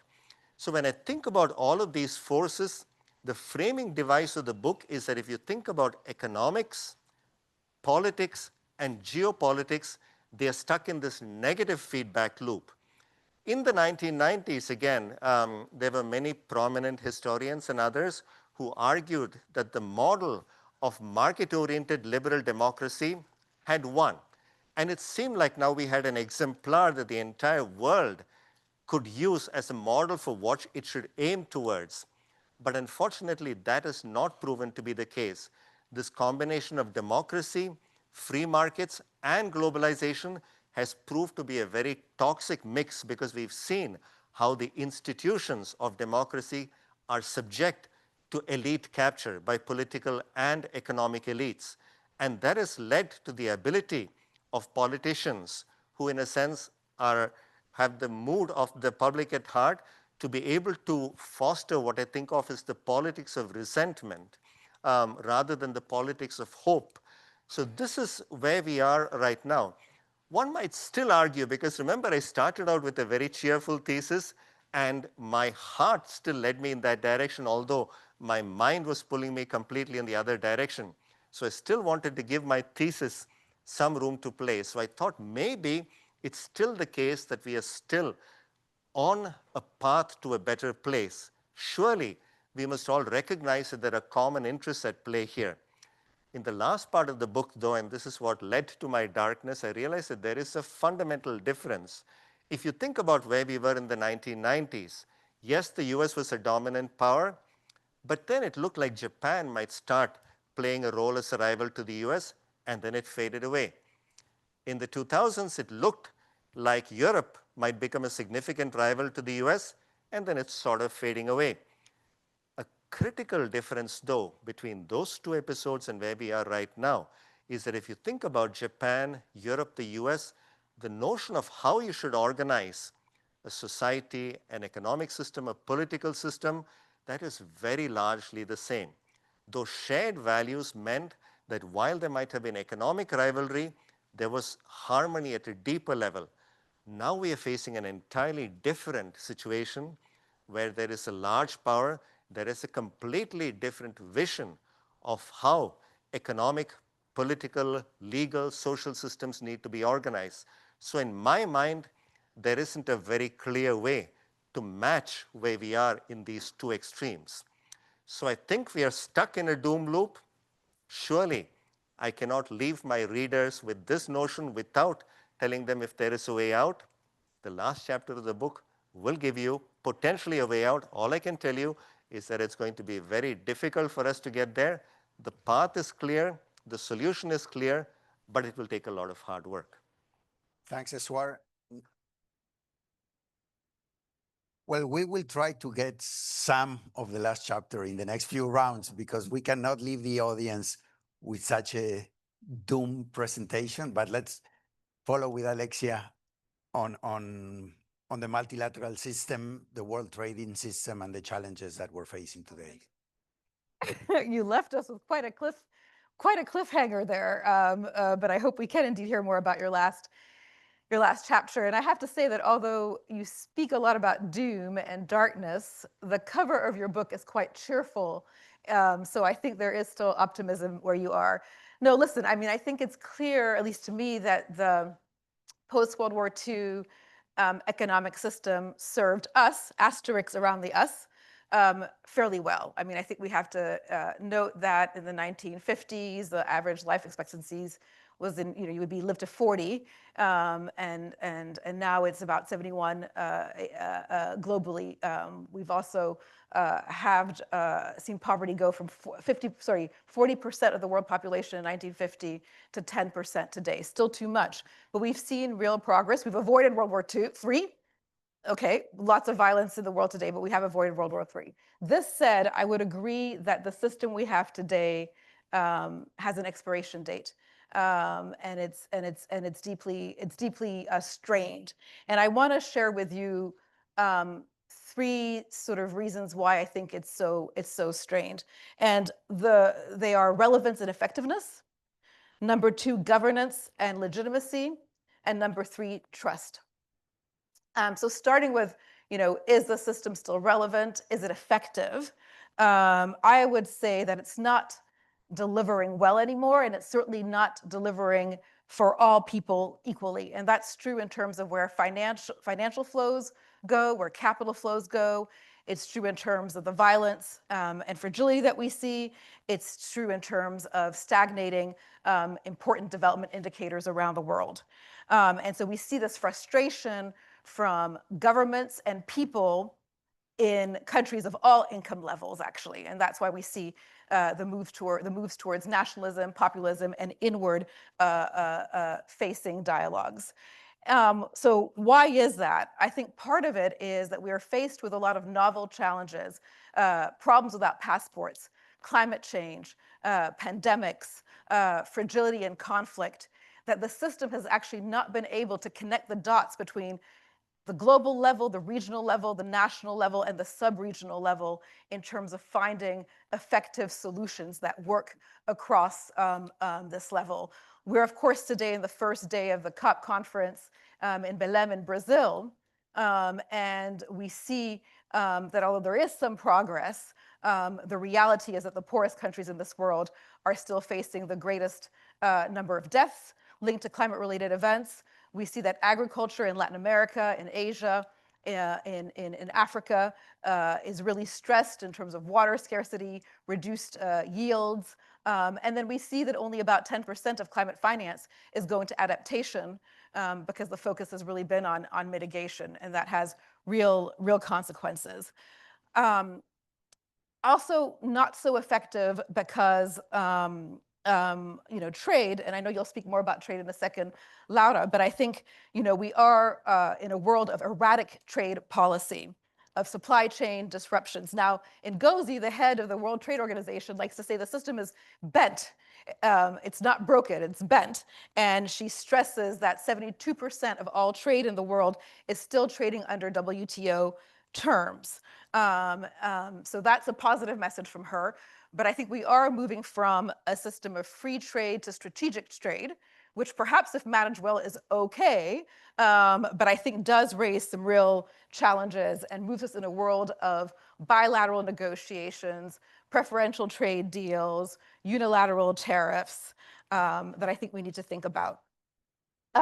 Thirdly, I want to talk about debt, right? So after very successful HIPC, we're seeing serious challenges with over-indebtedness, where we see about 52% of low-income countries are either in high debt distress or at the risk of high debt distress.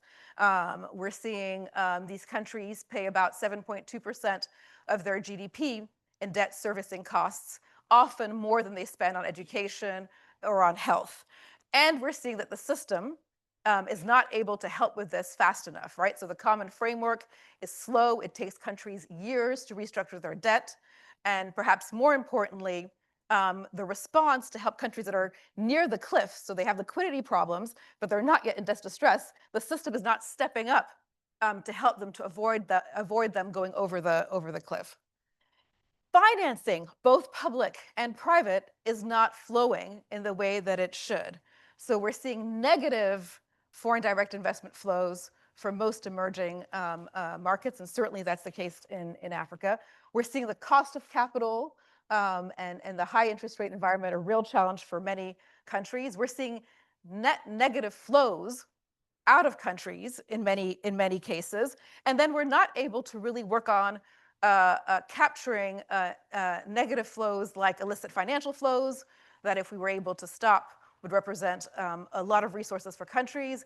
And then we're still seeing very high subsidies fuel fossil subsidies, agricultural subsidies that are frankly eating up resources that could be directed to much better uses. And then we're seeing complexity and fragmentation, which results in a lack of operational delivery, right? So we're seeing, for example, in the climate space, over 200 climate funds. And so countries don't even know where to go for resources. We're seeing a lot of intermediaries in the system. And so financing from commitments to countries to what lands in countries sort of disappears in midair to all these different intermediaries. So real issues of effectiveness and relevance. Secondly, real issues of legitimacy and governance. You talked about the fact that economic power is more evenly distributed today than it was in the past, but political power has not kept up with that.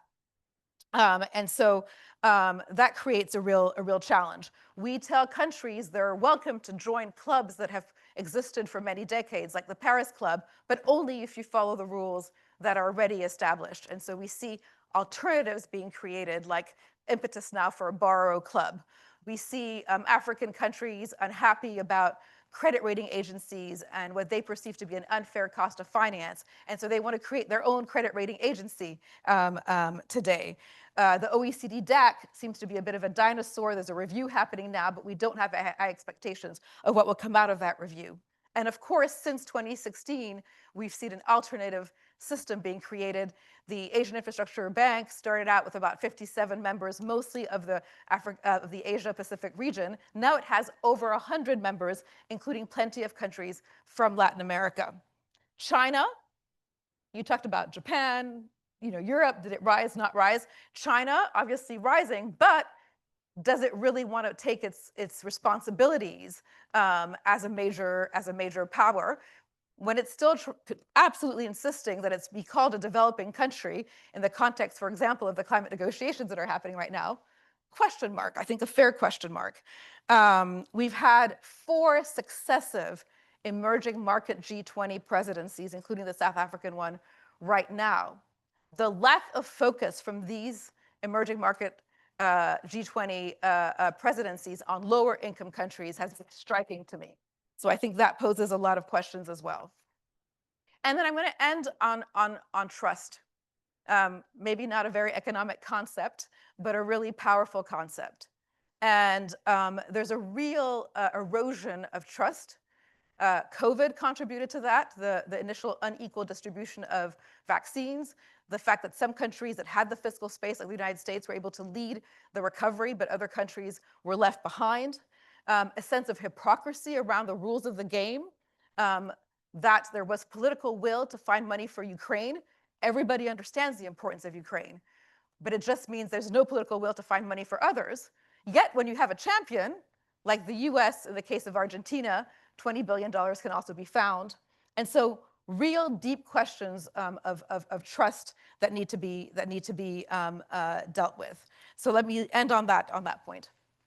Thanks. And I mean, yeah, a very complex environment to resolve the global public goods challenge that we're facing today, and that the multilateral system has not been, as you say, delivering for the last 3 decades. No, and mounting on that, obviously an issue in which countries are moving away from globalization, from their support of multilateral institutions, and thinking, and following on the way you close, on moving towards much more bilateral solutions where maybe geopolitical objectives get mixed with economic and policy objectives. But I will turn to Laura to tell us a bit on how the trade situation is evolving and some thoughts on Latin America. So I'm actually going to talk more facts, but it's interesting what you mentioned at the end. My husband calls it with a little bit of help from your friends. And I think that's what's going on with the world. It has become this world that what are your friends and what are your enemies? But your friends change very often. But in the case of many regions, One of those friends was the US, and I'm of the view that the US and my European friends don't like this. The US is the anchor of this era of globalization. And so in many ways, I think the angst that is coming is around what will be the role of the US. With this co-author, David Chor from Dartmouth, we wrote a paper for the Jackson Hole Central Bank Conference on the reallocation of global trade. And we revisited some of these facts for the IMF conference last Friday. And so what we did here was we went back a little bit on the facts. And as you know, there was an enactment of tariffs around 20% against China during the Trump 1 administration. The Biden administration didn't get rid of those tariffs. If anything, there were more subsidies in different ways. And so we went back and documented some of the changes, but then we also updated with information. I have to say that it was up to July. We did ask RRA to try to do up till August, and then RRA came back very happy, and he's like, and we're like, why are you so happy? And he's like, I cannot work. Government shutdown, there's no more data. And I'm like, don't be so happy. One day we need to update this. So we will present until July. And so these are the stylized facts that we compile. First, we are not seeing deglobalization yet. I know everyone likes to use that term, but de facto, the US has actually been trading more now than before. It is true that it is trading less with China, but it has more than compensated with the rest of the world. And you see that in the graph to the left. And on the right, we show some of the main countries that have benefited.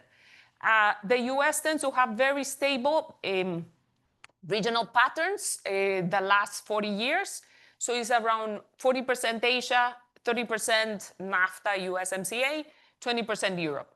And what has happened is when Asia loses, Asia wins. So when China lost, when Japan lost, China won. And now that China is losing, who's winning? What we call upper income Asia, that would be Taiwan, Korea. Lower income Asia, that would be Vietnam, but also middle income Asia, that would be India, Thailand, and Malaysia. But it has also seen a lot of nearshoring, and that would be Mexico. Mexico has also been one of the winners of this reallocation of global trade. What is interesting is that there has been a little bit of diversification. And so here we plot the distribution in 2017 by 2024 and by July 2025. And you do see a little bit of movement of the curves. Mexico became #1 partner a couple of years ago. Before it was oscillating, but now it's clearly the #1 partner. Even Canada now is more of an important partner than China. But the importance that Mexico has in US trade has not matched China's role. But if you look at that graph, you do see some changes in the ranking in the top 10. But when you go to the top 20, which is basically 80–90% of US global trade, is the same countries. There has not been new players in this arena. So it's reshuffling between the top 20, which may have some, if you want, negative implications for countries that wanted to get into this game. It's basically the ones that had industrial cluster, the ones that are benefiting. This is an update of the reallocation. China has lost close to 13 percentage points. It peaked at 22 in 2017, and now it has lost. And there you see some of the winners, as I mentioned, Mexico, Vietnam. Taiwan lately has won a lot. It's semiconductors. It's part of the AI revolution, some of these gains. A lot of Switzerland and Ireland was related to COVID. And also, my husband is Brazilian, and so they call it Ozempic. It's made in Ireland, and they're getting some competition from some other sources. Yes, all the Brazilians know that. So just to give you some facts, there has been a lot of loss in electronics, laptops, mobile phones, furnishings, so on and so forth. There is a very interesting fact that we discovered that I don't know how well it's known. It turns out there was a suspension on tariffs on phones and computers and iPhones because Trump didn't want a sticker price around Christmas. That never came back. So we don't pay tariffs on iPhones and electronics. Even there was a front loading of iPhones But it has nothing to do with tariffs. It has more to do with a fear of tariffs. But the effective tariff is zero because it was suspended and didn't come back. You do see Vietnam. There is always the question of rerouting. That is very hard to know. I have a colleague at HBS who has looked into Vietnam. The products that are going from China to Vietnam are very labor-intensive products. And China development is paying higher wages to your people. So if you're going to put labor-intensive hand of like painting, it just doesn't make a lot of sense to do it in China. You might as well do it in Vietnam. So there is some value added, but it's very low value added. But again, that is always the big question. And Mexico is seeing a lot of products, electronics, furnishing, auto vehicles. And the one, as I mentioned, is semiconductors, AI. We then look at margins, and I don't want to bother you with the equation, but we're trying to see what is happening at the extensive margin, number of products, and what is happening in the intensive margin value. And most of the changes are happening at the intensive margin. So again, it's reinforcing that if you had the industrial cluster, that is where businesses are going for new suppliers. Except Mexico a little bit in the first phase, but now it's all in the extensive margin, and Vietnam and India that are creating a little bit of the emerging cluster. But everything overwhelmingly is a intensive margin. We then played a little bit on what were the products that reacted on impact. So those are the products that saw a reduction from China in the first Trump phase. That would be like the purple. The ones that are what we call wait and see, the ones that waited if you want until there was more certainty on the policy. And so now that they found out that Biden was also not getting rid of the tariffs, that's when they acted. And so that would be the blue. And the persistent, the ones that change always.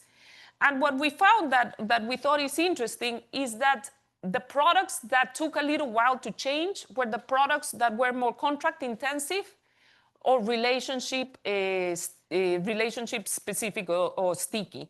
The products that reacted faster were the labor intensive ones.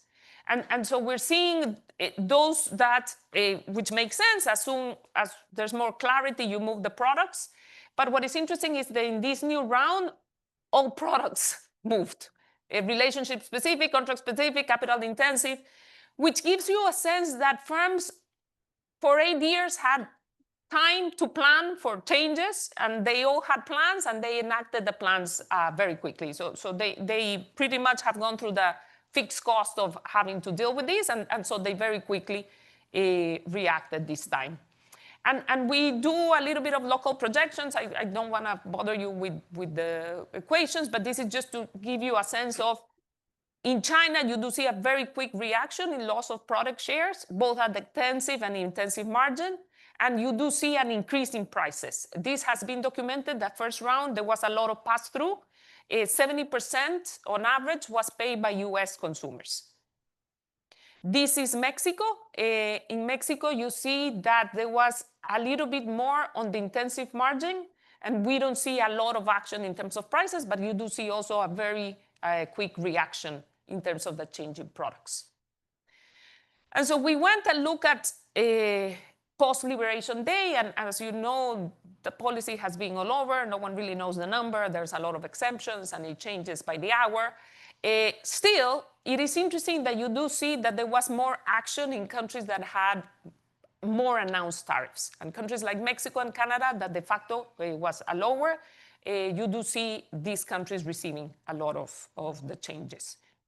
We also did a little bit of local projections, and here notice that what we're doing is months. The previous graphs were years. So you do see the first thing is this is happening faster this round.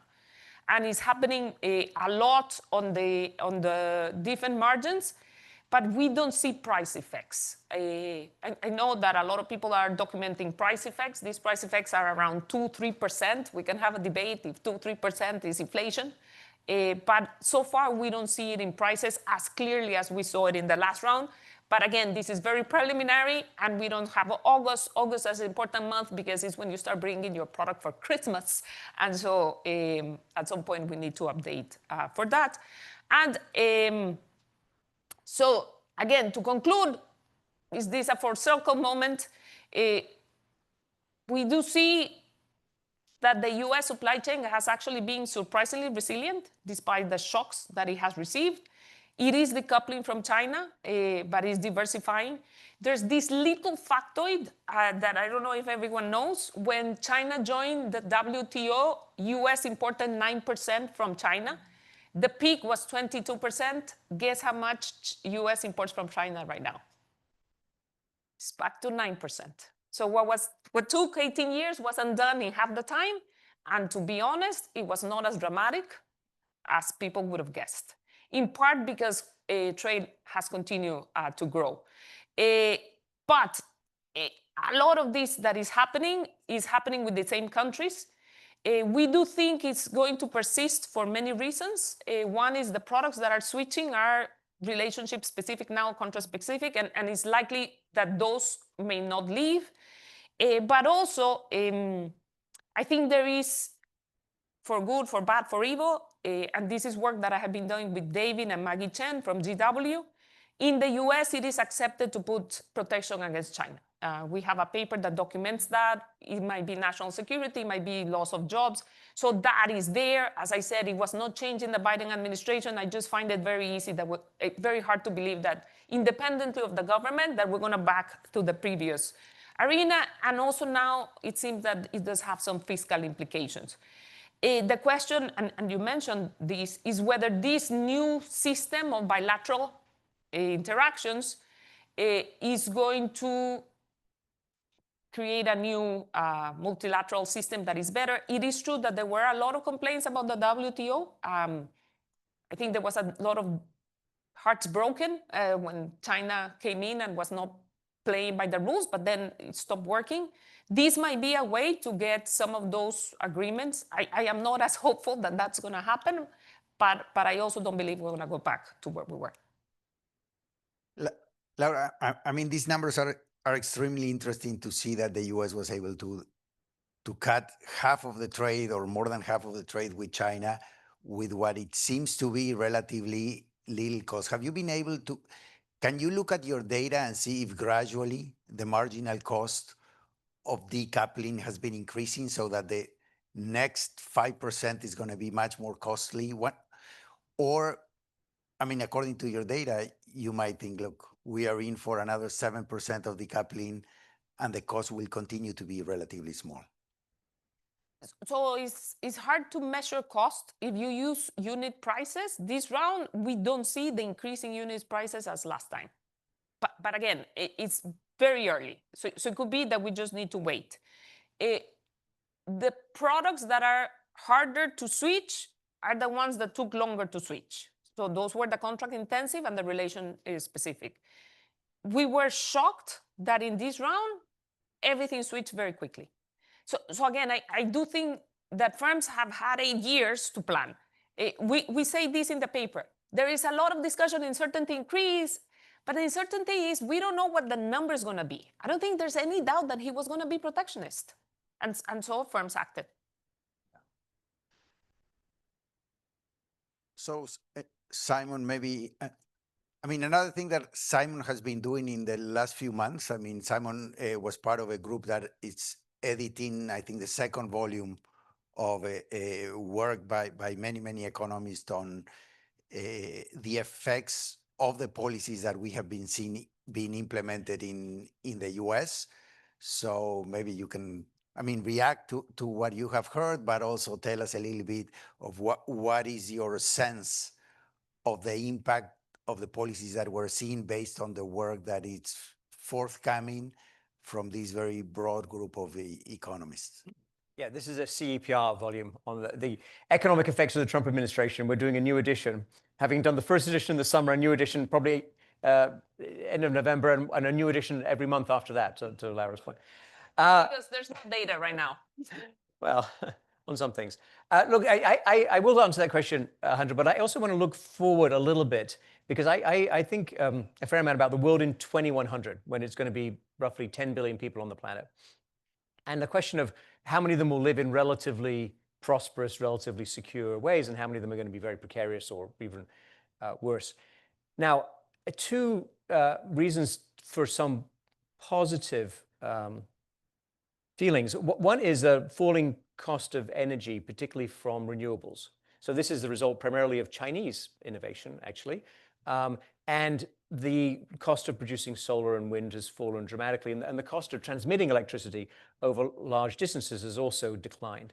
So that creates this interesting possibility that more people in the world may have access to electricity at the time when electricity can bring you not only power, it can also bring you information, and it can also connect you with the internet. So there's probably 800 million people who don't have any connection to all of the information sources and abilities to understand the world that we have. Now, those could be very positive, and I think to this point about the you should call it something like the other China shock or the negative China shock or some other the fact that China is being pushed out of some of these supply chains is, we think, creating opportunity for other countries and also probably moving Chinese investment to other countries in various ways that are completely legitimate. And so does this mean that a broader set of countries can enter into investment and patterns and trade relationships of the kind we've seen in East Asia and a few other places, but not that many? So perhaps there's an opportunity coming from the supply of energy and the supply of electricity and access to the internet, along with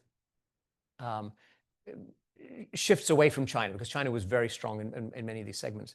And I think then this links to the, how do we think about the second Trump administration?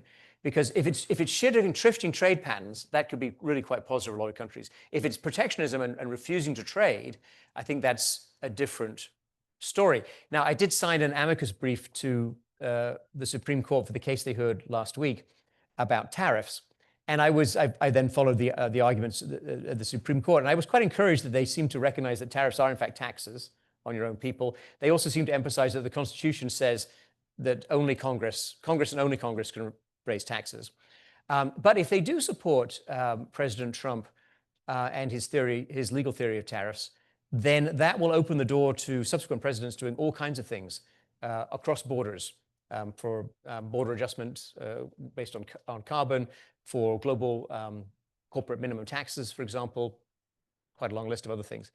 So I think we don't know exactly where the Trump administration lands and ends in terms of changing the US Constitution, Alejandro, and changing what the president can do and changing what the role of the US can be. And if it's just a reorientation away from China, I think that may create a lot of opportunity for other places. I think China can also deal with it, frankly.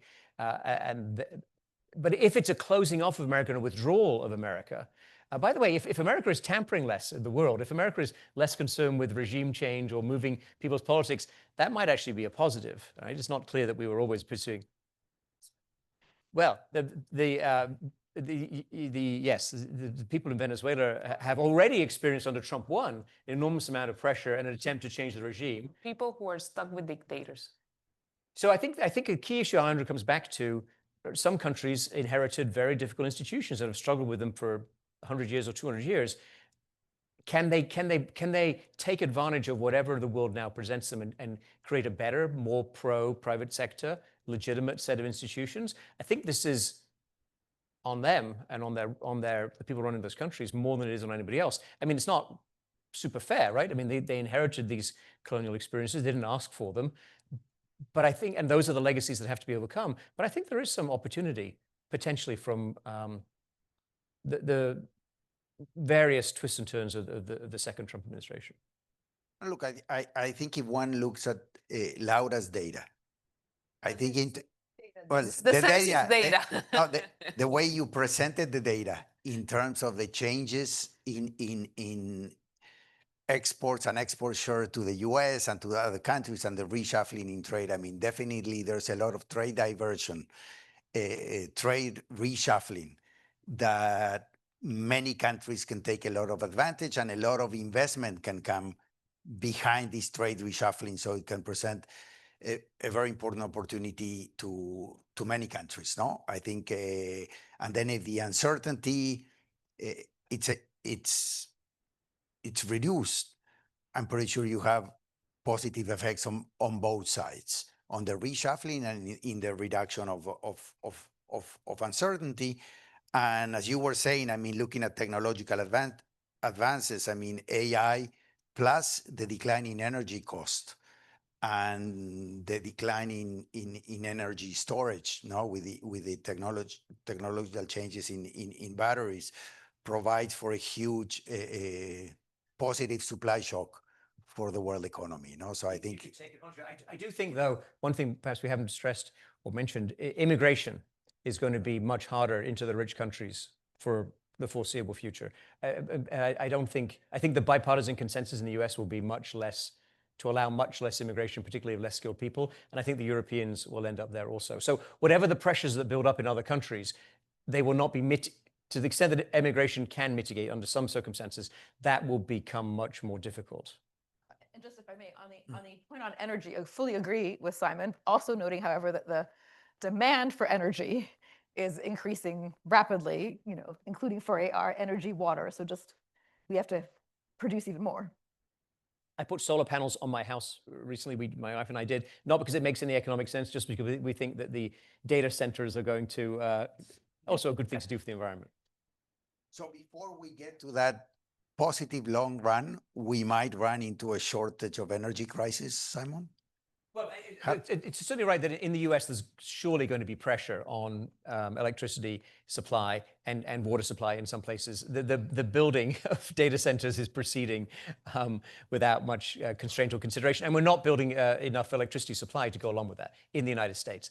I think the question is around the world. And renewables are a very attractive proposition. That's really interesting to put a lot of solar panels in hot places with a lot of open space and then sell the electricity to somebody who's got some money to pay for it. That already, and you can also, Saudi Arabia is already proposing to sell compute that they will produce given cheap energy, some of which will be renewable in Saudi Arabia. So the geopolitics of energy shift, I think, in ways that could be quite helpful to some lower income countries.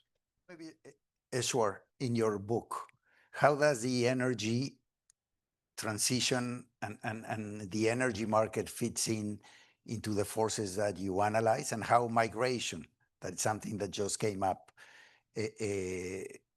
fits in this doom loop scenario? Simon's work has been very inspiring in a variety of ways. His work on institutions, on technology, and so on has been very inspiring. But today he inspired me and others in a different way by arguing that we should be aiming for a Nobel Prize as well. But it occurred to me that maybe the right Nobel Prize to be aiming for is actually the Peace Prize, if one actually can think about solutions to some of these problems and ways to get out of the doom loop. Although I promise if I do get the Nobel Peace Prize, I will dedicate it to you, oh great leader who deserves all Nobel Prizes out there. It's going to be very challenging. And let me frame the issue not just in terms of energy, but a broader set of issues. We talked about how globalization has worked for a lot of countries, but we are not really seeing deglobalization, but perhaps a fragmentation. It is true that US trade has held up very well, and so far China's trade has held up very well, but there is a big problem that the world faces right now. The US still remains the country of major final demand, but China has grown through investing, and this has become turbocharged in the post-COVID period. So China, as you know, is experiencing deflation right now, and probably even more deflationary pressures than suggested by the official statistics. And even the government is taking measures to try to reduce competition so that you don't have declining prices. So now you have a wave of competition coming from Chinese goods that are flooding the rest of the world, and one other country, which is the major source of demand, basically putting up trade barriers. So what I envision is that for much of the rest of the world, which cannot deal with Chinese exports without having its own manufacturing sector and broader economy facing very significant problems, we're going to see trade barriers go up around the world. Under Trump one, it was a plausible scenario that other countries said, to hell with the US, let's move on together. But right now, that is not a plausible proposition. China can survive this, the US can survive this, but what I really worry about are the lower income countries. These are the countries that have fantastic demographic profiles, they have growing labor forces, they are just beginning to integrate into the world economy, but these are the countries that are going to face enormous pressures from these rifts in the world economy. If you think about trade, for these economies, the traditional path of developing through manufacturing-led exports is going to be very difficult because they are coming into maturing in a very different environment. If you think about the availability of financing, the large advanced economies are soaking up a huge amount of the world's savings through their increase in government debt. And of course, many of these still remain very good places to invest, especially the US. So as you think about these forces, and then if you add on top of that, the lack of consensus right now on how to approach climate-related issues, at least from one of the major powers in the world, even though the economics are certainly leading us to a future of more renewables, this is going to create enormous pressures in these countries. The pressure for greater migrant outflows is going to increase, but this has created enormous political instability in the recipient countries, and we are seeing the consequences of that. So I worry a great deal that the effects of this instability are going to be felt particularly by the vulnerable in the richer societies, but also by the more vulnerable countries. So in a way, you're also predicting, I mean, significant political instability in emerging countries faced with this significant push that affects industrialization and affects development. Obviously, the lack of possibilities to migrate or the significant increase in cost of migration generating important social problems in emerging markets in a way. Yeah, I worry a great deal that we could end up seeing even more polarization in the larger countries as a consequence, more rich countries, but also in the developing countries, the escape valves will essentially be gone. So I was in this conference, Philip Lane, the chief economist for the European Central Bank was there, and he was mentioning that the patterns you describe about China, that they're exporting, it's actually now a problem for Europe because there is this very interesting fact about Mexico. Mexico integrated a lot to the world economy, and in every other country that had reached that level of integration, it came with a lot of development, and you wouldn't see it in Mexico. Mexico lagged in terms of growth and productivity. And one hypothesis is because Mexico was directly competing with China. And so whatever happened to Ohio happened to Mexico. It was in direct competition with China.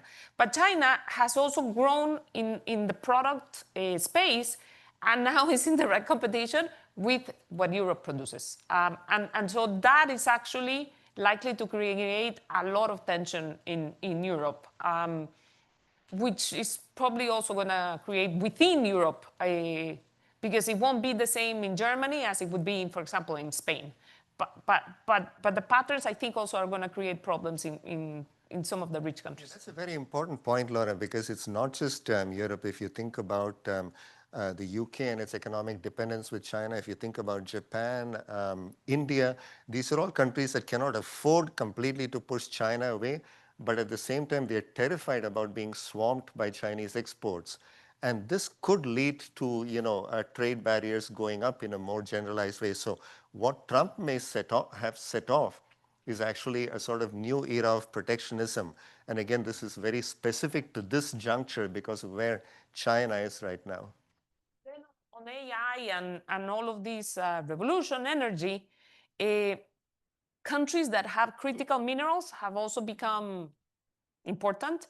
And in this sense, is an opportunity, but a challenge for Africa, but also for Latin America that does have a lot of critical minerals. And the challenge is how we can manage so that it becomes development. And it's not easy. A lot of this technology, as you know, is either the processing is dominated by China, but also the know-how is dominated by China. So it turns out a lot of the mines worldwide are Chinese foreign ownership. So there is a challenge to see how we can turn this into development with all the additional concerns of environment, so on and so forth. But it does create an opportunity to countries that were lucky geologically. I have to say my country, Costa Rica, was not one of those. We have a lot of mosquitoes and then biodiversity, but we don't have a lot of lithium. You're on that front. And we don't have a lot of lithium and rare earths, but the rest of Latin America actually does have a lot of. A lot of great people, though. We have a lot of That great helps. people. Not even that. We're only 5 million.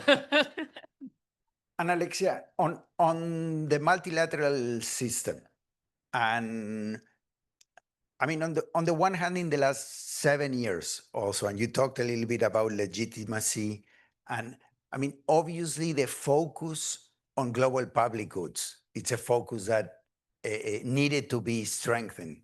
And I think the need to shift these institutions to focus on climate change, et cetera, is the right one. But for some countries, and especially after coming out of the pandemic, you had this tension on we need multilateral financing to look at education, to look at the traditional problems of development. And within a size that it's not increasing of the multilateral financial system, this is being crowded out by the global public good. So that might have exacerbated a little bit this legitimacy issue.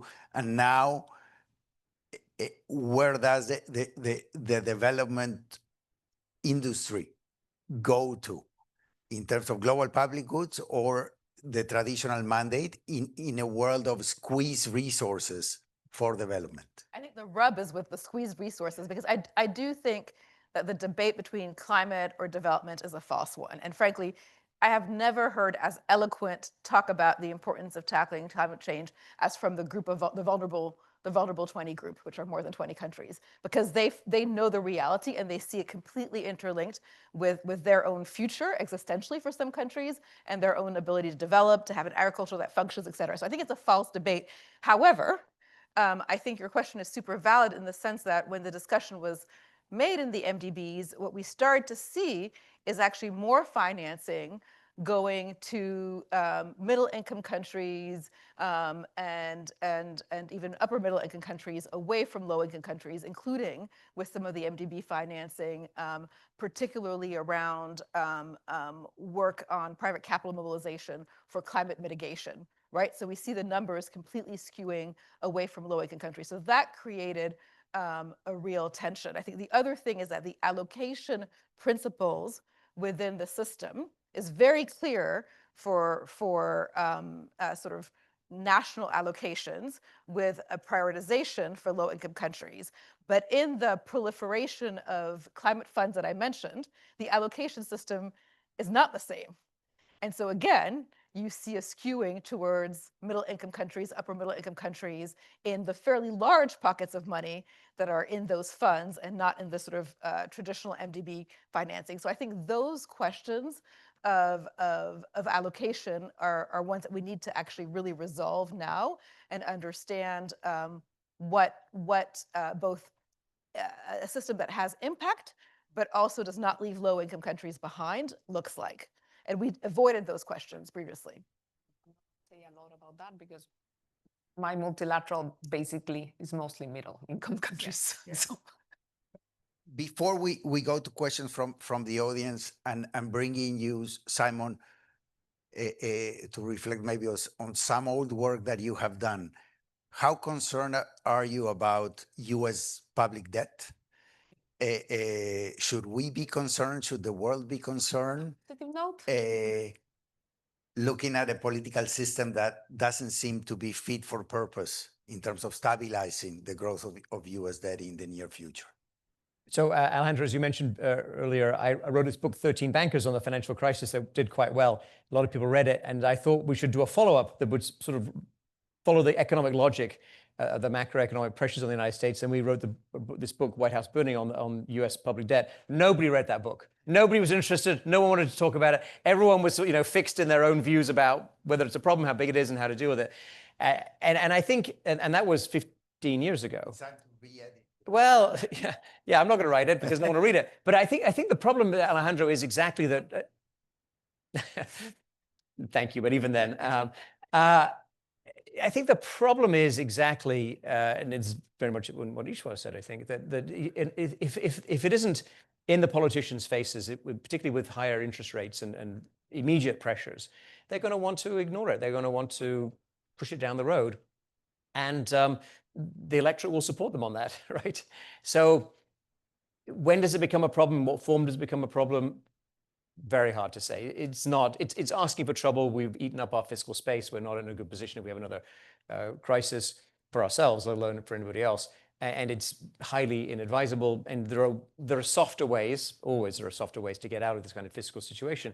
But I fear we'll wait too long, and then at some point we're going to have a problem. But as I was clearly instructed on the first day I became chief economist of the IMF, never forecast an event, a number and a day in the same forecast, right? So yes, it'll happen, but I'm not going to tell you when. Yeah. So I guess, I mean, before we turn to the audience for questions, I mean, it's a good time to remember the quote of your advisor, no? That he used to say, crises take longer to happen than you think, but then they happen much faster than what you thought. He wrote that in a book he gave me. So Okay. yes, I do think about that quite a lot. That's really Dornbush. So let's open it up for questions from the audience. And there's one on the back.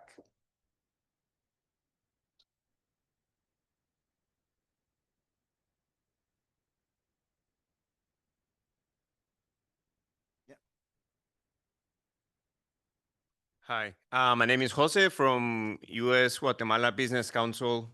So my question is about the opportunities or how other Latin American countries could face this political atmosphere. For example, you were mentioning Mexico and how Mexico is attracting lots of foreign direct investment and diversifying the products that they're producing. And there was also like the mention of trust, and maybe there's like political uncertainty around like USMCA, but I think there's trust about like the US market will continue to consume the goods that are now being produced in Mexico. So the question is like, what are the main conditions that some countries in Latin America should be like taking a look upon to, like trying to guarantee these conditions to maybe do kind of like a leapfrog situation in their institutions and in their like attraction and friendliness with private sector?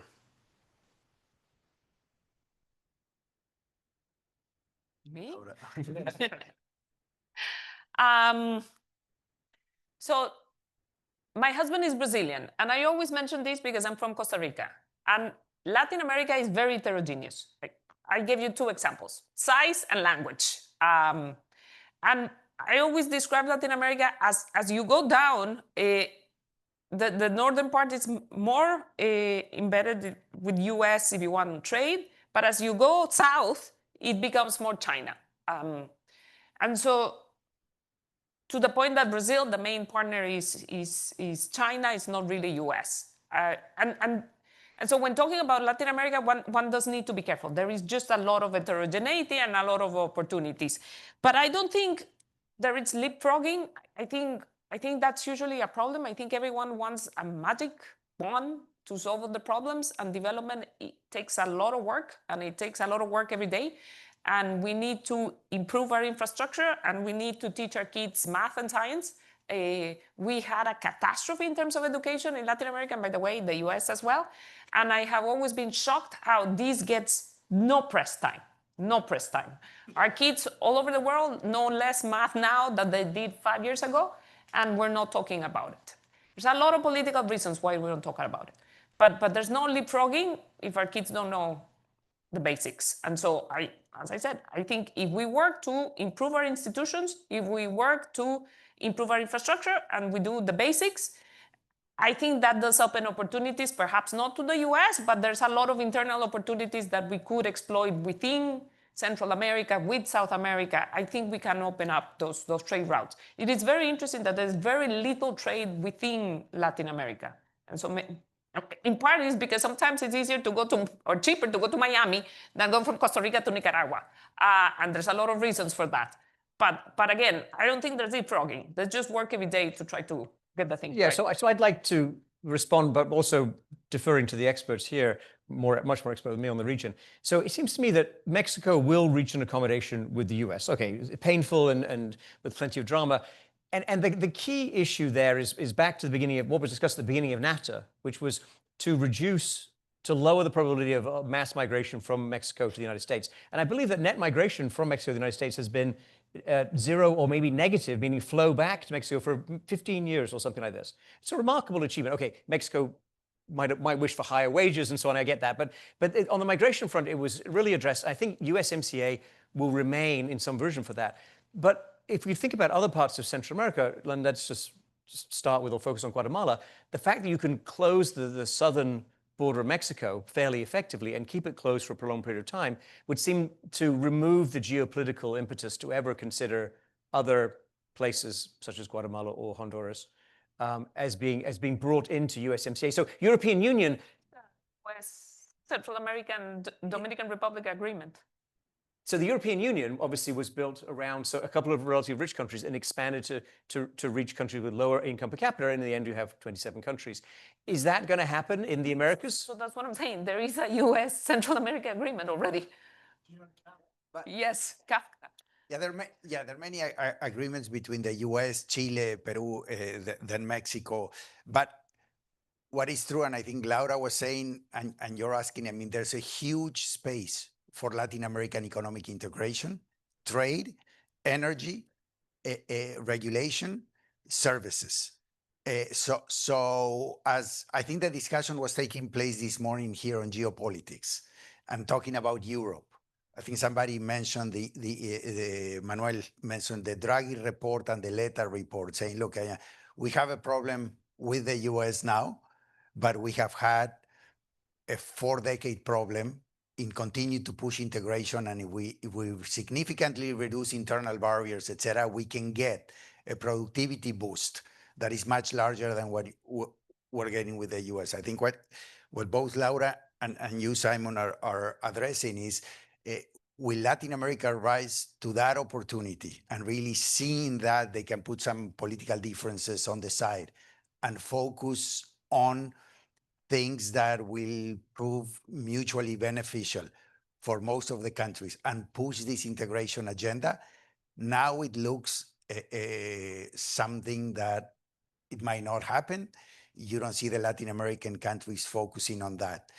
And I agree with you that it seems that Mexico and the US might eventually reach an agreement that continues to give preferential access to Mexican exports to the US. I think there's a question mark on automobiles, that it's half of the trade, but it makes sense from a migration point of view, it makes sense from a security point of view for the US, and it makes sense from an economic point of view if you want to continue to decouple from China, no? Yeah, I thought that the winning proposition, again, across administrations would be security of supply chains. From minerals, where Laura said you need to make sure you get a good deal, up through lower labor cost activities into the auto industry and then beyond. That's going to be a very strong proposition to all administrations. And so if you can integrate into the US on that basis, on favorable terms, that's great. I just think that the migration consideration, it was salient in 92, 94, right?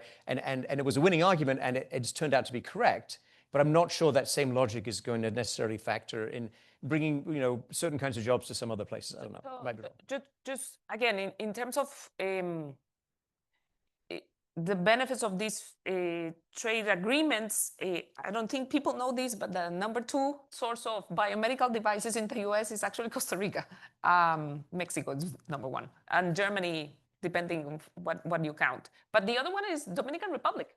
So in some niche products that has been some success.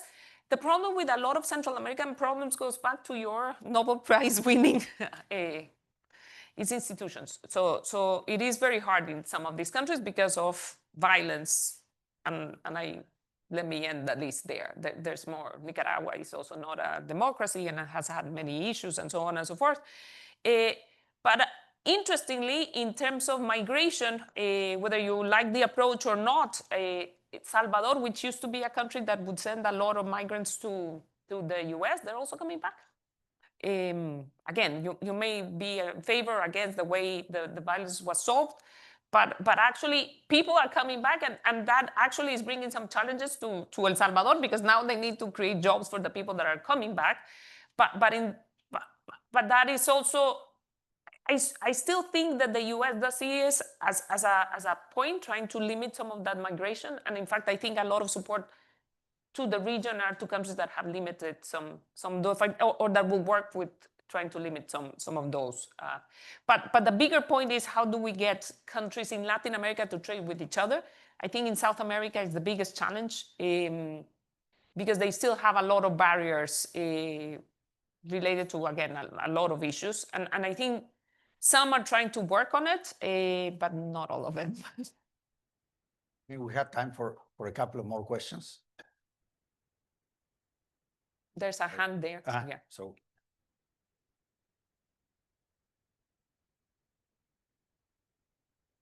Hello, good afternoon. I am Somi Perez from Peru, from the Latin American Initiative and in Governance here from the Georgetown University. And I come from Peru, working for more than 7 years in the field of renewable energy and mining. And I think that the risk that now has Latin America is very huge. The initiatives and all the investments of China in our countries, we can see in every sector in Peru, in Chile, in Bolivia. So we not only need investments in terms of money, we also need that technical investment. What is the focus that China is doing now? They are investing in Peru. Now we have the electricity monopoly in Lima of the electric distribution, for example. So China also is in every moment in more mining companies in Peru, and also I know that in Chile. So, but this type of method is not considering, for example, the technical integration of these countries. We are keeping in this model of extractive countries that we are giving the resources, but we can't do that same type of industries that now China is doing, or maybe the global south, the global north countries is doing. So maybe more than a question, a suggestion is try to invest in technical cooperation in the countries that to these countries, that Latin American countries can advance also in industrialization, not in this model of extractive economies. Yeah, I mean, I would just agree. And I think when we're talking to a lot of emerging markets right now in the context of, sort of the crisis in development, and actually, although the quantum of financing that's needed dominates the sort of media headlines, many countries talk about global knowledge, so not, knowledge from whatever the best source is, as one of their priorities, as well as sort of real long-term sort of institutional capacity building. So not consultants, but really the ability to strengthen core staff in core government ministries or key agencies. So completely agree that that's an I think, there's less attention on this part of development cooperation, but I think it's critical. And I think, with over 70% of the processing done by China in the critical minerals space, the enthusiasm around this time around emerging markets wanting to capture value is great.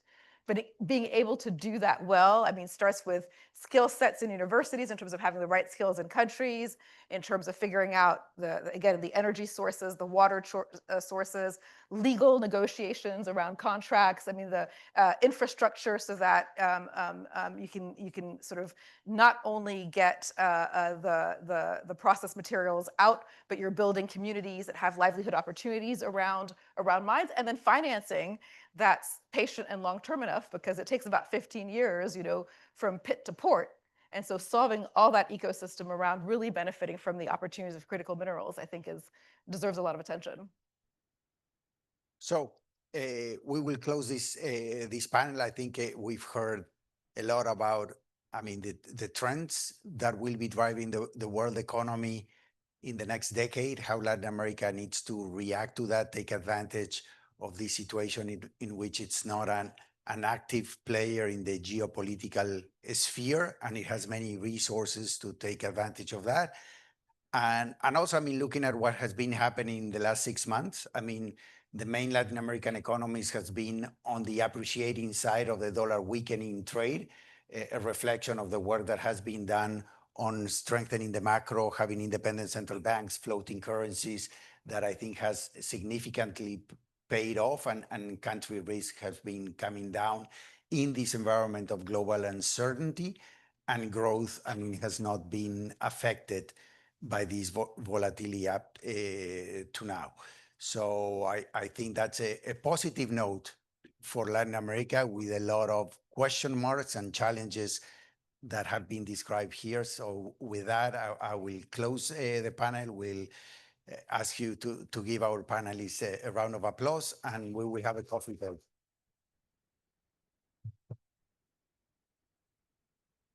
We will now have a break, a coffee break until 5:15 for our last panel of the day, a conversation with Moses Naim and President Ernesto Felicio.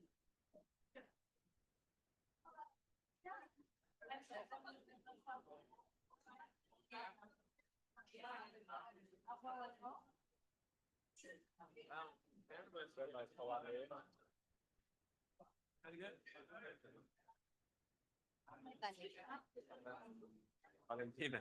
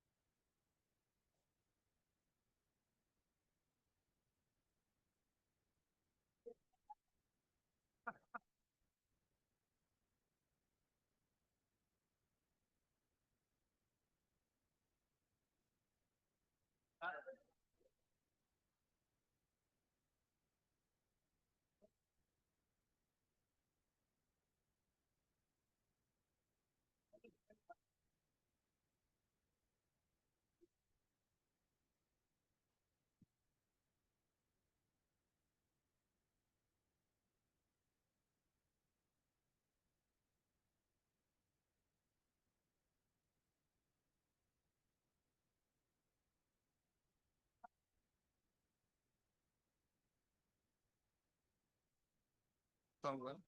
Kine?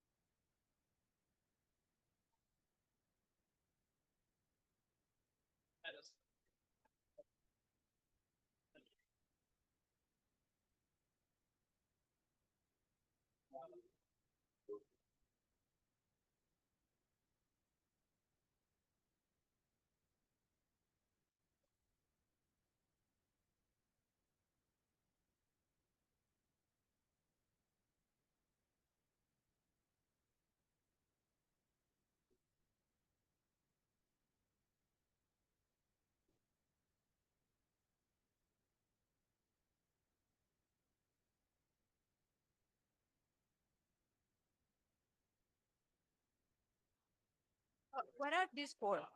Like for like translating? Their microphone. Ah, okay, okay, okay. One of their tests. All right. Okay, thank you.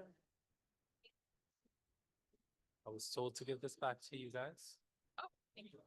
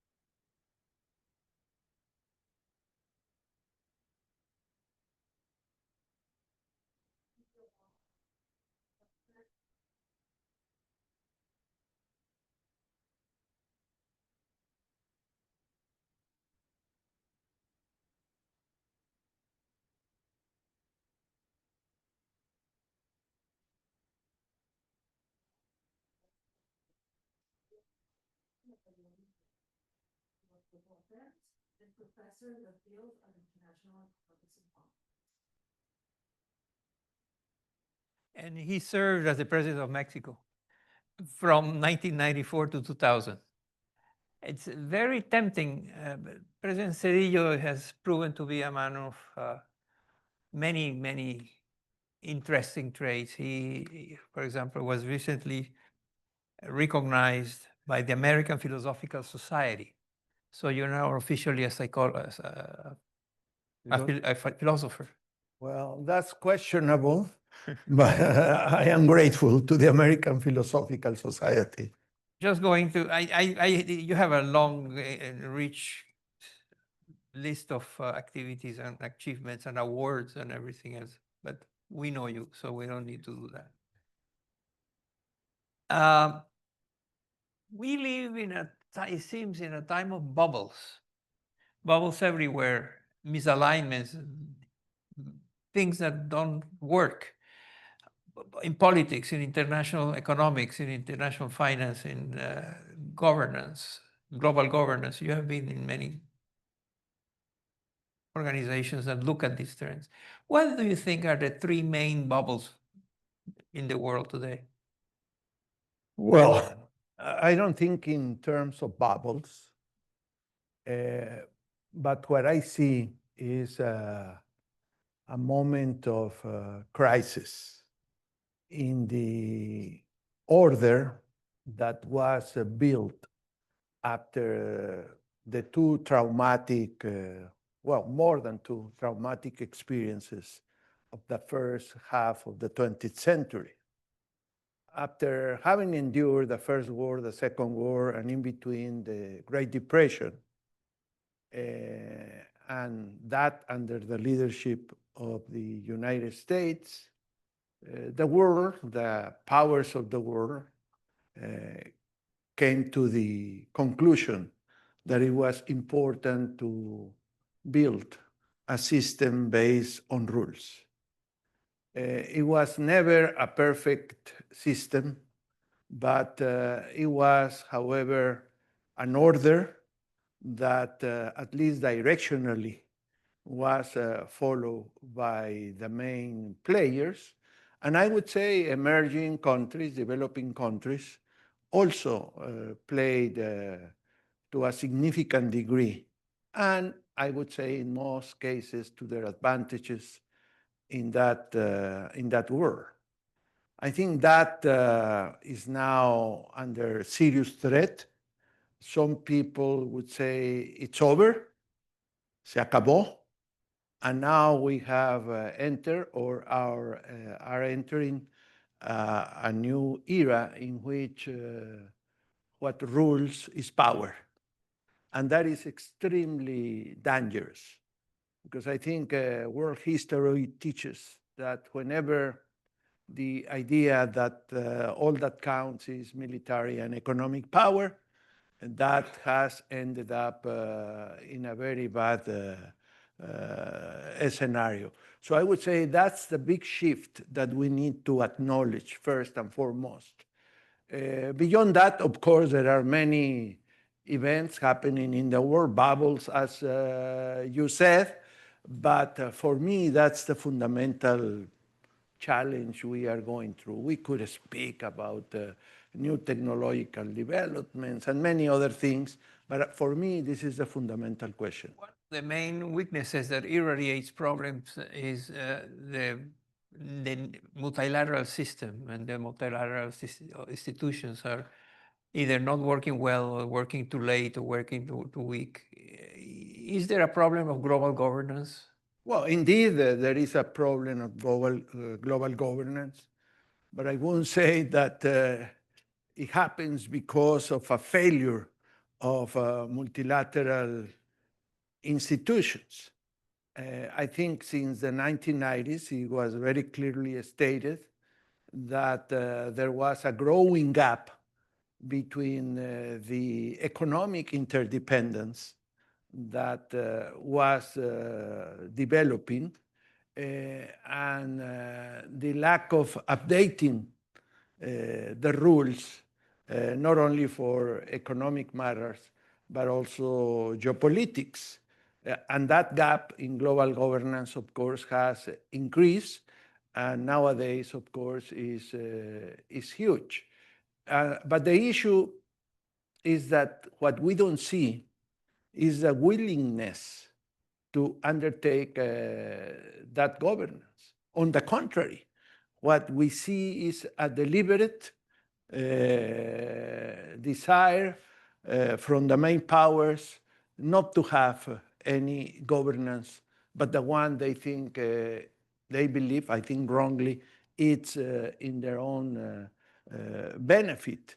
Now, on the question of institutions, well, you know, I remember my dear friend Richard Holbrooke used to have a very funny example. Said, you know, blaming the UN for the failure to make international peace and security prevail, and he will give other examples of so-called failures, is like blaming the Madison Square Garden for how bad the Knicks play, right? Well, you know, these multilateral institutions are intergovernmental institutions. That is to say, they only have life to the extent that governments that are the partners in those endeavors decide to make them work. And what we see nowadays is that governments, the powerful ones, don't have the wish to use the multilateral order to address the challenges that the world has. But the failure is not in the institutions, because those institutions cannot be reformed, cannot be improved in all of their aspects if governments that are supposed to give life and governance to those institutions decide to do so. So I think we have to be careful, particularly in places like this, in this cathedral of international relations, to be rigorous. You know, when we speak about the failure of multilateral institutions, that's the surface. That's the tip of the iceberg. I think we have to speak of the failure of governments that don't realize that having good multilateral institutions is first and foremost in their own respective national interests. You have been in many commissions for the improvement of the UN, for a lot of these global governance institutions trying to find a way out of this dilemma, this problem. From being in all of these things, you already know what are the obstacles to change. There are many reasons, including the fact that you're highlighting is that the problem is not institutions, it's the owners of the institutions that are not guiding and funding and supporting and respecting the institutions. And therefore, that's what you're saying, is that the problem is not the institution, the problem is the owners of the institution. Well, and the lack of abiding by the rule of law, because at the root of these institutions, there is something which is called international law. But when governments decide that international law is no longer relevant, that's when they start torturing people, they start violating human rights, they start absurd trade wars, violating international law, and so on and so forth. And that's the failure. Are there irreversible damages? Today, throughout the day here, we heard some very interesting perspectives. Mostly, many seem to be saying that there is damage that is irreversible, that damage has been done to the system as we know it, that system is gone, that what replaces it is still in the works and not there.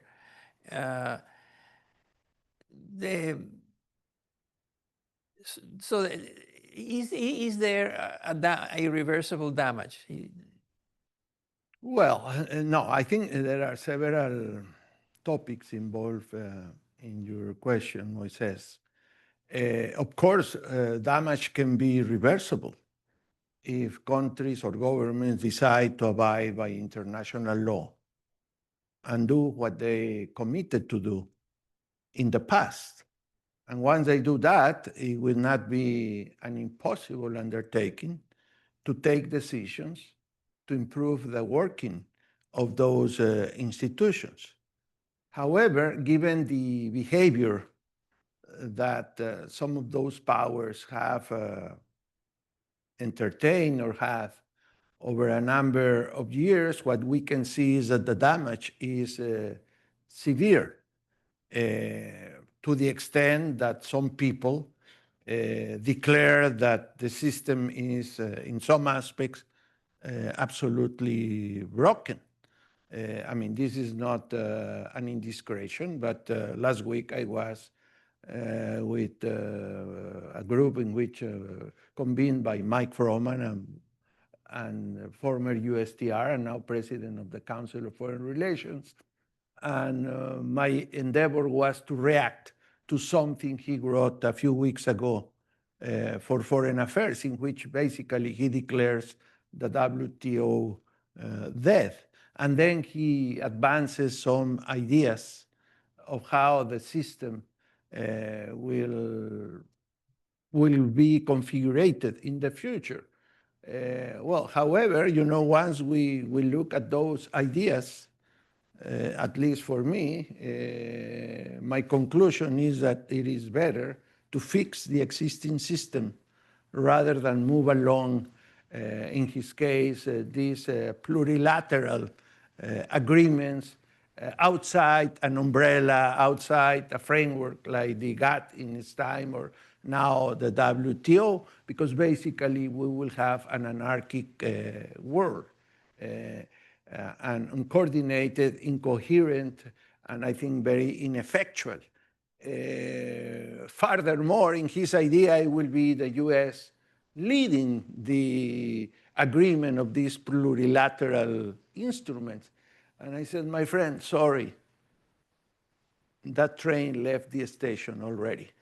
There is, I mean, under the present conditions, the United States cannot lead practically anything that has to do with a new order based on rules. One of the articles that was mentioned today here was one about the end of alliances.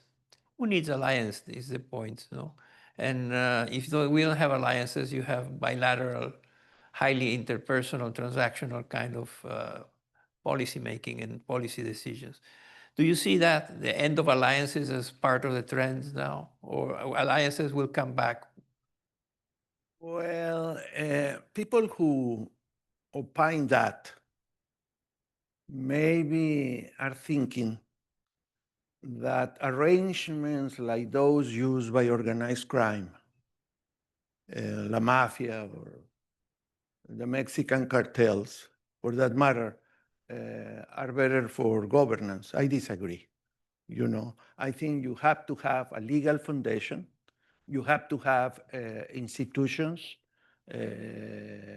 that implement those legal agreements. You have to have procedures for discussing issues, and participants must be willing to abide by the rules agreed and be willing. But the willingness, let me interrupt, the willingness to abide depends on the politics underlying. These are governments that are under pressure. They need to come up with populist proposals that will buy them popularity. They need to. I mean, populism is an easy expedient to access and to keep power. But then there is a global trend towards that. When you say there is not a good predisposition to make multilateral organizations work because governments that own and are not abiding using you, well, why? How come? What's your solution to that? Well, obviously, I'm not in the business of providing solutions. Otherwise, I would be very rich as a consultant. But no, I think we need to go back to basics. Do we believe in certain universal values that we inherited from the Enlightenment? Have we understood traumatic historical experiences that humanity have gone through, do we understand that interdependence and governance has provided enormous opportunities to humanity to achieve human, economic, and political progress? If we understand all that, well, we have to fight for that. But we also have to understand that enemies of freedom, enemies of human rights, enemies of democracy, people willing to use democracy to grab power and then use that power to destroy democracy are out there. So I would say my proposal is opposition to that, because otherwise... what form takes that opposition? What it means? Well, in my modest case, I'm just a modest university professor. Philosopher. No, not philosopher. Unfortunately, I have the original sin that many of you, including yourself, and I see another one, at least Santiago Levy, we have a terrible original sin, which is to be boring, dull economists, right? We are nothing fancy like... Let me use concrete examples to illustrate your view of what can be done in the diagnosis, which is the case of Venezuela. You have a dictator that is entrenched and that is not going to go away unless... You are making a prediction? No, I am. You will be wrong. I'm describing possible scenarios. But how, I'm using that as a case study about the working or not working of international organisms. No, but that's not international organisms. You know what I mean? Well, no, I do hear what you say, but I will, once I was what was his name? His title, the head of the OECD, not Gurria, but the previous one, Johnston from Canada, organized a dinner for me in Paris. And there was a very elegant Venezuelan lady, countrywoman, and she came to me and said, "Oh, Mr. President," this was 2004, 2005, something like that. And she started to complain about Chavez, right? And something told me that there was a rather fishy situation, because I asked her, who did you vote for in 1999? And she said, well, Chavez, okay.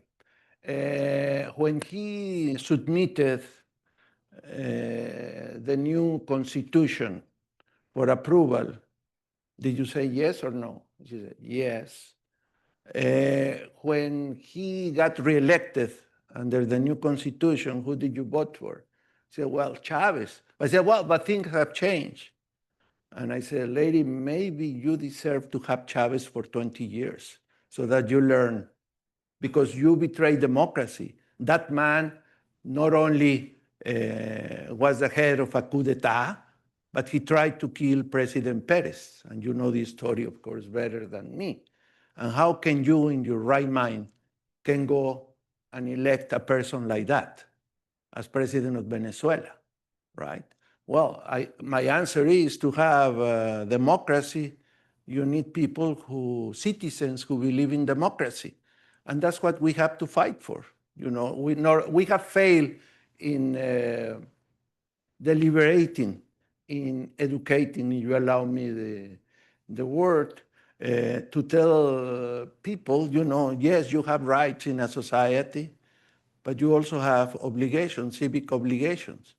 And I think in countries where autocratic leaders have emerged, yes, they are a pathology in this century. But I think the biggest pathology is in the citizens who elect them. If Trump calls you and says, tell me what to do with Venezuela, what would you tell him? No, President Trump will not call me. I'm sure. Maybe they will call me for another reason. I live on a 1-year visa. So I have it. I carry it with me now. If you don't believe, show it to you so that you don't, I have it with me, okay? So yeah, that would be the only, no, President Trump, no, I would say, yes, I would say something, foreign intervention, particularly from the Americans in domestic political affairs in Latin America, has most of the time, about 99%, been a failure, including, by the way, Venezuela. In 2002, in March, I guess, or there was an internal situation in Venezuela. Chavez was out. Actually, very easy. He took a plane and asked to be sent somewhere. Say, okay, bye-bye, me voy, right? And 2 or 3 hours later, the US ambassador, for no reason, I don't think he even had instructions from Washington, went out and made a statement attacking Chavez and celebrating that Chavez was gone. The consequence of that is that Chavez was back in Caracas a day or two after. So I once told Fidel Castro that he should build a monument to Uncle Sam in the Havana Malecón, because only thanks to Uncle Sam he could have stayed that long as dictator of Cuba. Of course, he was not happy when I said that. But I absolutely believe, that if you want to keep a dictator in Latin America, have him being supported by the US government. You mentioned that you observed that democracy is under threat, is undermined, in some places has disappeared, and it's no longer, you cannot call that country a democracy. You said that of Mexico. You said Mexico is no longer a democratic country. Yeah, I have said it and written it, and we'll keep saying it until things change in Mexico. I would say that constitutionally, this is not only de facto. Mexico has stopped being a democracy. When you have a situation in which a party gets a qualified majority in Congress to change the Constitution through frauds to the Constitution, against the Constitution, when you have a situation in which that party from Congress, and of course under the initiative of the executive, disappears the judiciary, not only the federal, by the state judiciary, and replace it by a judiciary de facto appointed by the government, when you control through various tricks the electoral institutions to control the elections and the result of the elections, when you give the army the national police and give the army the authority to investigate common deviations or faults against penal laws, when you enlarge what is called the preventive prison, when you limit significantly the habeas corpus, the derecho de amparo, so that you can imprison citizens practically for no reason and go against their individual and property rights, when in a war you no longer have checks and balances of the executive power, and you have the means to control the results of the election. Well, if you dare to call that democracy, then there must be something with your definition that you are using. And that is what has happened in Mexico. Even worse, they have approved something that they call misleadingly constitutional supremacy, by which decisions to change the Constitution by Congress cannot be reviewed by a constitutional tribunal. That's unique in the world. So they could decide that slavery is fine in Mexico again, or many incredible things, by the way, against international covenants that Mexico has subscribed and have become law of the land in Mexico. And yet they are saying, if Congress decides, of course, under the orders of the executive, there is no tribunal to say that that is wrong. Well, all of that, of course, in my view, constitutes the destruction of Mexican democracy. One of the conditions of democracy is term limits. Do you think there will be a continuity of the same political party, perhaps even the same president, or you think there is going to be a change? I will question that that's a condition for democracy. What you need to have democracy is a system in which, of course, you need to have elections, but not any kind of elections. You need to have elections with fair conditions for political competition.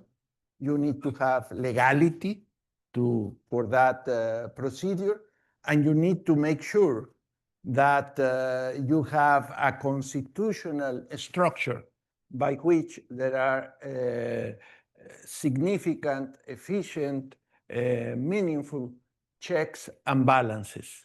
You may have the same party controlling the executive and Congress. That's an outcome of elections, if the elections are fair, legal, and free. But still, therefore, you need to have an independent and professional judiciary that ensures that the law is complied with. And all of that we have lost in Mexico, right? Whether there is re-election or not, I think it's a political decision, preference. I mean, there have been moments in which some countries, Japan is a democracy, and for practical purposes, the same party has prevailed. And that has happened also in other parts of the world. At some point in the United States, presidents could be reelected more than 2 terms. But as long as the procedures to undertake elections are fair, legal, and there are checks and balances, I think you have democracy, independent judiciary being a very important condition. I wanted to ask you about concrete examples of the region. Latin America is moving to the right. Politically, the trend seems to move to the right. So I wanted to ask you about Javier Milei and his policies, and also about Bukele and his policies. Tell me about your views about Milei and the sustainability of political and economic sustainability of what he's doing. Well, frankly, there are much more knowledgeable people of Argentina in this room. Of course, Alejandro is one of them, and he just introduced me to Luis. Where is Luis that I just met outside from the IMF? It was Luis, an economist at the IMF. I mean, there are people who know more about Argentina. I read the IMF report on the Western Hemisphere yesterday or one of these days, and they say, well, Milei is doing things that were needed to fix the Argentinian economy. They also say that he has to go a long way before any hint of victory can be declared. Of course, I don't share his style at all. I like, to see serious political leaders that use the language properly. I thought it was a disgrace, and Mexico was a pioneer, unfortunately, of that new approach to politics, that if you insult and say improper things about your adversaries, then you bring the public's attention to you, and maybe that wins votes. I mean, that style, I don't like it. I am very old-fashioned. I will be 74 next month, Moises, so you can understand that side of me. But it's a matter of style. Whether I think President Milei has had low-hanging fruit. There was such a disorder in the Argentinian economy that whatever he has done to fix some of the things that he needed to fix, of course, was going to give results, but they need to do much more. And I hope that in the process of doing much more, the style is moderated. Because at the end of the day, to do the things that they need to do to continue fixing the Argentinian economy is not sufficient to have only part of the population agreeing with that. You need to create a more significant social base and acceptance of what needs to be done. If a person continues to use Manichaeism to say, oh, everything is about the bad guys and the good guys, I mean, that's an oversimplification. That's not correct. And so far, that has been the case, right? I don't know how he calls it, La Mafia or something. Well, the problem is much more complex than that. And at some point, he will need even the other political forces to take the measures that are needed to really transform for the better the Argentinian economy, which of course has an incredible potential.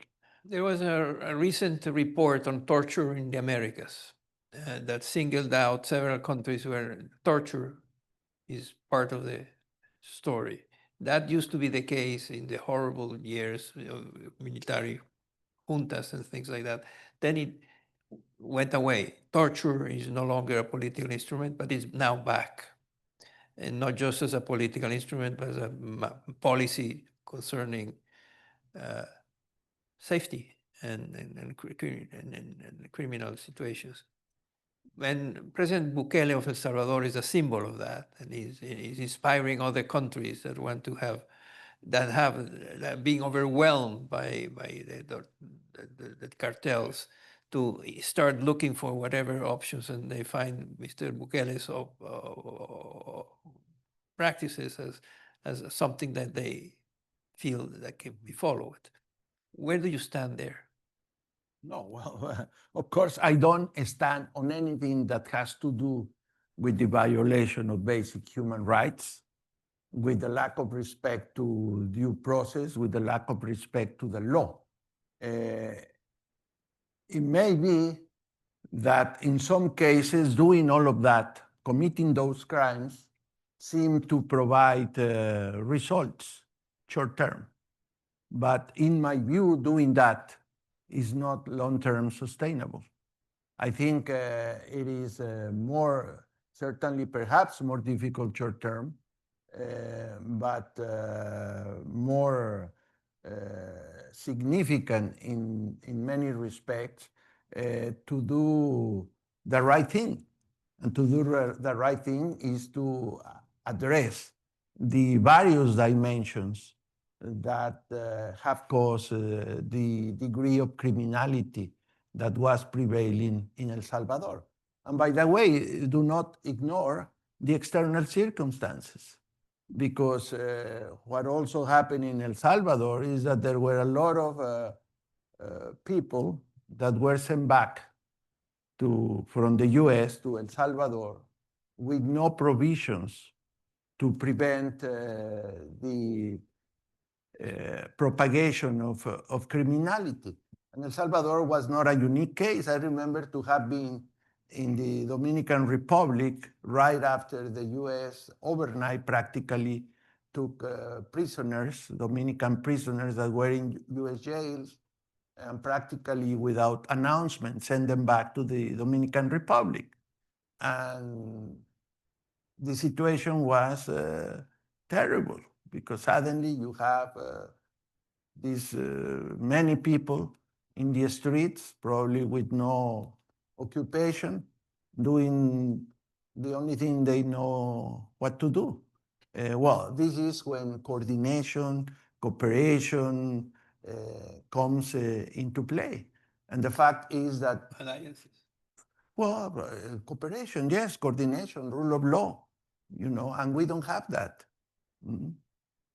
Let me invite you to raise your hand if you're interested in asking a question. One over there. Speaking of torture, Moises and I are being tortured by those lights. So I see that, aren't you? Can you see? So yeah, now I can see you. Here's a question. Where are you? Where are you? Well, I can hardly see you. Okay. Yeah. Imagine it's the 30th of September 2024, and it is your last day of office of the presidency of Mexico. I'm sorry, what did you say? So assume it's the 30th of September of last year, the last day of No, office. no. My last day in office was November 3rd. No, I don't assume other. No, forget it. Next question. No. Letter, President Sheinbaum's desk, as it is customary here in Washington. What would you read? No, I haven't thought about it. In fact, I wrote my letter on September 15, and I made it public in a way. And it was an accident. I was invited to speak, to make the opening remarks at a meeting that took place in Mexico of the International Bar Association. This Congress, it was 2,000 or 3,000 lawyers from all over the world, got together. They get together periodically in different places in the world, and they asked me to speak there, and it was September 15th. I was planning to speak about the topics that we started to talk about here, international law, the multilateral system, and so on. And then in August, in the summer peace of New Haven, I started to think about what should I write for that occasion. But then I started to get news that something very strange was cooking up in Mexico, that President López Obrador had proposed a series of reforms, and actually only because he spoke about the Cedillo reforms, of course, in a very negative, insulting, and lying. I pay attention to that. And then I started to look carefully about what he was or he intended to do. And I said, this cannot be true. And then I started to inquire further to get information. And I tried to connect the dots, and I think I did, and realized that his project was really the destruction of Mexican democracy. And to make a long story short, practically 15 minutes before the event, I finished writing my remarks. And actually, this thanks to Dr. Google, I wrote it both in English and Spanish.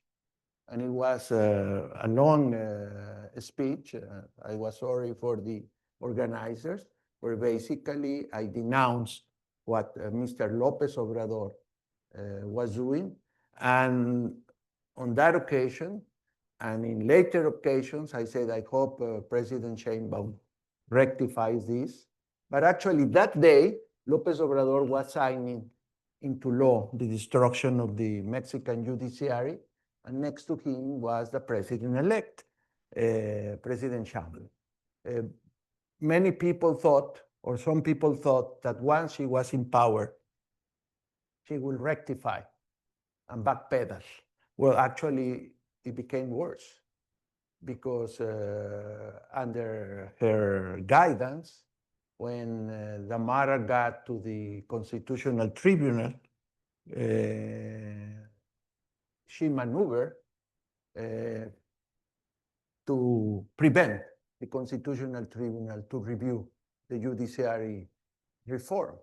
And all the blueprint that was produced by López Obrador on February 5th, 2024, she has continued to apply in terms of reforms to destroy the independent institutions of the state that, like the Competition Commission, like the Energy Commission, like the Information and Transparency Independent Commission, all the independent institutions that existed also to check the power of the executive have been destroyed under the watch of President Sheinbaum, as well as the enhancement of the preventive prison, the destruction of the habeas corpus as traditionally existed in Mexico, which was exemplary, I would say, in Latin America and the world, all of that under the watch of President Sheinbaum. Early this year, in a meeting that I did by video at the ITAM, I said the president is still on time to reconsider, to unify Mexico. She should call the other political parties, her own party, and say, you know, we shouldn't be doing what we are doing because democracy is important for Mexico. And she did it. She keeps going. You were saying something very revealing about President Sheinbaum when we were talking there, Moises. You should repeat it. I mean, No, why are you what questioning me? I should question you too. No, it's a very easy way to answer. I mentioned the incident, or the situation in which in one of her morning talks, la mañanera, o como se llama. No, you mentioned something which is very... Le preguntaron a ella en una rueda de prensa, I'm sorry, they asked her in a press conference, what did she think of the fact that Maria Corina Machado from Venezuela won the Nobel Prize? And she looked with disdain and said, no comment. That's what I was, and I thought it was easy to have just said how proud she was that a Latin American woman would be awarded the Nobel Prize. So there's many, many other ways of answering to that question, and she didn't. She picked the one right and delivered it in a very disdainful, deprecationary way. So that's, you forced me to become. I better go to questions. Yes. Let's start here.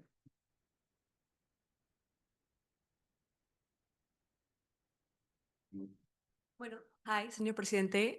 Thank you so much for being here. I am a sophomore student studying science and international affairs, y pues soy mexicana. Linking a little bit what you said about Mexico, I know you emphasized how damage can always be reversed, how it's possible to kind of potentially in the future backtrack from this democratic backsliding that Mexico has witnessed. But you also emphasized the role that Mexican society plays, that these are people who were voted for, that there are certain elements in their platforms that are catering to the needs, to the desires of the majority of Mexican society. And so while you did stress kind of like this responsibility of society to have like a civic duty to democracy, I wanted to ask, what do you see in the future as being the keystones to change? Well, actually, I haven't said in concrete that the dramatic and very sad Mexican situation has, at this point, a way to be reversed. I haven't said that because I don't see that. Whenever power has been grabbed, like it happened in Mexico. And literally, I think we have had a coup d'etat without tanks in the street. What we have is a party that won an election thanks to democracy, right? Thanks to the reforms that we did in 1995, 1996. They grabbed power, and now they have done everything that is needed for them to stay in power indefinitely. When you have such a situation, it's very tough because what we have seen in the world is that you need long, sustained civil resistance, right? Until the autocrats say that no longer have future there and they look for a way out. And the other way has been, sadly, and I hope it never happens again in Mexico, but it happened once with the Mexican Revolution. I think that's the very sad point we are situated. Right now, it doesn't feel like that. Why? Because Mr. López Obrador put together a political machinery that he copied, frankly, I must say, from my party, from the PRI. But also he mounted a machinery of clientelism. He destroyed social programs. He took money away from education, from health, and created programs to please, people with some transfers, and build into that conditions for political loyalty, just as it was done in Venezuela. I mean, if you go back to 2001, 2002, 2003, when Chavez started to have a lot of money from oil revenues, well, people, the majority were saying, oh, yes, this is good, right? Of course, when the money was exhausted, then they realized how wrong they were. But by then it was too late, because Chavez and his successor had all the tools, repressive tools, propaganda tools, and otherwise, to keep power. And to have elections, by the way, periodically, and to say, they say that if you have elections, you have democracy. That's not true. You have to have certain conditions for political competition to have real democracy. And the next step is when people are really exhausted from suffering a bad government, as the Venezuela probably has been one of the worst governments in history, in modern history. Look at the economic figures of Venezuela. I mean, only Zaire now, Democratic Republic of Congo, has been as bad as Venezuela, yeah. Really, Moises, you are an economist. Look at the figures. Then they say, okay, never mind.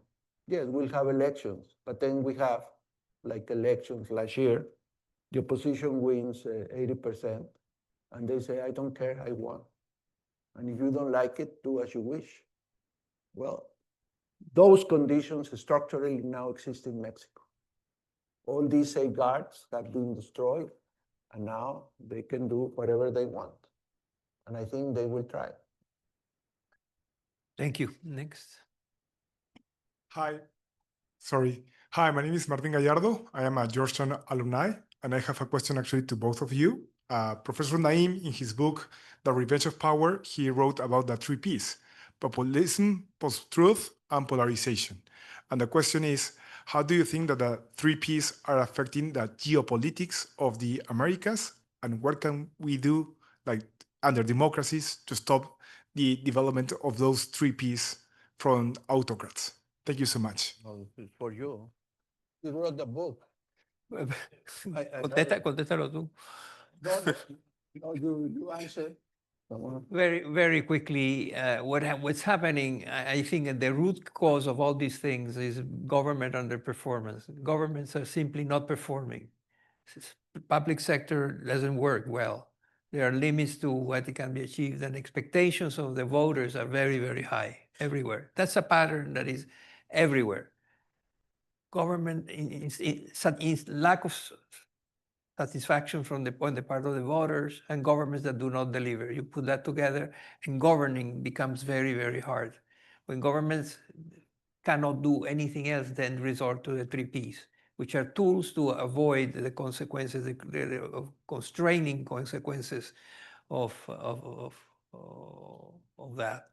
And so you start using populism. The president doesn't like that word, but it's a very powerful explanation that has always been with us, but now has been amplified. I do like it as a category of analysis, populism. Thank you. I'm not a populist, but yeah. So populism is divide and conquer. Populism is give people whatever they want. So try to satisfy in whatever way possible the lack of performance and the lowest and the expectation of the people to which things were, plenty of things were promised. But that is now happening. The basic popularization, globalization, I'm sorry, the essence of the story, the 3P then becomes that polarization has always existed, but now has been amplified by the third P, the third P is the way in which information gets misused, the end of truth in many ways. So put them all together, the idea that you can lie as much as you want and nothing happens.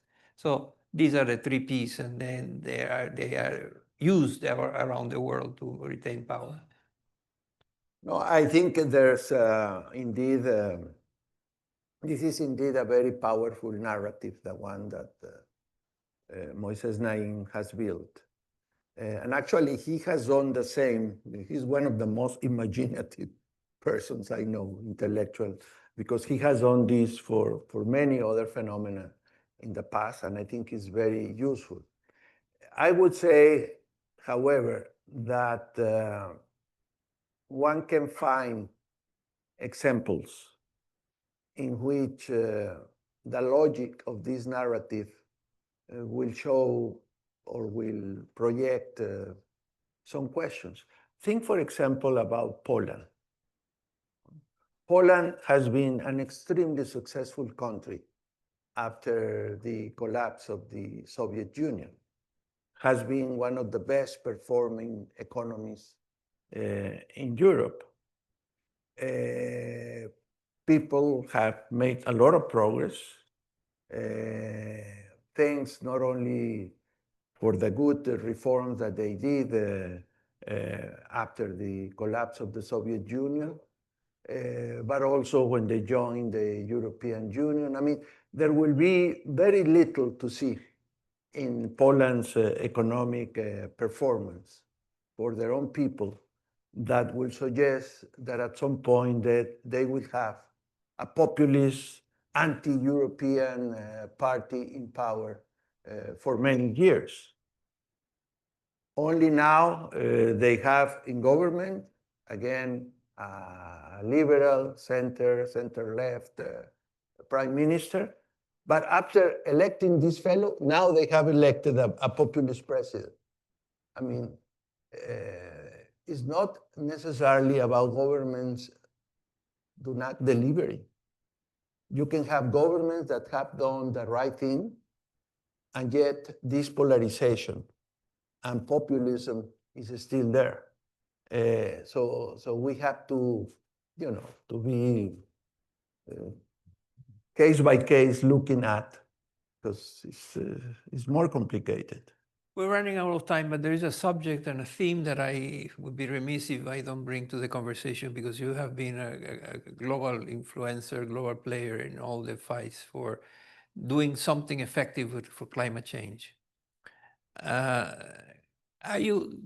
Give us your sense. You are a member of several commissions. You have been part of the conversation at the highest levels of governments around the world. What's your current feeling about climate change? Well, of course, I am a believer on the threat of climate change. I have purported some positions which are not mine. They stem from the work of serious people who have influenced me significantly. Professor William Nordhaus, my old professor and also colleague at the university. And sometimes I have been a little bit skeptical of the pace at which international agreements on this matter have evolved. I didn't open any bottle of champagne with the Paris Agreement. because simply I think there was one important ingredient or two important ingredients missing there. Ingredients that, by the way, towards Paris had come into serious consideration, and that was the agreement on pricing carbon emissions globally, carefully but progressively, and the other one was mechanisms to enforce whatever was agreed in Paris. Well, ever since, we have seen practically a stagnation of any agreements to move in the right direction. However, I think what happened on the one hand with the price of oil years ago, the price of oil in real terms increased dramatically. And also the very active role of government policies have delivered us technological opportunities that nobody really envisioned. The collapse in the price of energy produced by renewables, basically wind and sun, has been spectacular. So what we can see today is that we do have the technological possibility to mitigate seriously climate change, but the key economic and political decisions to accelerate that progress are not simply taken. Right now, well, I don't expect anything of that kind to happen in Belém. Unlike previous COPs, I say, well, what is important today is to keep pedaling the bicycle, that the whole thing doesn't collapse.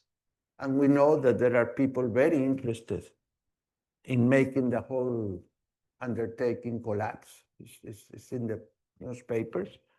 The US government is lobbying countries to make the meeting fail. It has happened before. It happened in Copenhagen, the meeting previous to Paris, that there was a failure, there was no agreement, there was no final statement. I think at least there should be a statement to say we keep on business. There may be some countries that are leaving, hopefully only temporarily, but they will be back in their own national interest, but that they keep using whatever we have of the multilateral instrument to keep fighting against climate change. With these words, we finish a long day with plenty of ideas, points of views, and it could not be better a person to end.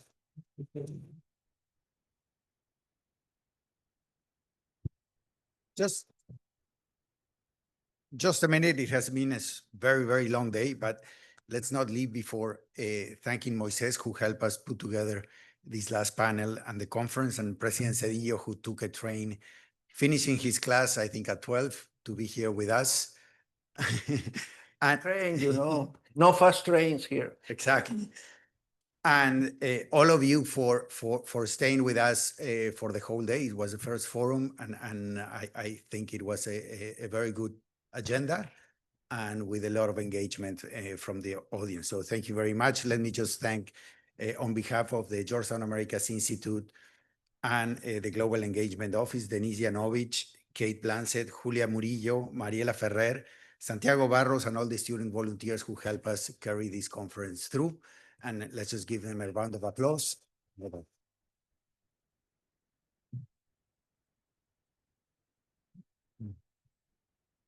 Thank you. Thank you very much. Good night.